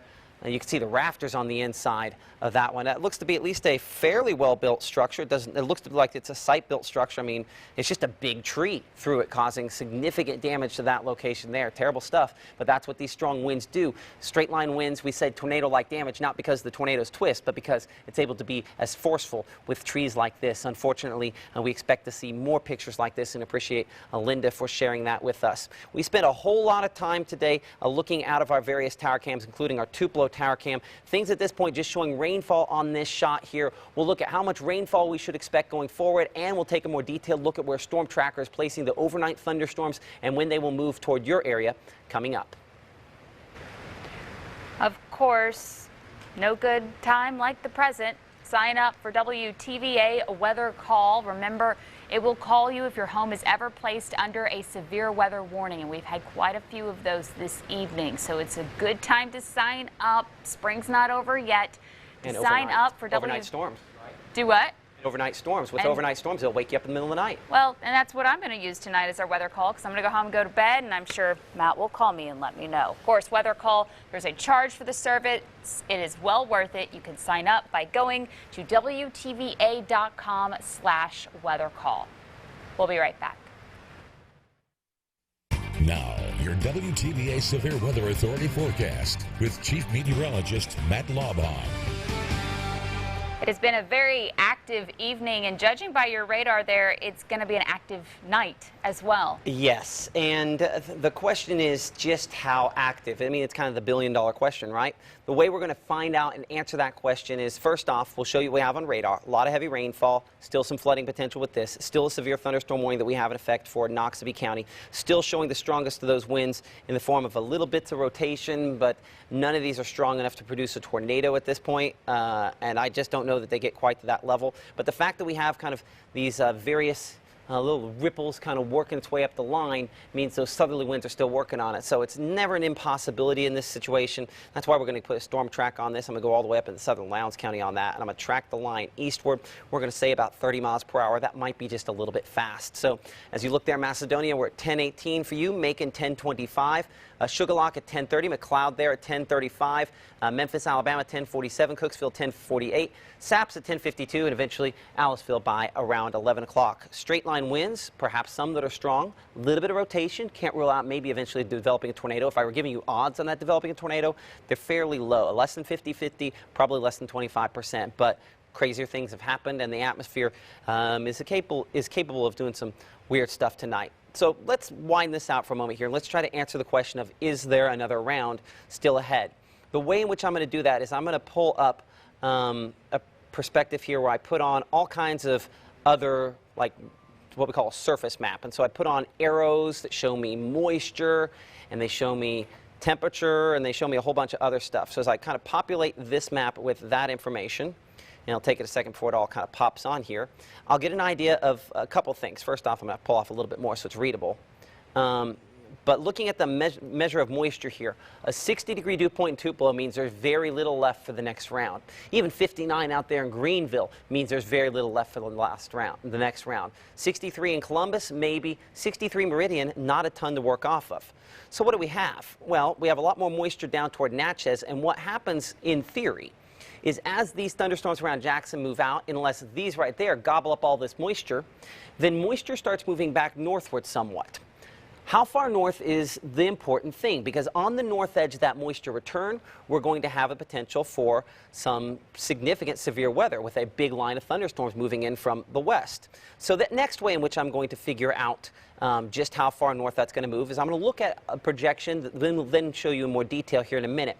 And this is the measure of moisture based on the same scale of the temperature, something meteorologists call the dew point. And I'm going to look at a projection here called the high resolution rapid refresh. I think we mentioned that at least on our 9 o'clock broadcast. And what I'm looking at here is this batch of moisture we're looking at back toward Natchez, right? That's the most unstable air. As that line of thunderstorms moves in, see how that's shoved southward before the main line, or as that main line moves in? So that's a sign to me that that doesn't get quite up into our area. So the greatest potential for severe damaging winds from the next round is probably going to be in this green zone south and east. So with that perspective in mind, we're going to bring this in here, and we're going to look at where Storm Tracker has the rainfall now. It does pretty well line up, right? So this is the round we're watching. This combination Monroe, and then the big one back here that every projection for 2.5 days has had widespread damaging winds with. So as we, and I'll slide it to where you can kind of see where we live on this map. So as we watch that line move toward us, you'll notice it continues to strengthen, but not quite as strong. The storms in advance still connected, producing heavy flooding rainfall potentially for locations south of the Golden Triangle. So then this particular projection says that wave translates through there. We're still back toward Greenville. And then as that kind of works its way more eastward, nothing this far north. Now notice, I'll have to move it over here so we can kind of go back and forth and show you. Now it does down south get very strong where there's more fuel. But up here, at least what this is showing, and I think, John, I want to bring in our meteorologist, John Dolusic, for a second here. I think you'd agree that the fact that shoved it all south is not shocking, and that means we're probably better off. As you've earlier in the week, I remember Matt did a great explanation on fuel.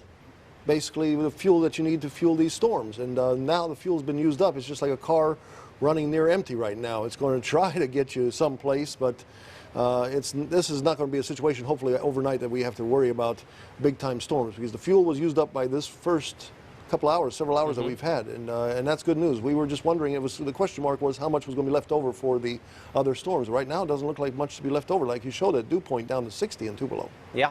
So then the issue, John, I appreciate that, becomes the flooding rainfall potential here, because we've had excessive rainfall for some spots today, and that rainfall amounts could be very significant going forward. So I'm going to try to plot this on here as my system populates with all the rain, and it still shows the severe thunderstorm watches and stuff we have on there.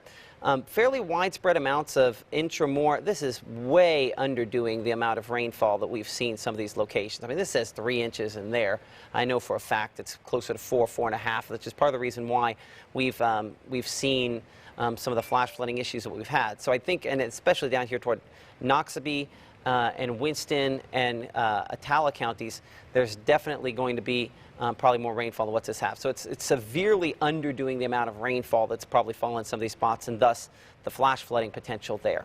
So that's one of the many different layers of concern that we have. So I do think there's still a flash flooding potential. We've want to just remind you that if you are in one of these flash flood warnings, you're placed in one overnight, if you're in a vulnerable low-lying area, please try to get to some sort of higher ground. So overnight, rainfall will continue. That next round of thunderstorms likely to occur sometime 3 a.m.-ish if it moves through with heavy rainfall and gusty winds and temperatures. We're pretty worked over, dropping a bit from where they're at now. But I wouldn't at all be shocked to have a few reports of damaging winds overnight. Tomorrow, we're going to have most of the storms out of here by early in the morning. By noontime, we're dry. And tomorrow afternoon, we could redevelop on a front a few showers and thunderstorms. We're dry, though, for Sunday, dry, though, for Monday. And as we look into the extended forecast, rain chances into next week, none standing out, but the pattern aloft is just kind of locked and loaded. We're going to probably have some more stronger thunderstorms in the next 10 days or so.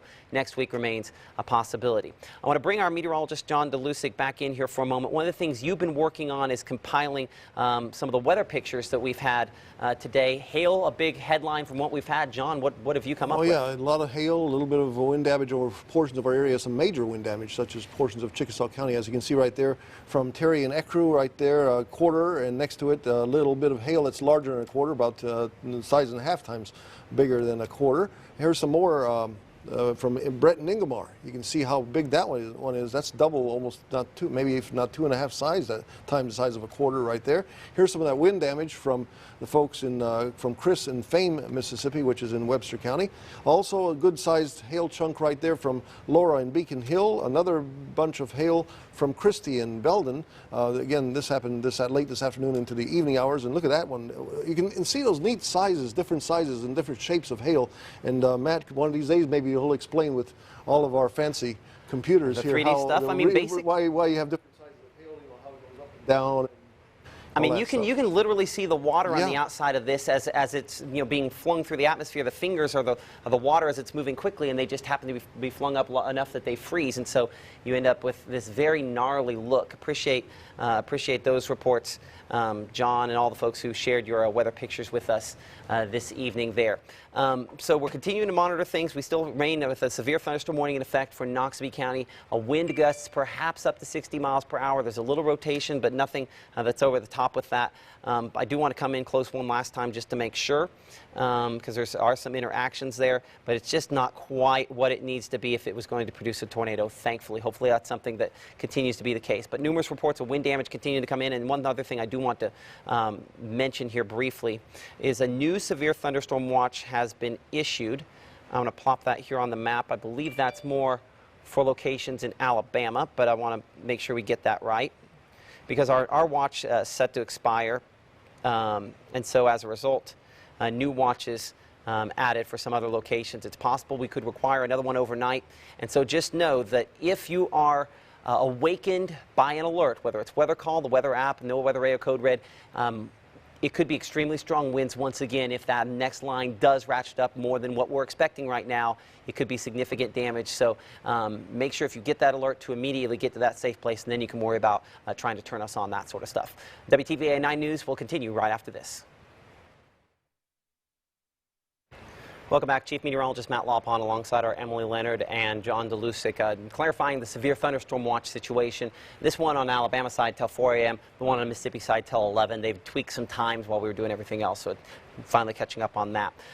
Thing I don't want to gloss over, I think we've mentioned it, and I think Mary with the understatement of the day, she's like, we have some flooding issues in Verona. Yeah, I'd say. I mean, no, seriously, look at this one, Leonard. I mean, this woman's having to wade through. I mean, that's at least waist-high water there.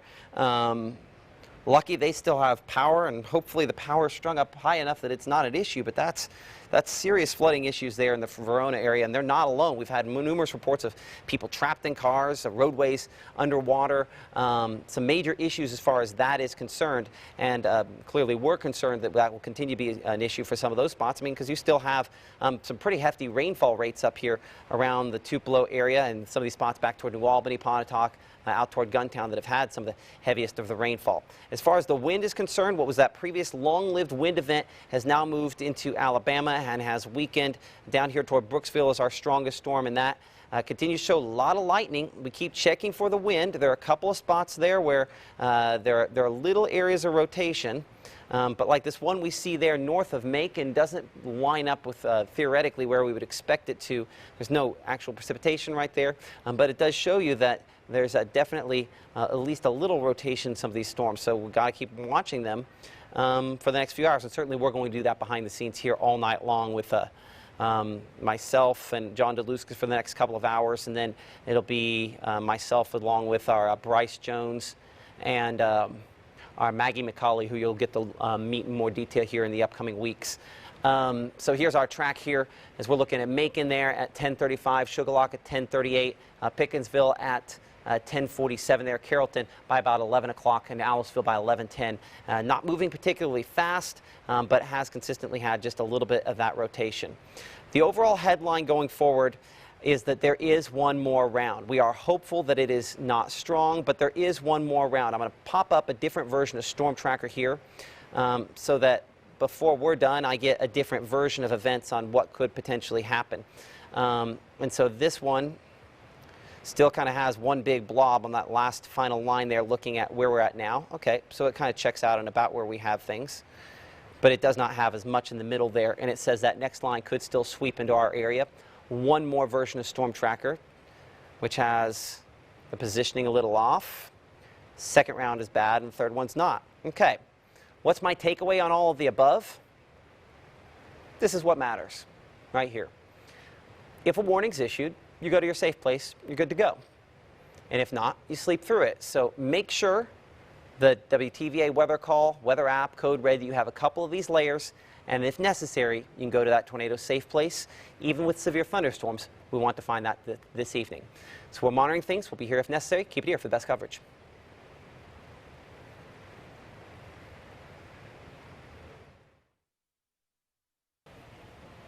Is Alyssa and everybody gone? Okay. Hey, okay, so we are still on that on the app for at least a few minutes here as we try to kind of make sure we're good, if that makes sense. I'm watching down here in Noxubee County because Noxubee County. It's always Noxubee County. Am I right, John? It's always Noxubee County. Still getting reports of numerous high water rescues and calls for help in the Tupelo area from what we've had.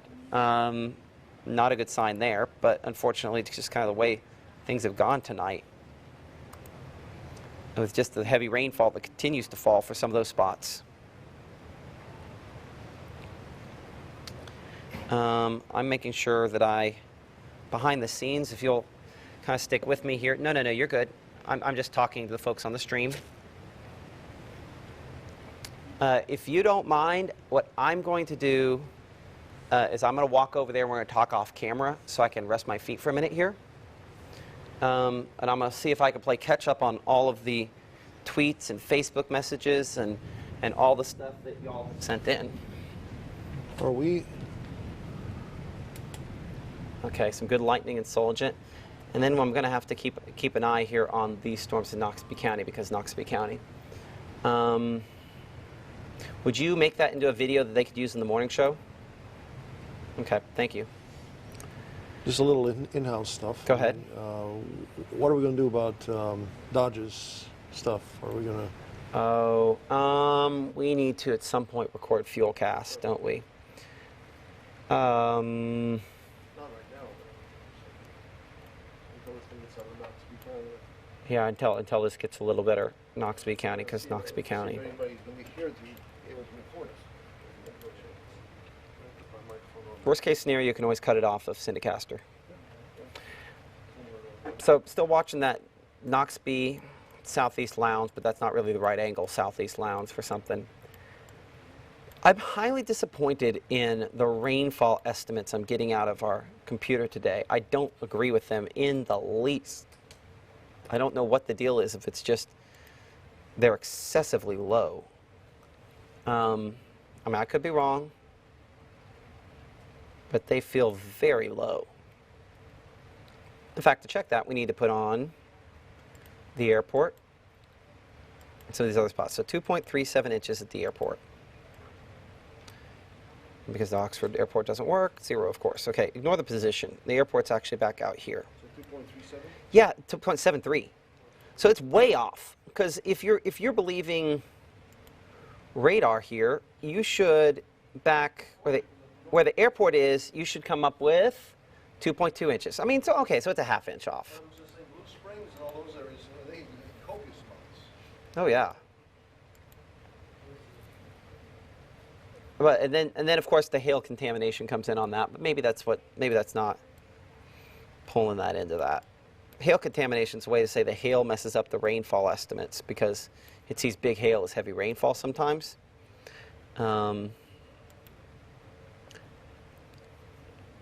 So that. Give me a moment here while I pull back over to radar.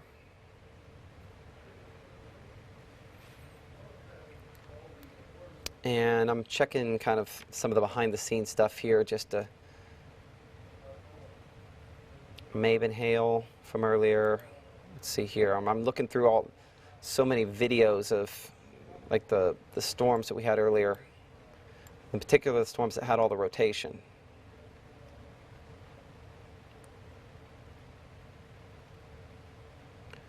We got really close a couple of times with probably funnel clouds. Oh, did we get close? Sure way I could. Let me see if I can pop this to where you can see it. Well, let's try it awfully hard. Okay, so give me a moment to pop that up. Let me go to, I want social news desk.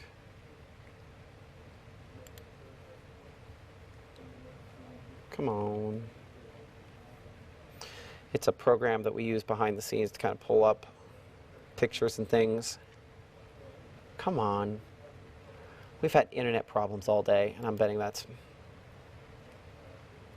Click here to return to the home page. Oh, for crying out loud.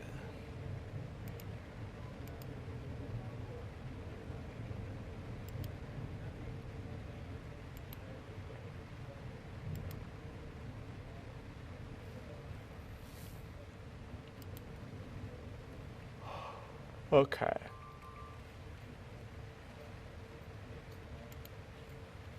For your information, just for the fuel cast, someone will be here. Okay, someone will be here. Okay. After we get a nice low. Also, there's for everybody's home information, we do have a foot-long worm in our hallway. A foot-long worm? Yeah, got away from all the rain. Is that a thing? That's a thing. It's about a foot long. It's a worm. Okay, so I'm going to pop this up so people at home can see what I'm looking at now. So this is a fairly, hold on. Need to shrink the size of that. There we go. Okay. So let's pop up. This is a video that was sent in of that storm around the Blue Springs area that had all of the rotation on it. And basically what I'm doing is I'm kind of just zooming ahead on it like pieces and parts just so that I can get a faster look at it. And just how you can see, like right there, like a little funnel on the right side there that formed. Unfortunately, it's not, you know, completely locked in on its angle, but for a brief second, it looks like it had a little funnel there. See right there? A couple little funnels. Some scud going up. I don't know that that was actually a tornado. Look, they move a little bit, so you still have kind of the angle where it's definitely stuff going up and in. I'll have to see if at some point I can, we went blurry. Let's see if it'll clear up.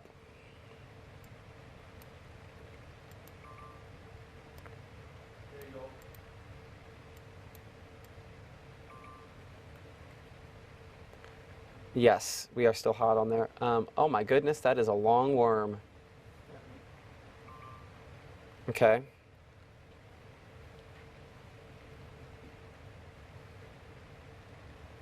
Look at that, John. Look how close that was to something. Look at that. Because they have that, like with the backlighting. I mean, there's all kinds of low-hanging stuff. I mean, That one's very. Just a couple of more things going right. Yep, we got it. I mean, this is the year where we keep getting lucky on tornadoes, but. Okay, so I'm gonna see if we have some other stuff in there. Give me a moment to kind of check and see. A lot of safe place selfies. I haven't really shown any of those tonight. I apologize for that. Lots and lots of hail. I mean, just so much hail.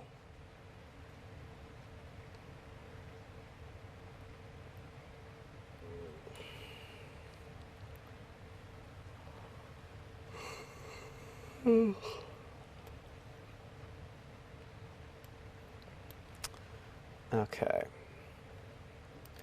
Teams, we have something on Teams. Let's see here. Okay.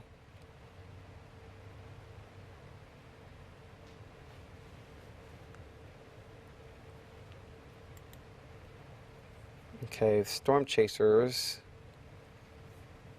I'm going back and look at their dash cam footage, trying to figure out if they had a brief tornado touchdown, but we'll I'll have to see that. Okay. Oh, I closed my VNC. That's the problem. Okay. Wait a moment.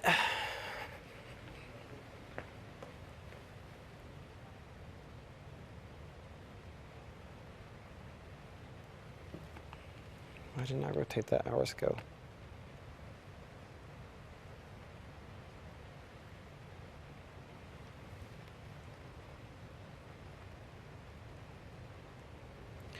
Okay, where are we at? Here.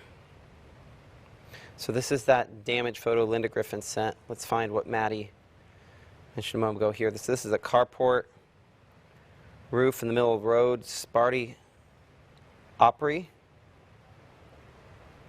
Okay, you can edit that, believe it or not. Yeah, that's a metal roof of some sort. It might just be a metal awning shed thing. Something along those lines. Some wind damage causing that. Give me a minute. I'm sorry that I'm.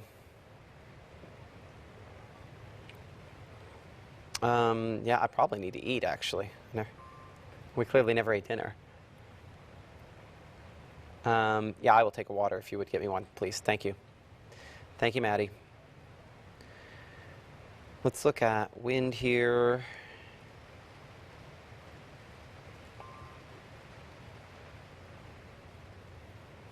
Telling you, Noxubee silliness.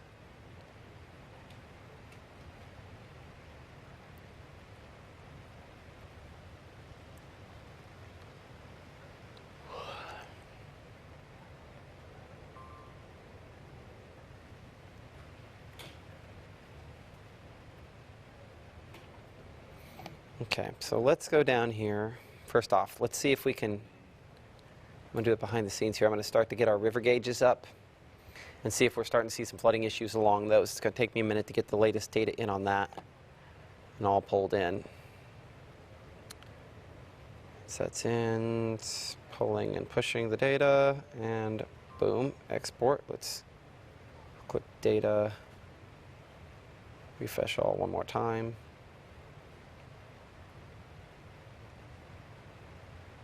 Okay, so let's go work our way through some of these river gauges. Might be a little early for that. That one's yet to see it come up. Schooner and Bruce is down, but that's seeing the expectation that it's going to come up. We've gone up already. Etta, down. So it looks like these have all yet to update. Though I can see Tom Bigby and Beeville there. Or I could, I thought, a little spike already. Oh, it's probably Town Creek. So there's Tom Bigby and Aim Reef that's expected to go at the minor flood stage. Town Creek, and you might barely be able to see it there. It's already shooting up a bit. Expect it to go significantly above that level. Oh, thank you. Completely forgot about dinner. Okay, it'll probably be here in a few minutes. I'm gonna go through this, make sure we're good. We don't see something that's like. It will probably be. I'll do it. It's fine. Can we do Weather Center for that? Okay, thank you.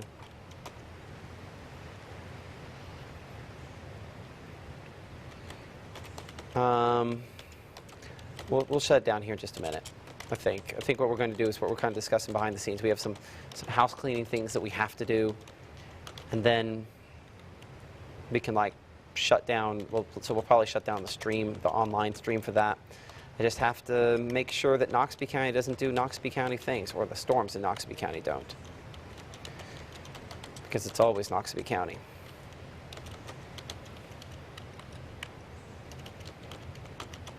The what?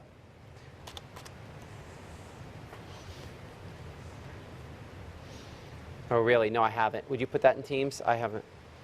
I am so behind. So we do have now from the Holka area, yeah, it's only moving 20 miles an hour. We do have confirmation of that destroyed mobile home. Okay, it looks okay. So specifically, the views that Maddie, our producer here, is using and describing my ear. He's specifically describing the word, using the word trailer to describe it. So she's going to. Okay, the person that emailed it described it as a trailer. So we'll go off that description. Give me a moment while she gets that in there before.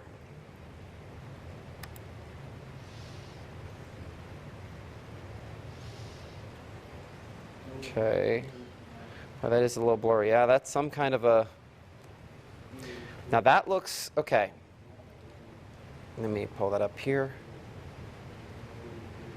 So that looks like a I mean, that looks like, you're right, when you say a trailer, it might be a travel trailer. Is that from Hulk area? Is it?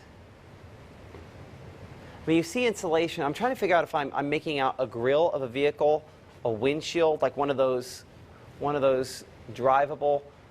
Is that from Hulk, or where is that from? Hulka. This is the damaged one from Hulka. So we have at least a picture of it. Wind damage. Obviously. Yeah, I'm thinking like a travel trailer, potentially. Yeah, I mean, it's the reason it's not a sturdy structure. We always say, get to a sturdy structure. Well, that's an example of the opposite. So when we say get to a sturdy structure, that's what we're watching. That's what we're concerned with. That's what you can't find yourself in. So now we're getting pictures in. I guess we'll go ahead and I'll re-rack this for a second here. Let's track that. Let's get that.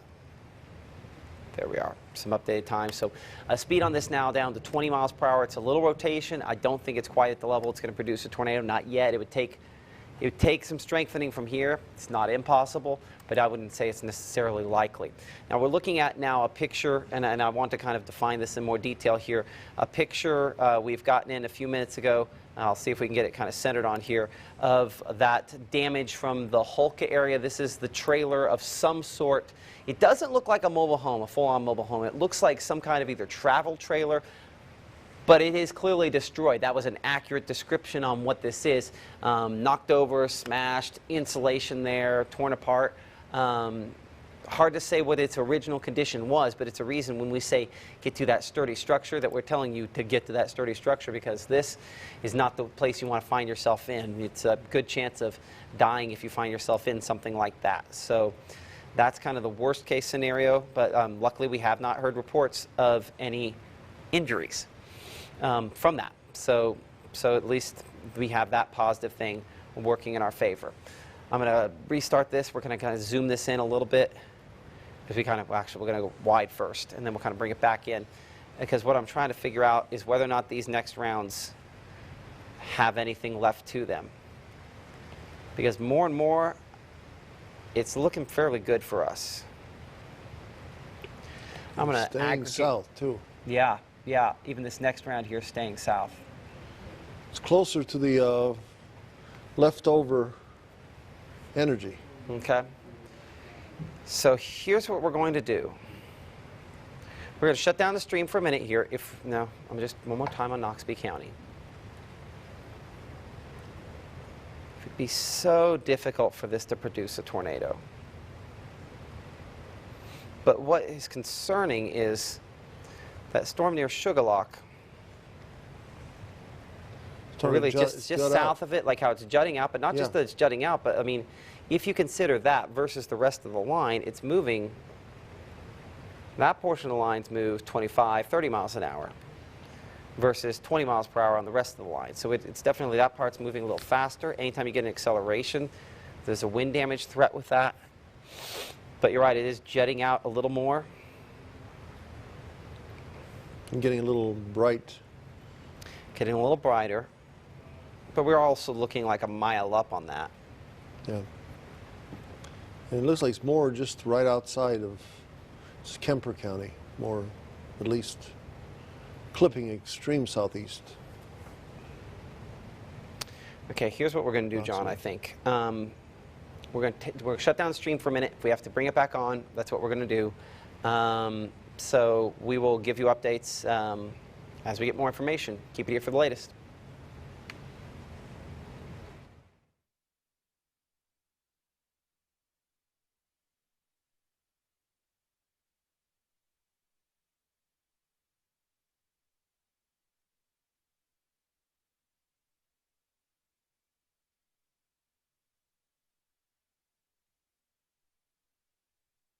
You're going to try to get this 3 hours in and see what happens, and You'll get 9 hours in. Yeah, maybe you'll get nothing to worry about. You'll have to. Are they